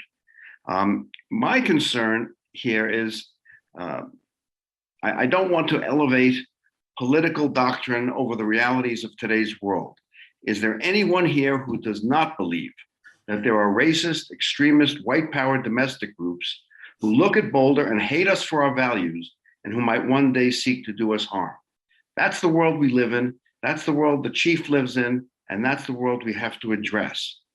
And lastly, I'm a little concerned with what I regard as an almost unprecedented micromanagement of the police department by this council, a group of elected officials, not one of whom has served in a law enforcement agency, unless I'm mistaken. And so it leads me to the question of what next? Are we going to ask the council to render approval of Chief Harold's disposition of her officers on patrol? Or are we going to supervise her training programs? And if we are so singularly knowledgeable on the area of law enforcement, I would ask, why not? So I'm a little concerned with how we've treated the subject. I'm a little concerned with the lack of perspective that many of the speakers have had with respect to what this agreement actually does. And if Chief Harold says that this is something she needs, I think we have to give that great weight and not try to micromanage every word in the MOU, which most of those words are inconsequential. They talk about who gets paid for what. This is not the way we ought to be doing this. When I was back in the development business, my attitude was either listen to the advice of people who work for you or fire them and listen to their advice. Chief Harold knows a little bit more about policing than we do, and I think we ought to be getting out of the policing business and listen to what she is saying and try to accommodate her to the extent we can do so. That's my spiel for tonight. Thanks, Mark. Thank you. Yeah, Rachel, then Tara. Thanks, Mark. And I do appreciate the comments from the community. I will say, just sort of respond a little bit to my colleague Mark here. I mean, the micromanagement, just because none of us are police officers, runs a slippery slope of, are any of us hydrologists or climatologists from which to gauge the efficacy of doing flood protection at CU South? So I think we could embark on that slippery slope of where our expertise lies and judge whether we should have an opinion based on being elected officials. But I will say that with regards to this in particular, I've had some experience with federal agencies, different ones, and they usually come with boilerplate MOUs. And one of the ways to know whether you have a good partner is to actually look at modifying those MOUs. And I think it's important for us to have that dialogue. And I think with what Chief said is that she said there's some things that she's interested in changing. There might be some things that we're interested in providing some, guardrails or just some guarantees about certain actions or inactions that may occur. And I think it's appropriate for us to have that dialogue, because to take an MOU and it's take it or leave it, we work with you or we don't, that's not a partner. And so I want to make sure that we do actually work with a partner that's willing to work with our needs to meet and facilitate, not just we as council, but as a community going forward. So I think we can find a bridge there, but I want to make sure we don't get caught in the hyperbole on either side, because it is important about public safety, and it is important that we do meet some of the needs of our community and address those concerns. Thanks, Rachel, then Tara, then Junie. Okay, thanks, Aaron. Yeah, just a couple follow-up questions for Chief Harold. Let's see. Number one, it was mentioned from a couple people that people could use this MOU to sort of sidestep the new Colorado laws, which increase transparency and accountability. Is that accurate? Do our local police officers who participate in this MOU exempt from the heightened requirements of Colorado law? No, but I will let my legal advisor give you the specifics on that. So at least you have the law so you can follow up, Rachel. Thanks for the question. So that's something that if needed, I guess I don't know if we could change the MOU to make that different, but yeah, I think before I voted on it, I would love that information. Okay, next question I have. Well, can we, I'm sorry. Is that coming right now? address Sorry. that? Yeah, I'm Yeah, sorry, sorry. Rachel. Jen, can you address that so we can take that one off? Yes, Chief, I can. So some of the most recent legislation about police reform came from House Bill 1250. And one of the many things it did was address peace officer standards and training. So our post certification, how our peace officers are trained and certified. And that certification is something that our officers hold, and it's something that they can lose. So House Bill 1250 took a look at reform and specifically address that if there's a mandatory and permanent post revocation anytime an officer was found criminally or civilly liable for an unlawful use of force or for a failure to intervene. And so the post board would have to mandatory revoke an officer certification without reinstatement if one of those conditions existed. So there would be state implications for an officer's misconduct, even if the officer was acting as a task force officer with the JTTF. The officer is still subject to our policies and procedures. So any violation would be reviewed by a professional standards unit, and that officer would be subject to termination. So there are consequences, not only with this agency, but also at the state level for any type of misconduct, and specifically conditions that were addressed in the most recent legislation from July. And Rachel, finally on that, the Oversight Task Force obviously would review this as well and provide a third independent look at this. So, sorry about the noise in the camera here. We're doing some, my husband's leaving for a shift here. Okay, so I guess I'm confused then. If I were, is that different from somebody who's just an FBI officer? Like, are they not then subjected to these Colorado state standards, but because this person is Colorado, forget the word, certified, post-certified, then they have a different accountability? That's correct, because the state of Colorado certifies all police officers. And a lot of the reform that you're talking about, Rachel, was covered in major pieces of legislation last year. And so I'm confident between these systems of accountability, between our agency, the police oversight, and the state, I think we're in really good shoes. And then obviously the federal government, the FBI has a very strict accountability matrix as well. So I'm confident that your concerns would be addressed, Rachel. Okay, thanks. You've mentioned one officer and part-time 16 hours who's been training. Is this MOU only good for one officer, or is it possible that that number would be ramped up? Are we really just looking at one person? I can tell you that that is all I can sustain, and I would not. This is a small agency. Larger cities may have 4 to 5 people in their JTTF that are usually much larger cities, port cities that have international terrorist threats, New York, Seattle, ports in Texas, but Boulder is a very small market. And so one officer would meet our demands. And like I said before, if it's helpful, this officer would be primarily focused on Boulder threats, which occur regularly. And they would not be traveling or going outside of Boulder with the threats. It would be a rare occasion that this would happen. Okay. And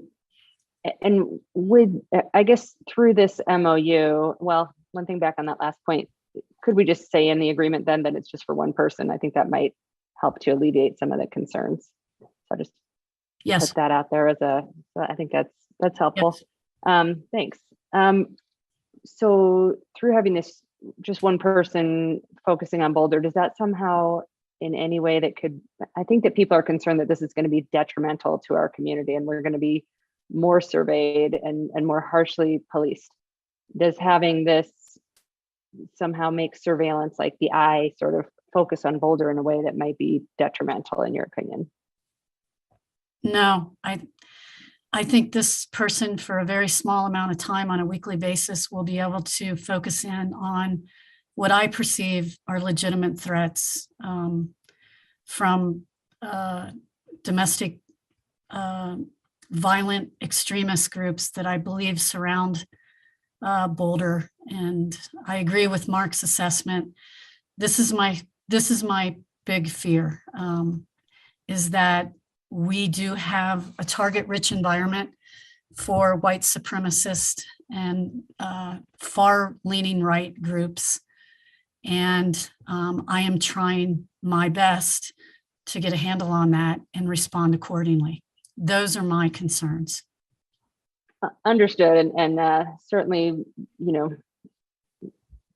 I don't think any of us wants to do anything that would make our community less safe from events like what was stopped today. So just trying to get a handle on ways that we can maybe improve this and make sure that we're not somehow giving more than we get, I guess, in this agreement. And that's a little bit unclear from the agreement itself and from the comments, like what is Boulder exactly getting versus what are we giving? Like, I think I'm hearing you say that we're not giving away the right to be more surveilled, but instead getting information that is helpful for us to monitor these threats. So if you could just speak a little bit to sort of the give and get in this agreement and what's good about it for Boulder. Well, yeah, what's good for Boulder is that when I receive a phone call that that I've received numerous times since I've been here from doctors that are in charge of women's health clinics, and they perceive a threat, that I can walk down the hall and I can ask the detective to please see if this threat is real and how long do I have to respond accordingly, like I did today. That's what the FBI is offering Boulder. And those are the kind of assessments on a fast track that I need to keep this community safe. We have real threats in Boulder that I deal with on a weekly basis. This will add such value to how I can respond, how quickly I can respond. That is it. I am not interested in First Amendment issues at protest. I am not interested in violating anybody's civil rights. This really comes down, in my opinion, to trusting me to keep this community safe. And I am asking that this is another major robust tool that I will have to keep this community safe from domestic terrorism. Okay. Thank you. I just have two more quick questions. I think one is the question of cost, and I can't quite figure out where the liability lies. So I think I read something or heard someone mention, if there's an incident, it's optional whether the city of Boulder or FBI would take on liability for something, a bad outcome while task force work was underway. Do you know, can that be changed in the MOU? Like I would think if a Boulder police officer were engaged in task force activity, it should not be on the city of Boulder to pay for any or to carry any liability for something that happens during those hours. I will let Jen Fraser speak to that. But I mean, there's precedent involved here, Rachel, that I'm confident that if the officer is acting within the scope of the law, then he will have protections at both the federal level and the city level. Obviously, if the officer is intentional and he is intentionally doing something wrong, then he's not going to have protection on either level. But Jen Fraser would probably be much more eloquent in her legal response to that than I just was. But Jen Fraser. No, that's right, Chief. So with or without this MOU, these are type of events and threat assessment incidents that the Boulder Police Department would respond to. And as such, they would have the same potential liability. One difference in this MOU is there's a provision where the DOJ, Department of Justice, may determine that the task force officer should be afforded some legal representation or a legal defense or an indemnification of a civil judgment. So there's more protection here for the officer, but the liability would remain the same for the city because these are the same type of incidents we would respond to with or without the MOU. And just to clarify my earlier comments, some of that legislation that I mentioned about the post-certification and mandatory revocation, that started with Senate Bill 217, and then House Bill 1250 did a couple modifications to those conditions. Thanks for that. So just to make sure I'm following that answer correctly, let's say there's an allegation of excessive force being utilized while someone's responding. I guess while just one officer potentially is responding, and it's upheld, it would be the city of Boulder taking on that liability because you're saying this officer would be responding in the capacity of city of Boulder work anyhow. Is that the answer? Well, I'll defer to Teresa Tate on this so she could speak for the city as the city attorney. Hi, Teresa Tate, city attorney. Yes, Rachel, that's accurate. I think, what I understood Jen and the chief to say is that these are incidents that would require a response from a Boulder police officer anyway. And so presumably the events would unfold in the same way. We do have an obligation under state law to indemnify officers acting within the scope of their duty. And so that's an obligation that we always carry for our officers.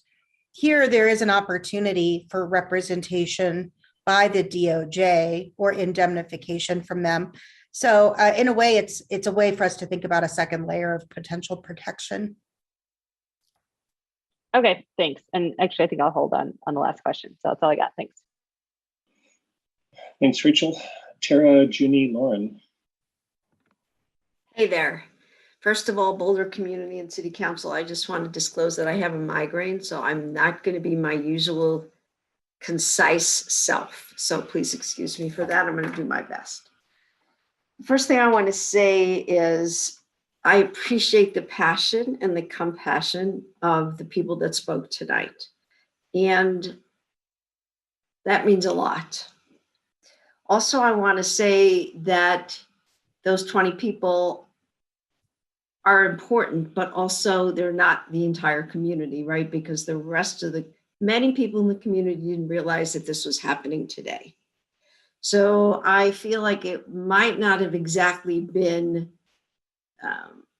a microcosm of how the entire city of Boulder feels. So I'm just throwing that out there where it wasn't exactly the community. It was some people who knew in advance that this was happening. So I just wanted to say that. But at the same time, I do appreciate the comments. And I think that they were compassionate and people really do care. I do want to say that. At the same time, it would have been good to hear from other people who might not have necessarily held those points of views, but we did only hear from one side. So I always like fairness to be out there. The second thing I want to say is, to me, the biggest fear is right-wing extremists, white supremacy. You know, we had some things happening in the synagogue world where now, like for instance, in my synagogue, we have to have security guards and such. Same thing in churches, and I'm sure in mosques, where Maris was talked to, Police Chief Harold was talking about minutes matter. They really do matter in those incidences in schools and in religious institutions and faith communities. They matter a lot. They mattered in minutes can make a big difference in lives. And I also believe that if Chief Harold says that we need this, that we really do need this, she has been making the chart. You know, she's been the one that's been reimagining the police force with us. She has been our partner. And I feel that if she says that this is what we need for the reasons of technology and speed in a world that is very different than it was even a few years ago, with huge threats from right-wing extremists, that we should listen to her and we should just support her as she tries to make those guardrails that Nicole was talking about. So I am just reaching out to the community, the entire community, to be cognizant of what the world is like right now and the threats that we have, and to put our trust in a police chief that cares about the community, cares about social justice, cares about our minorities and our marginalized community here, and support her as she tries to make those guardrails. That's the second thing I want to say. And just give me 1 second to think if I have one more thing, or if I just want to hold it at that. I think for now, I'll just hold it at that and let the next person speak. Thanks, Tara. Junie and then Lauren. Thank you, Aaron. So here's what I hear from this conversation that's been going on for a long while. I get a sense that we can respond to the threats that are going on in our community without the help of the FBI, or at least without signing up to this MOU, that they are already helping us somewhat automatically.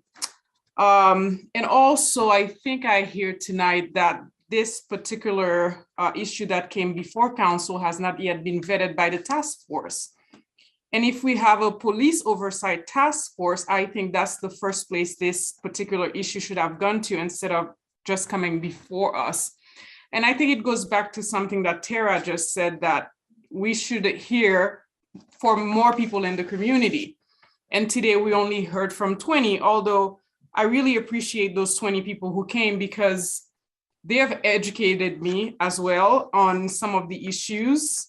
And I really appreciate them showing up today. And we know a lot of people in the community can't show up, right? Because of their work, their family, they don't have access to internet. There's so many different reasons why we don't have many people here on here today.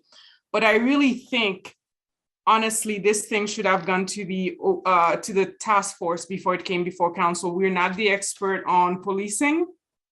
And I can see myself as a council member greenlighting this process in any way without community support. And the 20 people who came before council tonight are very convincing. So I would not be in support of this. At first, when it first came before us today, when the conversation first started, I was a little bit ambivalent. And I think as of right now, I know where I stand. I will not be supporting this moving forward because, again, I just don't see where this has been vetted by the community first. And I think that's where it should start, with community and having that conversation and also utilizing that task force that you do have. And I think as well, some of the comments that were made by a lot of community members, I think they're fair about how we should really look at how far we've come, right? As a community, when it comes to policing, we know we've faced some many challenges over the last couple of years with whether it's profiling and engagement with the community. Is this how we want to go when we really think about it? How far we've come? Is this the road we want to take? Because we hear from community tonight, and a lot of people are not happy and they're just not trustworthy. And I'm not sure, I'm not the right person to make that decision. So I would say tonight, my answer would be a no. Thank you. May I just colloquy on Junie's point? Promise I Sure. won't be as long this time. Yeah. What I just want to point out, just for us in this discussion, I'm hearing folks say we need to trust the expertise of the police when it comes to law enforcement issues. And I think that the component that we may not be quite hitting on is that we have folks in our community who are experts in the oppression that has come from kind of our history of policing and how we do law enforcement. And just to go to Junie's point, I think, vetting this with a broader chunk of the community would allow us to take advantage of all the expertise that we have in our community in its various forms and really get to something that feels comfortable, hopefully, for our community to move forward with. Lauren, and then we got Mark popping up. Thank you. So I wanted to start off by addressing a comment Tara had about some community members knowing about this ahead of time. Since I was the person who on Sunday night flagged this and moved it to or off of the consent agenda, unless someone was able to read my mind before I read the packet, I really don't think anyone had any knowledge of this prior to that email. So while I agree that this, public comment probably does not reflect the entirety of our community, these are a group of people who made really quick adjustments to their lives to try to show up to be here for something that they care about. So I think that it's important that we recognize that commitment. I had a couple of questions. So we've heard some reports of racial profiling by JTTFs in other cities. I was wondering if we will be able to have access to reports with statistical information around who in our community is being looked at or investigated under this agreement.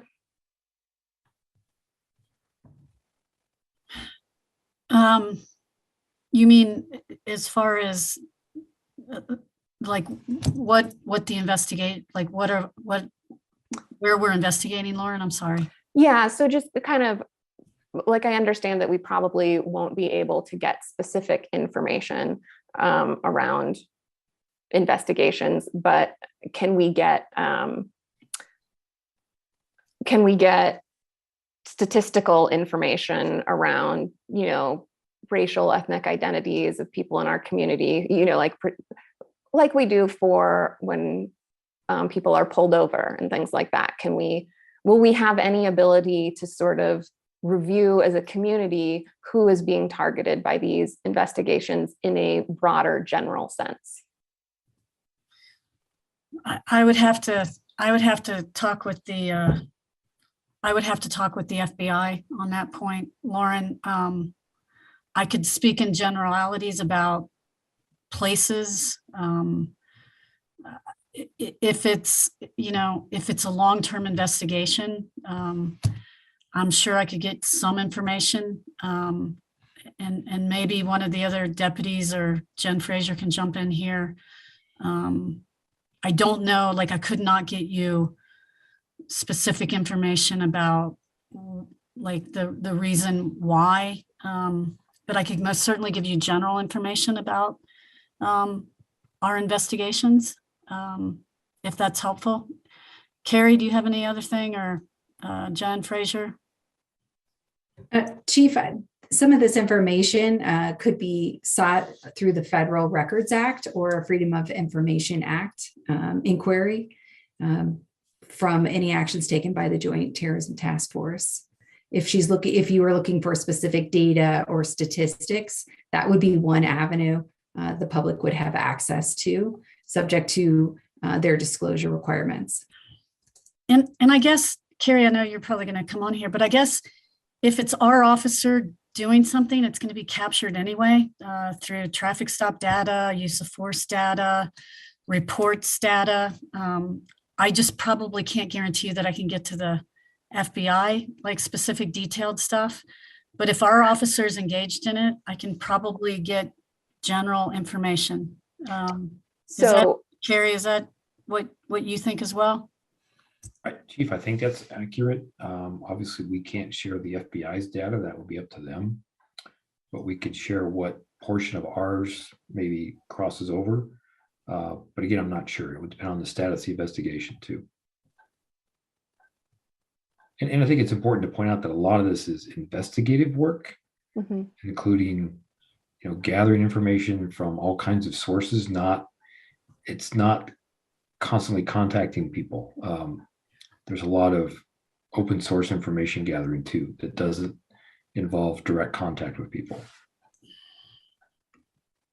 Okay, thank you.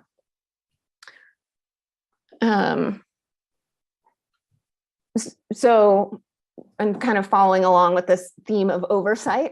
I'm also wondering if the Oversight Commission would be able to provide oversight and investigate questions or concerns from the public regarding any issues that come up with this officer, or in the future if there were other officers involved in this program, or if there will be boundaries on their oversight of this program, and if the officers involved with it could be shielded from investigation by the federal government. No, our officers would most certainly be under our oversight and accountability. And the federal government is not going to shield the detective, not by their own policy, but most certainly not knowing me. Thank you. Thank you, Lauren. So in general, I believe that effective counterterrorism measures and also protecting our civil rights are not conflicting, but complementary goals. And in that vein, I would really like to see the HRC and, as Junie mentioned, the Police Oversight Commission review the MOU and make recommendations for modifications. I think that would go a long way to help build trust and ensure that sort of the concerns for balancing those issues are taken into account. As was mentioned in the public comment, there's a long and troubled history around civil rights in the FBI, And we've heard a number of issues, even recently and within our own community, detailing local active issues with JTTFs and local activists. As it is mentioned, there are cities that have withdrawn due to issues regarding transparency and oversight. And given that the FBI is an organization that keeps much of its work secret, it's deeply concerning to me that there are such significant concerns from organizations in our community, from other cities, specifically because we know how little, because we have limited knowledge of the content and scope of these investigations. And so because of this, I think we really should take these concerns into account and make sure that our community is involved in talking through sort of the best way that we can move forward. Okay, thanks for that, Lauren. Did you have anything else? That's it. Thank you. Okay, and so I got Mark and Tara popping up. I haven't spoken yet, and I do want to maybe find out how we want to go here. But Mark and Tara, do you have quick things you want to add in before I do that? Yeah, just a couple things. I want to take issue with the suggestions of Nicole and Lauren that we farm this out to committees. Not every decision requires that it be vetted by a slew of committees. Sending this out to HRC and police oversight is effectively to make it die a death by 1,000 cuts. I think we have to stop looking at this as a tool of oppression. It's a tool to provide safety. And we need to remember, we hired one of the most reform-oriented police chiefs in the entire country.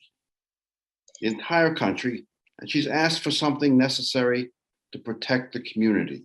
I would like to give that the weight that it is due, and not sending it out to committees for their perusal. This is not that complex a matter, and it's a direct request from the police chief, and there's good and satisfactory grounding to accede to that request. And so, no, I would not be in favor of sending this out to a group of people so that they can chew it to death. And I don't have a better way of expressing it at the moment. This is a council decision. I'm not even sure it should have been a council decision. It should have just been ordinary course of business. But now that we've made it council decision, we should just make it. Thank you. Smart. Tara? Real quick, Aaron, because I know you haven't spoke yet, is I think we should remember what Chief Harold said, that we are a medium-sized city. We're not Portland. We're not San Francisco. We don't have the resources that they do. And she specifically asked for those resources that she really needs badly that we don't have. So I just wanted to remind people, besides how reform-minded she is, that this is one of the reasons why she wants this MOU. So I'll call on myself here, and then I see Bob has popped up as well. Excuse me, I'm not feeling my best. My voice is a little scratchy. So no, I appreciate the passionate testimony from the public tonight and the concerns that were raised. And I also appreciate the importance of a coordinated response with the federal government to the many and varied and dangerous extremist threats within our community or within our society to our community, with the examples being from just this morning of the individual near CU and the University Hill Elementary School, and of course last year at King Super shootings and the many other possible threats in our with the level of violence and extremism we have in our community. So I feel like the matter of close coordinations with those extremely dangerous real threats is really important. But I also understand the concerns about how this something like this could produce undesirable results in terms of targeting marginalized communities and activists. That would not be something that our community, our council, or I believe our police force would want to target. And so my question would be, I've heard some ideas for changes that we could add in, some targeted changes to the MOU that could assuage some of those concerns. Like, for example, adding in a clause that said that the Boulder Police Department personnel would continue to be bound by Boulder Police Department policies, which, Maris, I heard you loud and clear that you asserted that, but I don't believe it's currently written into the agreement. So that's one thought. Maris, I'll come back to you in a minute here. But another thing that I heard was about specifying that there's one person involved in the task force specifically. I heard a question about getting information on activities, and I think maybe there's some specific data that might not be available, but I'll just offer the question of might it be possible to get like an annual report that talks about the activities that the joint task force was involved in, so that the council, and maybe there's the public version that has the most information the public can see, maybe we get a little bit extra details, the council, if there's a little bit of privileged information that only we should see or something like that. And then so I guess those are a few ideas. So that's potentially a direction that we could go in. So I'll just stop there for a moment. Maris, did you want to have any response to that? Yes, Mayor, those are all reasonable and I would support those. Thanks for that. And so then what I'll put, Bob hasn't spoken yet, but I do want to hear from everybody at least once if they want to speak. But I'm going to come back to the council to then try to get a straw poll of different general areas we might go in to try to bring this discussion to a close, whether it's approve, deny, send to committees or whatever it is to find the will of council here in a minute. So I'll go on to Bob. Rachel's got her hands up, and then I would love to be able to put those options out to the council and see what direction we'd like to go in. Thanks, Aaron. Well, first of all, I'll just say that with the exchange that Aaron and the chief just had, I would support the agreement with those changes that Aaron suggested and others have suggested and the chief has agreed to. I do agree with Mark that sending this out to other residents, because that's all they really are, right? Other residents to take a look at doesn't make a whole lot of sense. They have more expertise in policing than we do. They're all residents that were appointed by us to help us out. This is an agreement that probably didn't need to come to us. We have hundreds and hundreds and hundreds of agreements. Teresa could probably go figure it out that get signed every year by the city that don't come to city council. This is one that probably didn't need to come to city council. It's fine that it did. It's fine that we had a lengthy public hearing and discussion tonight. But at the end of the day, our police chief is somebody who we hired to protect our community. And where I come from, you either trust your staff or you get new staff. I haven't heard anybody tonight say they don't trust the chief or her team. So if our chief tells us we need this agreement to keep our community safe, I'm going to believe that. And so with the changes that Aaron and the chief just discussed, I would vote in favor of approving this agreement, even though we probably didn't need to approve it. Thanks, Bob. Rachel and then Nicole.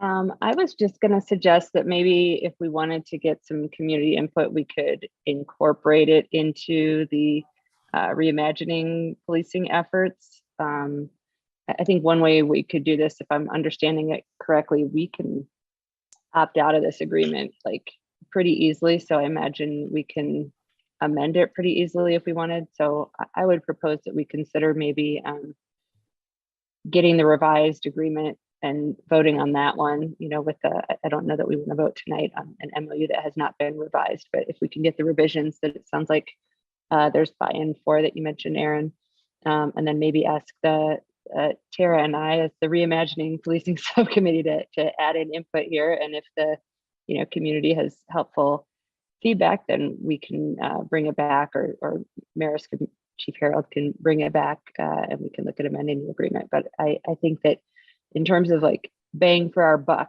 for police reform, spending a ton of community outreach on a position that's going to be 16 hours a week, one person, is not what I have in mind personally for digging into local police reform. Honestly, like I I think we can do a lot as a city, and I just don't know that this is the place where we want to just invest all of our time and energy and frankly money to do engagement. So I think we should be thinking more broadly. This is a very focused thing that I think we can still get input on, but probably move forward and amend as necessary with the changes. Thanks, Nicole. And then Jeannie. Yeah, just kind of as a quick read, Erin, I don't think this is something that I can support without input from communities that are not represented on this Zoom screen. That is sort of my biggest concern, that we've heard from people in our community tonight through emails, I mean, through just reading a history book. They've been terrorized by law enforcement, right? And Chief Harold, I don't mean this anything personal against you. It's really, this is kind of the place where people are coming from, right? And without having some of those folks who have been in that position or are from communities that have been in that position represented in this decision, I think it is a big deal, right? Because we're talking about keeping people safe in our community. And we've got some of the most vulnerable communities within Boulder who are telling us this doesn't make them feel safe. If anything, it makes them feel less safe. And I think we need to listen to that. And I don't think it needs to be a years-long process. But the Junie, you mentioned the Human Relations Commission, I'm sorry, you didn't mention that, someone else did, the Oversight Task Force. These are places that already have some of the folks who could weigh in on this. And so, I don't see it as sort of farming things out to committee to die a slow death. We don't have the expertise among us to the proportion that some of these other groups do. And I think we just really need to recognize that. We are coming from a certain perspective in making our decisions. It's not representative of everybody in our community. And when we have people telling us that they don't feel safe, we need to listen to that. So I would be, a short version, comfortable moving forward, but I'd really love to get some input from some of the communities that are telling us they don't feel safe. Thanks, Nicole. Jeannie. Jeannie, you're muted.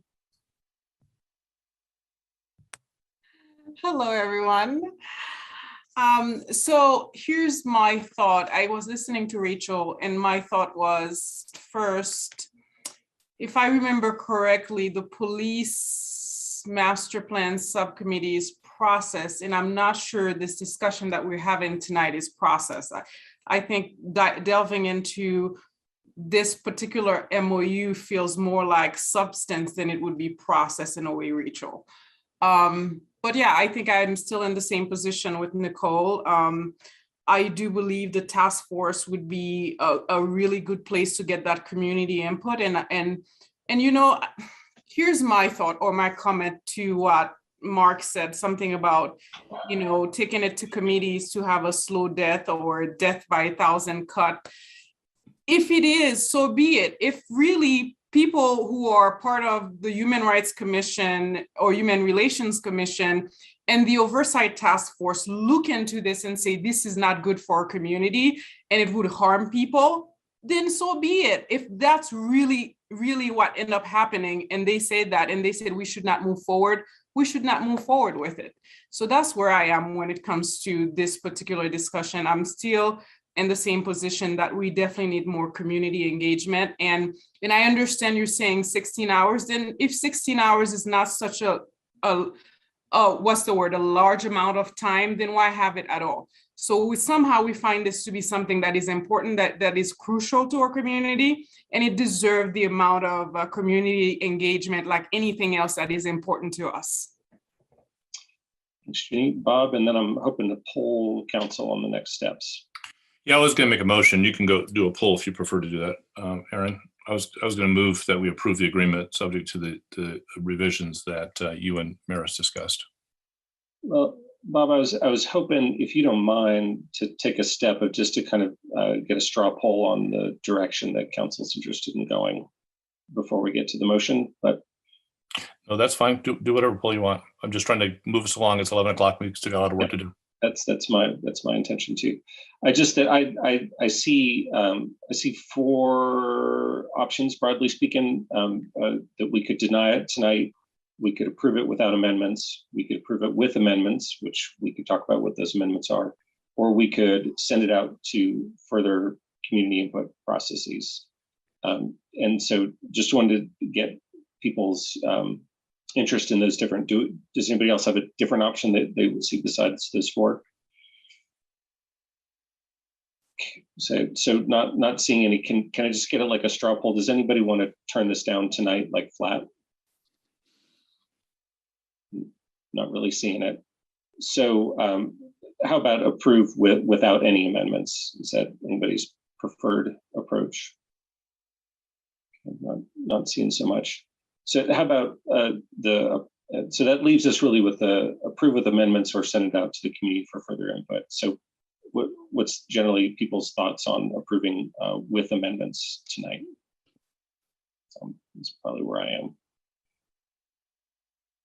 Okay. Seeing probably 6 people who want to go in that direction. And then I'll just, so it sounds like the going out to the community for additional input, if you'll want to raise your hand who would prefer that approach. Okay, well, thanks for walking through that with us. So it sounds like we have a majority who's interested in looking at an amended version of the MOU tonight. So I had offered, I had put out 3 potential amendments and wanted to see if anybody wanted to offer any other possible things for tonight. And let's see, Mark, is your hand raised? And I got Matt. No, my hand is coming down. Okay. Thanks, Aaron. I'm not, and I don't want to try to delay this longer, but I do want to honor what the chief said, that she said earlier that there were some changes that she also wanted to make, and I wanted to give her a chance to see if there are some amendments that we want to put on. If there's anything that the chief also wants to maybe add to those amendments that you brought up, Aaron, a little earlier, just to make sure that if it's all done, it's been given oxygen and there's a package there. But I just wanted to give the chief a chance to give those if she has some specificity there. Thanks, Matt. I talked at great length with Jen Fraser in the FBI today, trying to shore up what I was concerned about. And I feel confident that what we discussed tonight will shore up my concerns. And I just appreciate everybody's comments tonight. Thank you. Thanks. And I got another thing, but Nicole, go ahead. I just wanted to ask if this is the sort of thing where the racial equity tool might apply with regard to, thinking about engagement on this. So I just wanted to put that out there that we do have this tool that I think is meant to be used on thinking about engagements and things. I may be misunderstanding it. But. Yeah, I'll step in and say, I appreciate the conversation, right? Like I think Nicole mentioned earlier, holding 2 truths, right? Like what community is saying and years of historic mistrust with, frankly, a chief who I trust and is trying her best to make sure that we are getting intelligence as quickly as we can to safeguard our community, and just appreciate all the sentiments of support to her and her judgment, because I too believe that we have a chief for a reason, and we trust that moving forward without discounting the lived experience of others, whether it's this community or historically with law enforcement agencies. To the racial equity tool, I'll say that certainly it is a tool. It has not been used in all the policies because people are still being trained on it. And so it is not a tool that has been applied in this particular instance, but in the future, it is precisely that tool that is intended to apply to the policies and the decisions that we make as we move forward. And I think that it will be a really good use and an instrument as we get more sophisticated in the use of that. But that is, frankly, one of the goals for this year's racial in the work plan, is to make sure we're broadening the use of that racial equity tool as we move forward. If I could just offer, thank you for that, Mary. If I can just offer an additional thought, I wanted to pick up on Rachel's comment about the Reimagine policing effort. So, Junie, you had a good point that this, there's the process subcommittee that this is not appropriate for. But the overall effort itself is about putting together the police master plan and with a great deal of outreach to the community. And I think this would be a great topic to have as part of that discussion. So it could be part of that. One of the things that gets talked about is that master plan gets finalized. Maris, do you feel like that's something that could become a topic on that process? Yes, I do. And can I just clarify that, Aaron, in terms of what I was suggesting? Yeah. Agreed. It is a process, and I appreciate very much Judy making that distinction. But I was suggesting that Tara and I could take it back and say we want to, incorporate process around asking those questions. And then part of what a process subcommittee usually does, I think, is schedule when things come back to council. So if we wanted to take that out for incorporating some of those questions in surveys and things that were given to the community, I think that the subcommittee could do that, or it can go a different way. But I think people are already getting together to talk about policing and feelings around that and thoughts and suggestions. So it seems like it could happen pretty easily there. And I'll just say, and then I'll go to you, Tara, that to me, that's a way of incorporating additional community feedback into this question. We are doing this, overall consideration of the police master plan, and it's a way to get additional community feedback. And this is an MOU that we are allowed to revoke or amend in the future, should recommendations come back that we should do so. Tara? Sorry, I wanted to just say, Lauren, first of all, thank you for that comment. It made me consider, and I wanted to repeat the comment you made about me, by the way. I wanted to repeat to the advocate community that spoke tonight that I really do care about what you feel, and I believe in you.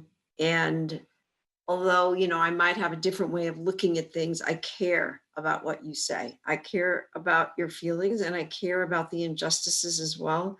So Rachel and I will work really hard as we're both together on this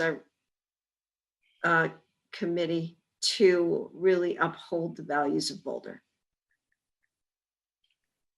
Thanks. So not seeing any other hands, I think maybe we can come back to Bob. You made a motion before. We can. I'll just make it now. I move that we approve the agreement subject to the amendments, and I don't need to see the agreement again or the exact language, but subject to the conceptual amendments that Aaron and the chief discussed a few moments ago. That's my motion. Second. Okay, we have a motion and a second. We've talked about this a lot. Do we have any further thoughts? Rachel? Sorry, I'll be very quick. I would like to see it again, though. I agree it's subject, but we've had a lengthy discussion, and I'm guessing especially people who voted no would like to see it and make sure that those changes are in there. So I will ensure I don't know how that works. I will ensure that happens, Rachel. Just a clarification, Rachel, do you want to see it before we finally approve it, or you just want to see it as an information point after it gets signed?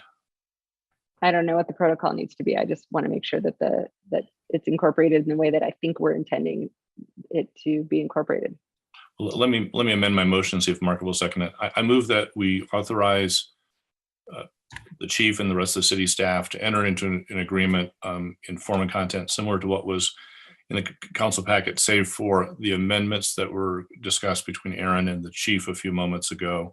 I would propose that we not vote in my motion that we would not need to see the agreement again, but we would ask that the chief or someone from NERIA staff send us the agreement after it's finalized, just as an information item. It is a terminable agreement, so if we hate it, we can come back and call that back up and say, listen, we hated what you wrote. It wasn't what Aaron said. And we want to revisit this, but I don't really want to revisit this again because I think that the suggestions that Aaron and the chief made are good ones, and I trust good lawyers will write down faithfully what they said. So I'd like to see it approved tonight. If Mark would second that motion, I will second it again. So what I'm hearing is that we would see it again, but we would not reapprove it. Is that, Rachel? Does that get to your question? I guess so. I mean, I think we are assuming that the FBI from their side is going to approve it the way that we've said it. And, I don't know that we can guarantee that. So I just would like the opportunity to review it. And if we have to revoke it, I guess that's fine. That seems a little bit cumbersome. So I haven't, I think as my colleague Mark Wallach said, I don't think we usually see these. So I don't think we've done this exact discussion, or I don't know what the protocols need to be. I would like to see it. If it's helpful, I will ensure that what is said will get into it, or I will not put us into the MOU agreement. Thanks. And Teresa, can you just say, it sounds like from the motion, like that the MOU would need to include those amendments, right? So that we would not be approving it if it did not include those. Yes, that's right, Mayor. In order for you ultimately to sign as authorized by council, all of those amendments would need to be incorporated into the agreement. Absent those, you would not have council's backing or authority to sign on behalf of the city. All right. Any last things? Terry, your hand's up. Is that an old hand? No, old hand. Okay. I think, Alicia, is this a roll call vote? Did I see? Yes, sir, it is. Are we ready to vote? I believe so. I'm not seeing any other hands raised. All right, we will start with Councilmember Weiner. Starting with me. I approve this. I'm sorry, my head is really Just say hurting. yes. That's all you need. Yes, Or no, thank you. whatever Yes, you yes. Yates, Yes. Benjamin, You're muted, Matt. All right, unmuted. Sorry. Yes. Mayor Brockett, Yes. Councilmember Folkerts, No. Mayor Pro Tem Friend. Yes. I'm sorry. I didn't hear you. Yes. Okay, thank you. Councilmember Joseph, No. Spear, No. and Wallach. Yes. Sir, the MOU with the FBI and the Boulder Police Department is hereby approved with the vote of 6-3. All right, well, everyone, I know that discussion got to some of our core values as a community, and I really appreciate the detailed discussion of those. So thanks to everyone, the community members who showed up, and the departmental members who talked us through it in the council discussion. And Teresa, are you going to tell us that we need to make a motion to continue the meeting? Yes, that's exactly right, Mayor, and wanted to remind you that it requires a 2/3 majority vote to continue the meeting past 11 p.m. Thanks. And before we do that, just a time check. We got the downtown station update. We've had Garrett, who's just sat here for hours waiting for us patiently, and thank you for that, Garrett, as well as the board and commission update. While it would be great to be done, I really want to honor Garrett's time and give the chance to make the update if council is willing. So if somebody can disagree, but maybe someone could make a motion to extend the meeting. I move to continue the meeting. Well, I second. All in favor? Maybe just raise your yeah, it looks like at least 6 of us are willing. We can do it. All right, Garrett, you win the Patience Award. Tell us about the downtown Boulder Station update. All right. But maybe the quicker version, I'll just say. Give me an hour. Let's see. Okay, I'm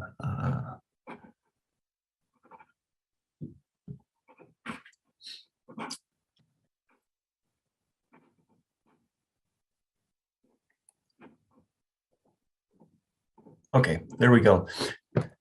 Hello, my name is Garrett Slater. I'm the Principal Transportation Projects Engineer for the Transportation and Mobility Department, and I will very succinctly provide you with an informational update about the Downtown Boulder Station Gate Expansion Project. Okay, let's see. There we go. So the background and purpose of the project is to increase capacity of the station. The expansion of the regional routes along State Highway 119 and Highway 7 are contingent upon our ability to be able to provide additional capacity at the station. And so we have a project that's consistent with providing the fulfillment of the Northwest Area Mobility Study, also known with an acronym as NAMS, to provide the capacity needed to support that regional as well as local service. And the project will provide 5 additional gates, as well as provide increased comfort and safety and wayfinding for users of the transit service out of the downtown station and comply with the ADA Act. So the existing conditions in the station are such that the number of routes served at the station are equal to the Union Station in Denver. However, it's happening in a footprint that's about half the size. So the demand is more prominent here than it is in just about anywhere within the Denver service area of RTD. And so there's inadequate bus service, gates to accommodate the service that's desired. And so what we'd like to do is expand the gates on 14th Street, comparable to what we have on 14th Street north of Canyon.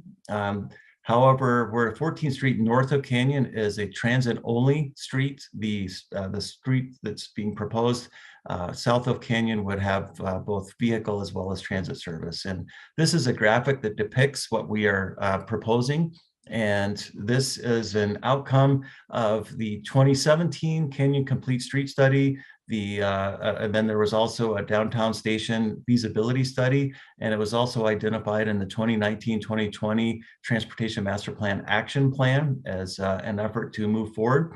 And what you can see here is that there are 5 additional gates, 3 on the east side of 14th Street and 2 on the west side of 14th Street. And in order to accommodate this would entail the elimination of 18 single vehicle parking spaces, parallel parking spaces on 14th Street. No off-street parking would be removed.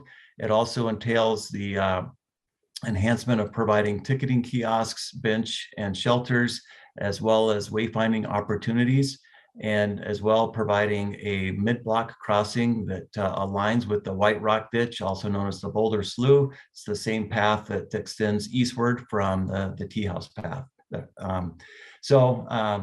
We are working currently in coordination with RTD to develop the design, which will move forward in a SEEP.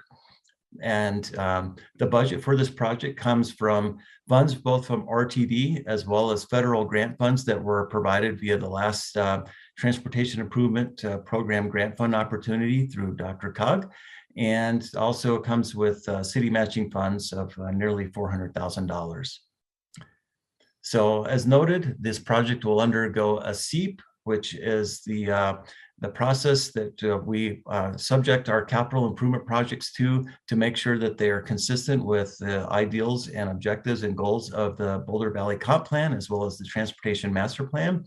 And because the implementation of 5 gates on 14th Street is fairly straightforward, to make sure that this process was genuine, we didn't see it necessary to create a whole bunch of alternatives that weren't really feasible. So we are proposing that the concept will be compared against a no-build option. And so that's how we'll develop the SEEP that will then be carried forward to TAB and ultimately for council later this year.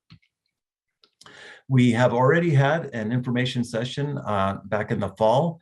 And what we heard is that it's important to provide safety for Boulder High School students in the area. If we're providing gates there, we expect that the student traffic along 14th Street will increase from what it is today.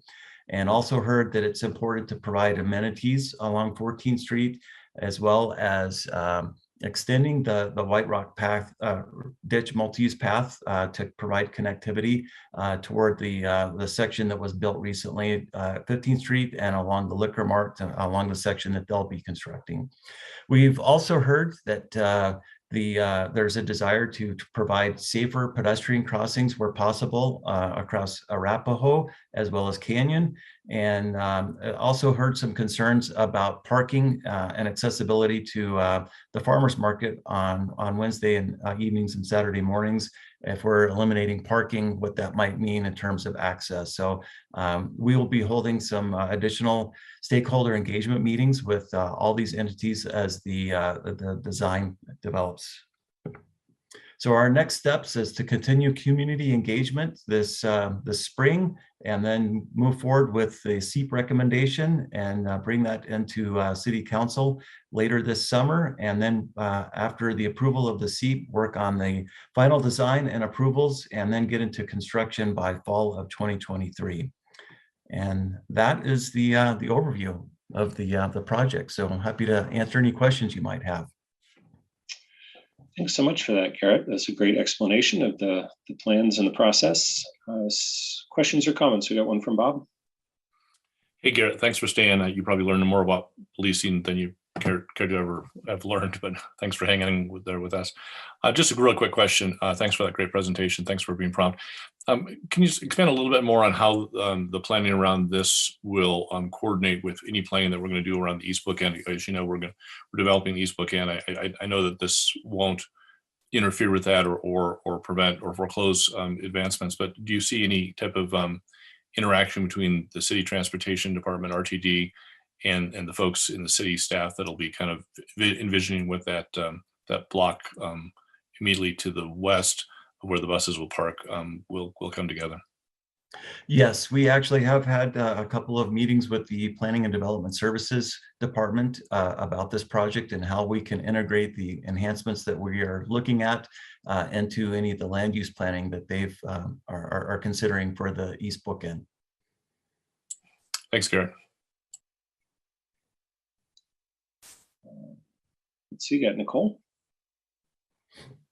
Yeah, just a quick question. First, I'm super excited about this. I love moving toward a more public transit oriented future. This is great.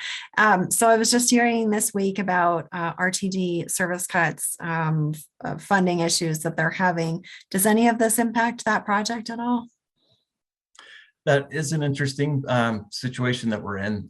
In fact, there was some discussion as a department and with TAB as to whether this project should even carry forward, given the significant reductions in ridership as well as service that's being offered by RTD.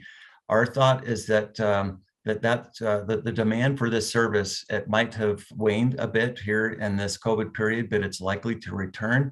And whether that service is delivered by RTD or by some other agency or entity, the demand is likely to be there, and that we should carry the project forward to be consistent with our overall transportation master plan goals.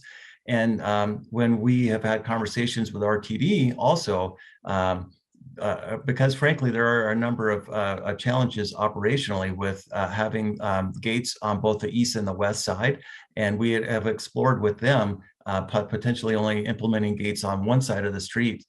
Their long-range planners were adamant that we needed these 5 gates as soon as we can get them. So that I think speaks to their vision of the near-term needs.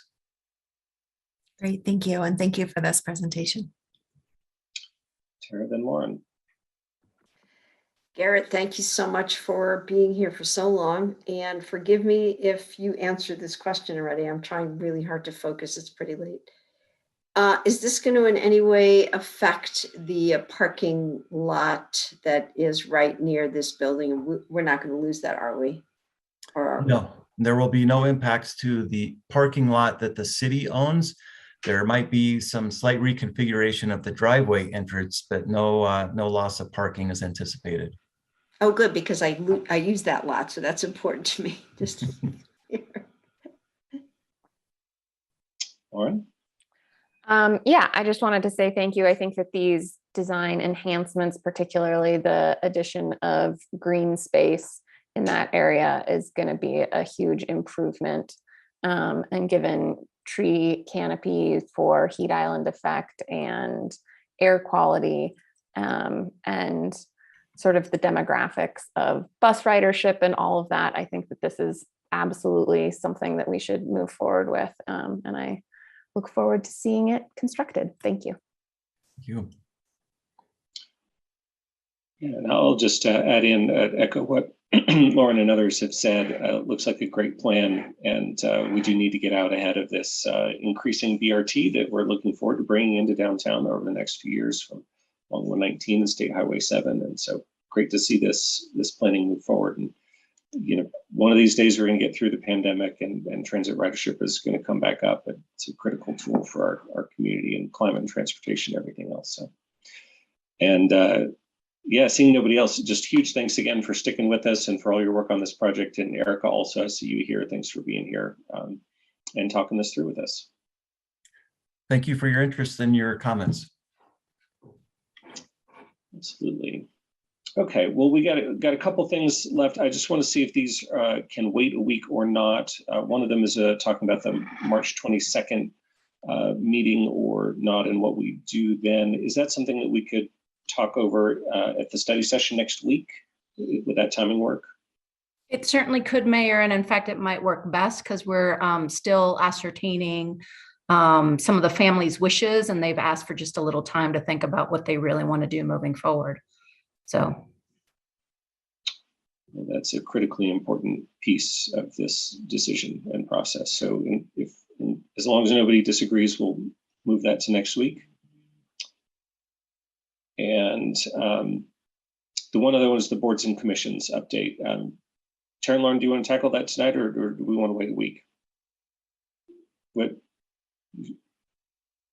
I think we have to do tonight because of the timing. That makes sense to me as well, but I wanted to, I know that Tara, you're not feeling the best, and I didn't want to push you into it. That's all right. Maybe I'll be really funny. I want people to enjoy this next part, so I'm going to give it all I can. We're going to end on a fun note.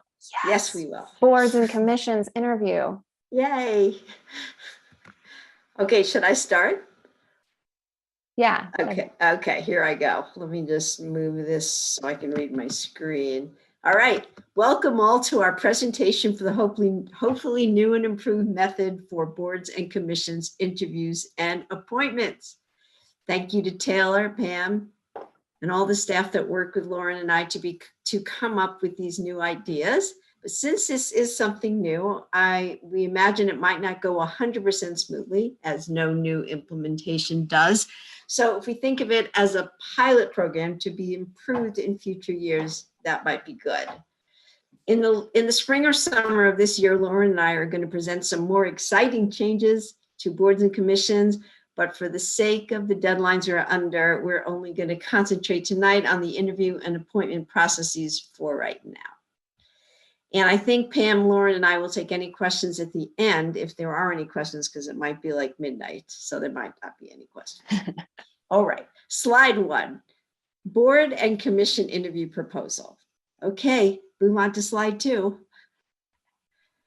Okay, slide 2. So instead of me reading this slide, I'm sure you're able to read it yourself without my help. So I am going to summarize the summary. So February 21st is the application deadline for those that are applying for the boards and commissions. February 24th is when the interviewing scheduling poll will be sent out to applicants. But this year, we're going to do some things differently if it's okay with council. The week of February 28th, we would have individual 15-minute Zoom interviews, which would include 1 applicant, 2 council members, and 1 staff member from the particular department per interview. And so how it would work is staff would randomly pick 2 of us together, 2 of us council people per board. So for instance, let's say Lauren and I get chosen to do the interviews for the Parks and Rec Board. We would do all of the interviews for the Parks and Rec board. And so Lauren and I would ask 2 questions. I'm using us as an example.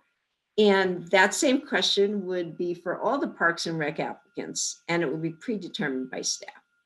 The applicant can ask a question as well. So that's why we want a staff member there. So from that particular department, so they can answer that question, and all the interviews would be recorded. And then on March 8th, we'll have council assessments and nominations, and the city council members assigned to the particular boards so for instance, let's say Lauren and I, we would be doing parks, we would bring forth a nomination, and any other city council member can also bring forth their nominations, as the city council will be able to watch the taped interviews, which will be hopefully finished, according to Pam, the Friday before the weekend of March 5th. And then on March 15th, we finalize the nominations. So now let's look at the slides, because Taylor worked really hard on them. So that's why we're doing it. Slide number 3, February 21st application deadline. If you guys want to all take a second to read it. City Clerk's office to review applications to ensure basic qualifications are met and identify any disqualified applicants. And excuse me if I'm reading it wrong. Slide 4, February 24th interview scheduling poll to be sent out. Council pairs would be assigned randomly, but just so you know, FYI, there will be, we won't know till then how many people are going to apply for each board. So the council people, we will divide the ones with the great amount of applicants versus the one with less applicants, so we all have the equal amount of work.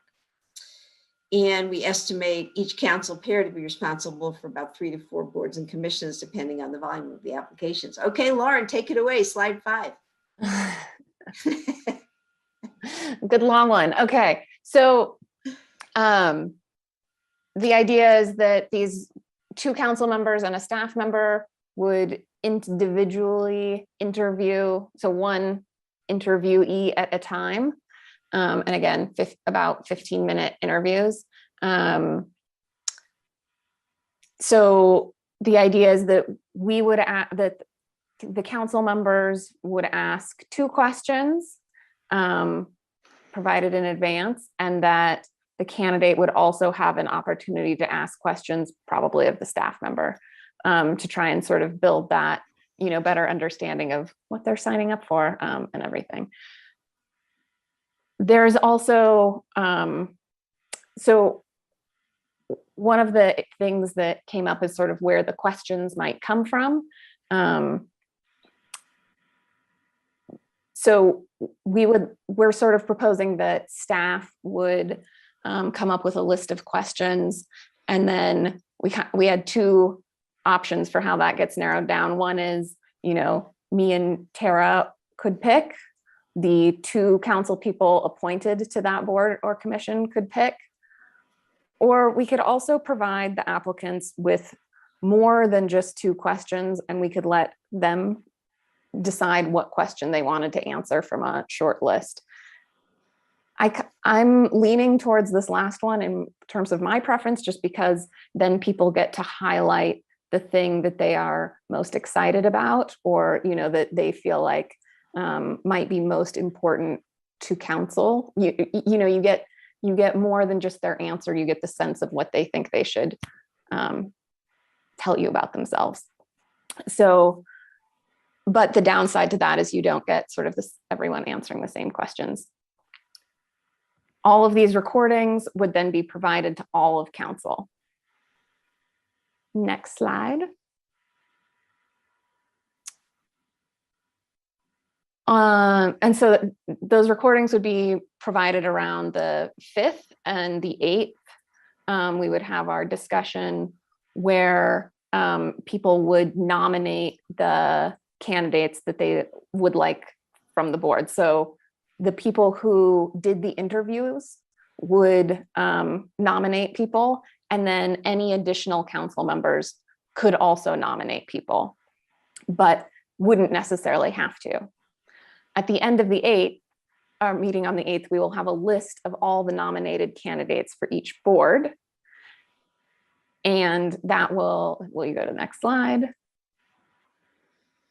Allow us to watch the video, make sure everyone has time to watch the videos for all of the nominated candidates, and then have our public hearing and final vote on the March 15th meeting. So that means that we have to have the week of February 28th pretty flexible for all of those individual meetings that we're going to have with the applicants, and also the weekend of March 5th That's going to be a big meeting for us to be able to watch. All of us that want to watch any interviews besides the ones we're involved in will need that weekend to really spend a lot of time doing that. But also on the good part is, let's say me and Lauren have been doing parks. We don't have to watch those interviews because we were there. So that's some less interviews that we need to watch. And when Lauren and I bring forth our, let's say we say, I like Joe and Lauren says she likes Sally, we can either agree on the applicant that we bring forth on March 8th, or we can just have two separate applicants. And then of course, if Matt says, I like Sam, he can bring that forth on March 8th as well. However, many of you want to watch those interviews of the most important commissions and boards to you, where you're the most interested or most invested, then you can do that as well. And then we're all involved. Okay. Did I say that right, Lauren? Yes, that was great. We were also interested in having the videos be available to the boards and commissions, you know, the section of interviews related to that board and commission, so that they could potentially watch them and make recommendations to, if they wished, to council. Just, you know, they could write an email saying, this board, I'm a member of this board and I'd really love this person to get nominated, whatever. Thoughts, questions, concerns? First, I'll say thanks for putting together this creative proposal for doing things differently with our boards and commissions. I really appreciate that, Lauren and Tara. We got a bunch of comments or questions. Bob, Ginny, Matt, Nicole, Rachel. Well, first of all, I'll start off by saying thank you to Lauren and Tara. I think this is a great improvement over what we have done historically. I think the questions will be more thoughtful. I think the time spent with the candidates will be more meaningful. And I think we'd all rather do 3 or 4 sets of interviews rather than 20 sets of interviews. I'd like to make 2 suggestions, or 2 slight modifications. One, if staff can qualify the candidates a little faster than 3 days, we have applications rolling in right now, and they can be qualifying those as they roll in. They don't have to wait till all the applications are in to qualify people. Historically, we've had far fewer than 10% of the applicants not qualified. It's usually just 2 or 3 or 4 people that don't realize they live outside the city limits. So if staff can be qualifying applications that come in, I realize that a lot of people wait to the last minute. And so maybe half or 2/3 of the applications may not come until the 20th, 21st. I realize it'll be a mad scramble, but if we could get assigned our respective boards and get going on the interviews sooner than the 24th or the 28th, that would be great. Because I think you've only allowed us 5 days to do all these interviews from Monday through the 28th. The next day is March 1, and we're supposed to be done by March 4th or 5th. So that's probably not enough time. We may have some council members who are unavailable. We may have some applicants who are unavailable. So I'd suggest, as soon as staff can release applications to a couple of council members on the 22nd or 23rd, so we all can get going, that would be great. It doesn't have to be all at once. You wouldn't have to wait for all 20 boards to be qualified and all 20 boards to be assigned. We can just do them serial 22nd, 23rd, 24th. The second suggestion I would like to make is that, and I see Alicia's popped up, so she probably is going to tell me why, but I just said doesn't make sense. But to the extent staff can help us with that. Second thing I'd like to suggest is, while I like the idea of getting a preview of recommendations on the 8th, I don't think we should limit the people who are actually nominated to those that are mentioned out loud at the 8th for a couple of reasons. First of all, it's a study session, so I'm not sure we can even really nominate people. But I'd love to hear the recommendations of the interviewers about who they interview if they're done with the interviews. But I can see some of that slipping beyond the 8th. I could see other council members wanting to add names. There's always lobbying that happens. In the past, we nominate and vote on the very same night. So you've just taken like 7 minutes of reflection and turned it into 7 days of reflection. So that's great. But I wouldn't foreclose the possibility that if 2 interviewers recommend a couple of people for a board or commission, I wouldn't foreclose other council members from during that week or even the night of the voting from nominating somebody else. So I wouldn't want to close out nominations that night, but I'd love to hear recommendations. Those are my 2 suggestions. Alicia, did you want to add something in, or? Yeah, excuse me. Sorry about that, everyone. Yes, I just wanted to clarify that process as far as the processing of the applications. John and I are working on them on a daily basis as they come in to make sure we verify if those applicants are eligible or not eligible, verifying the addresses and things like that. So that's not a process that we wait till the end of the application recruitment period to do. So we're constantly doing that on a daily basis, checking the applications, downloading them, making sure they're PDF'd, and also making sure that they're redacted and all that information is correct before we put the packet together. So once they do close, we'll be ready to go. Just wanted to make sure you guys knew we were way on ahead of top us, of Alicia, as always. Thank you. it. Trying to keep it all together, sir. So I just wanted to give you that assurance that it's not going to be a last minute thing. Trust me. Thanks. Junie, Matt, Nicole, and Rachel. Thank you, Aaron. I have a few questions. Who's going to do the recording and uploads for us? Sorry, staff. Okay, so I'm trying to understand. So, for instance, you mentioned the Parks Board or the Transportation Boards. Let's say me and Lauren, I get the Transportation Board. So I would have to coordinate with staff to get that recorded. And then they would figure out where it goes so that everyone has access to it. Yeah. Yeah, go ahead, Lauren. Sorry. So they're going to look at sort of the number of applicants we get for each board and try and break it up so that basically all council members are doing about the same number of total interviews. Mm-hmm. And they're going to ask for our availability during that week. And then they're going to schedule, work with your schedule and the interviewee's schedule to try and find the times to do the recordings. Okay. And I do have another question. I think my question is around that. I'm wondering if this particular process of this way of doing things facilitate things for staff, or does it make it, I think that's a question to Naria or to Johnson, Alicia, to answer if that somehow makes it easier, this process, the way it's done this year, will be doing this year as opposed to the way it was done last year. I appreciate the question, Junie, and I'll defer to Alicia and Pam, who've been working closely with the council members on the topic.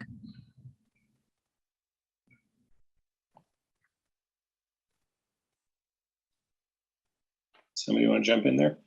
I was just going to say right now, I'll go ahead and start. But right now, I'm not sure if it's going to be easier or not. I think what we're looking for is what's easier and best for you in order for you to make the best decision in the short amount of time that we have allocated for this process.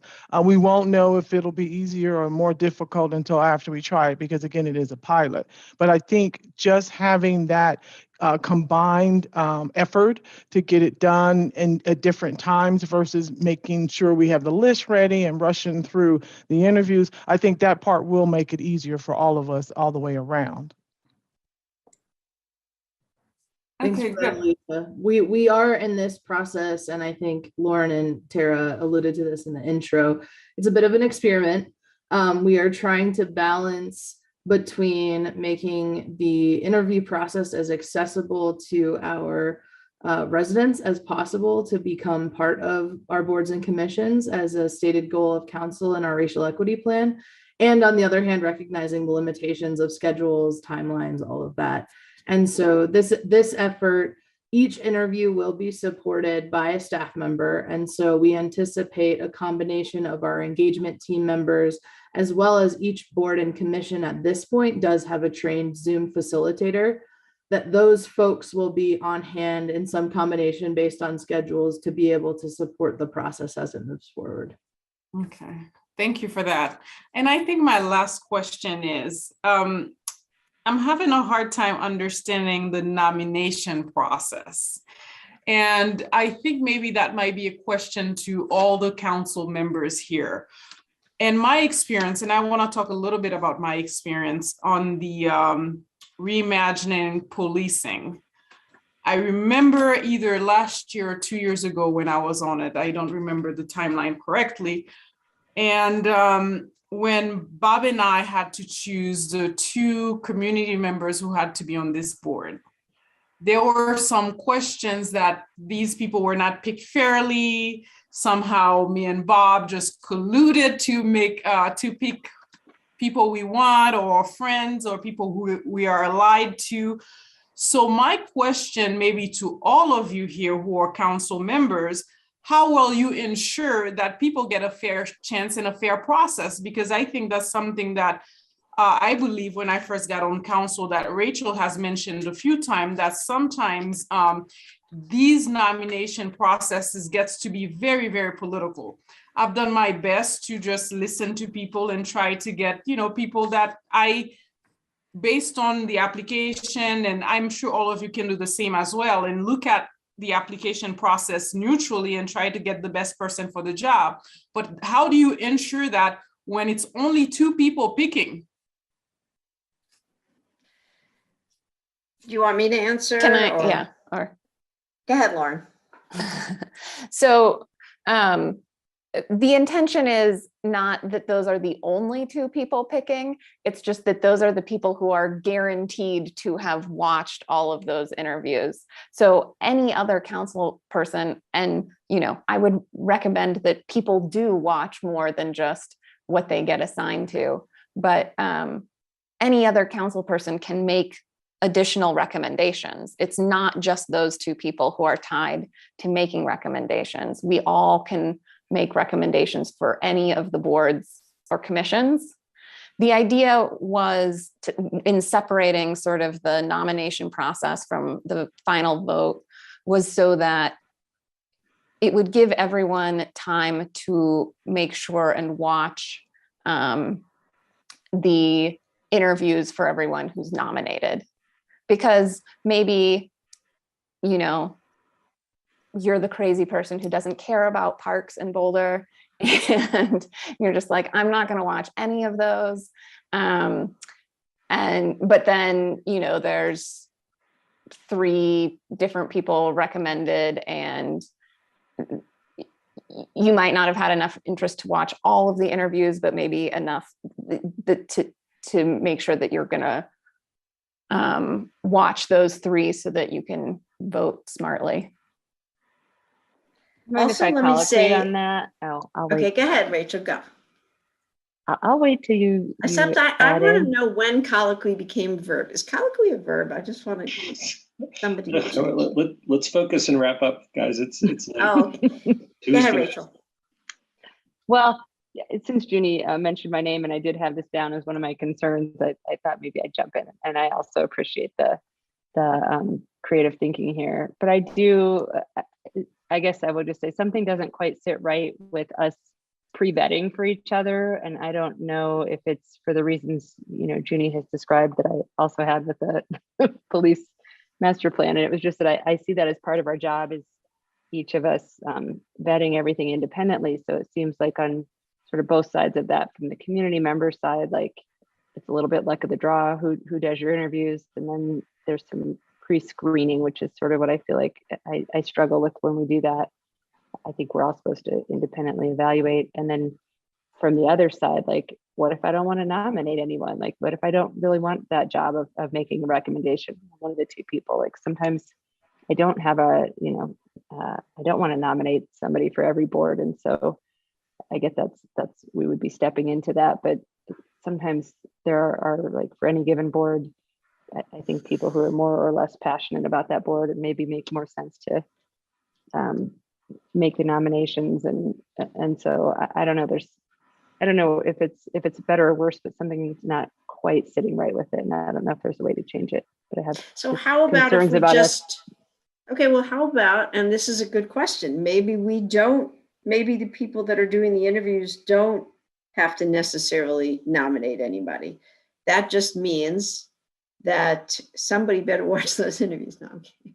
Well, or that we, and again, I don't want to, it's not my turn yet, but I think maybe we should all have to watch all of them. Like that is part of our job, and that was something that we all did previously. And I get the advantage to not doing it for sure, but I think I don't know, it seems like we sort of owe it to people who are applying to give everyone a fair shot from each 9 of our perspectives. That's fine with me. It doesn't matter, whatever the wisdom of council is, for sure. I will say that when I applied for a lot of boards. Matt, so did you, right? So what I saw was, let's say you were the first board to go up. Let's say there was like 5 people sitting there times 2 nights in a row. And then 3 nights later, you're overwhelmed. How many people did you listen to? Do you really remember the first people you listened to? So in a way, this is better because you could actually study each person, as opposed to like hoping that you stood out at the very first interview, the very first interviews, And I think often of introverts because my family, I'm a huge extrovert, my family's introvert. So how does an introvert who's really qualified stand out? That's what I always say, because thanks to my kids and to my husband who are. So, but I appreciate that. And I'm fine. And I'm sure Lauren, right, and Pam, that everybody listens to them or listens to most of them. I don't know. Other thoughts? Anyone? Rachel's thoughts? Maybe we can give other folks a chance to come through their concerns. Rachel, did you want to bring up another point, or maybe we can hear from everybody else and then come back to it? I do have one more point, but I'm behind Matt and Nicole, so I'll wait my turn on that. All right, let's do Matt and Nicole, and then Rachel and Lauren. Thanks, Aaron, and big thanks to Tara and Lauren for putting this together. Changing a process that's been long-standing like this in our community takes quite a bit of thought. So I appreciate you guys sinking your teeth into this, and the fact that it's a pilot. We're going to give this a shot. I'm okay not having to perfectly parse out every single nuance. Things are subject to change probably on the backside as we learn what works and what doesn't. So I like where we're headed. This is gonna be a good thing to try. And I like the flexibility. I will just sort of bring up an issue, and I'm not sure what the historical precedent is for this, but regarding current boards and commissions weighing in or giving recommendations, has that something we've invited boards and commissions, existing ones, to do in the past? Is that sort of an unwritten faux pas, or is that welcome? So I would just love some more information about that.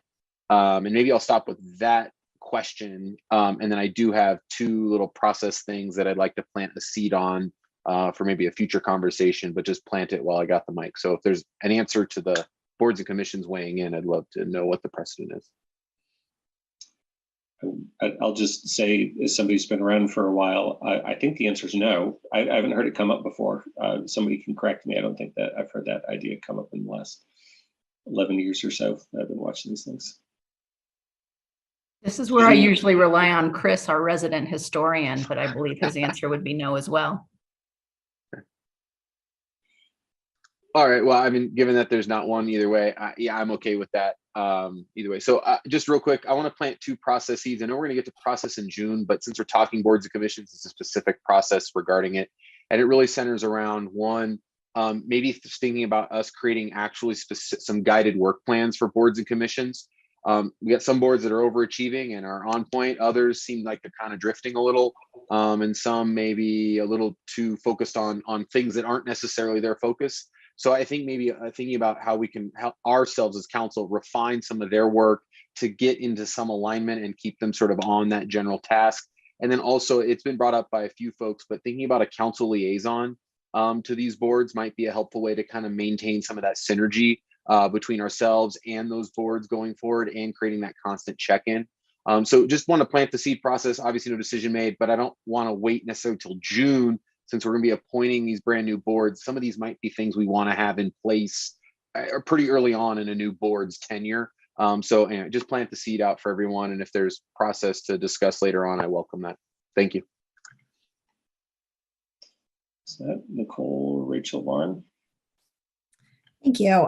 Thank you, Tara, Pam, Lauren, for coming up with this pilot idea. I'm really intrigued by it, and I'm eager to try it. And that's sort of where, just to echo Matt a bit, I would really just love to try this, and we kind of see how it goes. I see, having just a couple of us assigned to each board and commission, almost like a hiring committee. Right? If this were for any other position, you wouldn't necessarily have everybody in the organization or even in the department interviewing people, right? I think it's something to try. And I just want to recognize that we're like 1 minute away from midnight, and Lauren and Tara and Pam put a ton of thought into this when they weren't super tired. I like the idea of just trying this, and if we see that it's not effective, or if something's happening as we're engaging in it, we can maybe make some tweaks at that point. Great. Rachel, and I'll offer something. My other question was just, how did you land on 15 minutes? That seems a lot longer than previous interviews. And I think well, we could do 10 minutes, but at the beginning. So just my two concerns for those who do want to watch all the interviews, it's going to be a lot more time than previously. It's going to be a lot more time for applicants, and it's going to be, I would think, required more time for staff. Like if we've tripled the volume of time that they're doing these interviews, and I think one of our goals was to sort of streamline and partly make this easier. So I was just wondering, how did you all get to 15 minutes? Well, I'll let Pam take this, but I will say that it takes a few minutes for people to ask, can you hear me? So you have to count that in. And then we could bring it to 10 minutes. Pam? Yeah, Tara, I think, no, you started it off perfectly. When we were discussing the trade-offs, and we sort of said like, wait, if we get 100 applicants, 100 times 15, right? That's a lot of minutes total of recordings. This is really a conversation around trade-offs, the trade-off between the applicant getting one-on-one time with council members and being able to ask a question in response about their service on a board or commission, versus the trade-off of time of council members needing to review based on our current process, which is that council members make all of these appointments, which I know kind of in the back of house is an ongoing conversation about what is the appointment process, right, for boards and commissions moving forward. So that trade-off of if I'm an individual, and council's feedback at a previous council meeting recently around this process was the group interview format is not effective for you all engaging, because you ask the same question to 8 people. By the time you get to the 8th person, you've sort of heard the same response 8 times. And so the idea was to have a more individual setting. Just as Tara alluded to, when you have an individual Zoom meeting, someone's 1 minute late, there's the sound check, you ask a question. It's to schedule something within a shorter time frame of 15 minutes, the group kind of identified like less than that, you start to run the risk of, 5 minutes here, 5 minutes there, and your whole timeline is off. And so the idea of having that buffer was important, I think, to folks. I think we had a more detailed document we were working on. And I think the idea, could we cluster 2s and 3s depending on the board? I think the hard part of developing a process before we know the candidate pool that we have in front of us for this recruitment period, it's a challenge. Right now, we have 19 applicants total across all boards and commissions. The deadline is 20 days away. Again, it's a trade-off between the length of the deadline of the application timeline and the deadline that we need to appoint folks by. So I think that's the issue in front of us. And as we talked through those trade-offs, this proposal is what we resulted in, and we're happy to adapt it. And we have just shy of 3 weeks between now and the application deadline to sort of make some adjustments. Pam, Yep. Pam, I think if we did 10-minute interviews, which would be shorter for the people to watch, we'd still have 15-minute blocks, because we'd still have the person saying, do you hear me? And then by the time they're done, we probably do need 5 minutes from there till the next person. So what about we make 15-minute blocks, but only 10-minute interviews? What do you think? That's what I was thinking too, Tara, that it sounds like you might be able to trim it for the parts that people are watching. So I don't know how many minutes are going to be for each question, but that sounds more doable for sure for everyone. Yeah, and I'll agree with that, because I was going to say very similar, like that you people get started, you're like, okay, can you hear me? Okay, how you doing? Okay, pretty good. Boy, it sure is snowy out there. All right, okay, we're going to hit record now. Boom. All right, so tell us about yourself, right? And then at the end you go, okay, recording off. Well, thanks so much for doing that. Yeah, you really get right. So you can have the minute or two on either end not be part of what's recorded that the whole council watches. Could get you down closer to the 10 minutes of recordings. I think we could achieve that with some conversation with our engagement support for the interviews on sort of when to hit the button. I agree. We did have a conversation with the communications department. We will not be doing any sort of editing or cropping of the recordings, only because the time intensity of video editing is a whole other ballgame. And yeah, so not editing. It's I just like the sound of sort of stuff. what you just described. Absolutely. Yeah. Great. Well, I'll say it sounds like people are generally interested in this, and I really appreciate Lauren and Tara and working with Pam and others to put it together. I'm hearing still like maybe a little interest in thinking about how we do the nomination process, but I wonder maybe if we can give the green light to proceed tonight with this general approach, and then maybe we dial back in a couple weeks to check in about exactly how nominations work, because that's the one area where I'm hearing some concerns. But it is 12:05, and I don't feel like we're going to pin it to the ground perfectly tonight. Yeah. How do you feel about that approach? I think that sounds good. Can I make one plug for like how that sort of fits into our longer range plan real quick? The long range plan, please do. And Bob also has his hand up. So, and Matt brought this up, having the liaisons to the boards and commissions.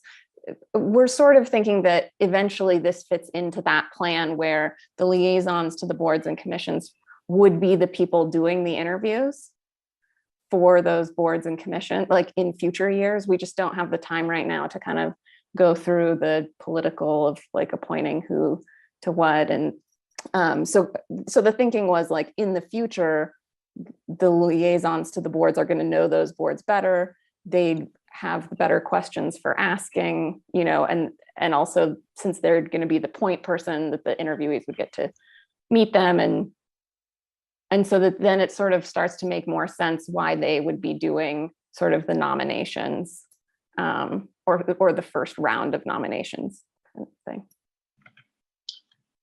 Clever. Bob and Jeannie? If we're done with this topic, I do have one time-sensitive issue relating to boards and commissions that I want to bring up. If Junie has something else on the interview process, I'll yield to her. Okay, Junie? Thank you, Bob. Thank you very much. My thought is, however we choose to move forward with this, maybe we might consider adding a question about when people are available, because since this will be based on 2-on-2 meetings, and I'm mostly available on the weekends and might be available some nights and not all nights, and there's no way I can, it'll be very difficult to be available between the 9 to 5 hours. So I think having somehow to figure that out before we get the groups of people will be very helpful. Thank you. That's the only thing I wanted to add. Thanks, Jeannie. And just before we move on to Bob's other thing, were people generally okay with what I said about, we'll talk a little bit more about nominations later, but move forward with this basic approach? Okay, I'm seeing thumbs up. Okay, Bob, what's your other topic? Staff just needs direction from us on a particular board, which is the Boulder Urban Renewal Authority. The Boulder Urban Renewal Authority is technically a board on paper. It has not met since 2014. As a matter of fact, we haven't made an appointment to this board for, Tara might have been the last person we appointed to this board, and that was like 2016 or 2017. We haven't appointed anyone to this board for 4 or 5 years. We technically have 5 vacancies on the board. We haven't received applications or made any appointments for several years. But we still have it listed as a board, and there's applications up there, and there may be somebody busily filling out their application right now at this very moment. And we had that problem a year or two ago when a couple of people filled out applications and we said, oh, well, we're not going to really appoint anybody. So to prevent that disappointment again this year, I'd like council to agree that we're not going to appoint anyone to the Urban Renewal Authority this year or for the foreseeable future. We don't have to abolish it. The reason why we haven't appointed anybody for a long time and hasn't met is there were some changes of state law back in 2015 that effectively made Vera obsolete and purposeless. And so we haven't appointed anybody for a long time, but it still exists on paper. Alicia needs us to tell her to take that down so she doesn't receive applications for that board, and then we disappoint people again. Sounds like an eminently reasonable proposal. Does anyone object to Bob's proposal? I see no objections. Okay, great. Thanks for bringing that forward, Bob. All right. I mean, I hate to cut us off early, but do we have anything else to talk about on this or any other topic? I do want to say one more thing to the community the 3 people that are still on. Are there 3 in the community that we as a council want to get to know our boards and commissions? And we're committed to this liaison idea as well for that reason, because we want to work with you and we want to know you. And that's one of the reasons why we want to do this liaison idea that both Matt and Lauren spoke about. I know there's other reasons as well, but I just want you to know we're very motivated about this. Thanks for that. All right, Alicia, do we have anything else you have to do tonight? I'm sorry, this morning. Just adjourn. Just a quick, before we do that, I just wanted to say the city is, I know, last thing, but we have decided because of weather conditions and our ability to keep up in the oncoming weather to close city facilities tomorrow. Press release will go out, so just wanted you to know. And then just a shout out to Ryan Alba. What is your last name? I'm sorry, Albahari, who is still at City Hall, sort of keeping us rolling as we move forward, as well as to the folks that have been running the screens, Brenda and Taylor in the background. Yes, thanks so much to everyone who stuck it out late for us, and particularly to the safe travels to get home from City Hall. Yeah. All right, we'll appreciate the thorough discussions tonight, everyone. And at 12:11, we are adjourned. Good night. Get some sleep.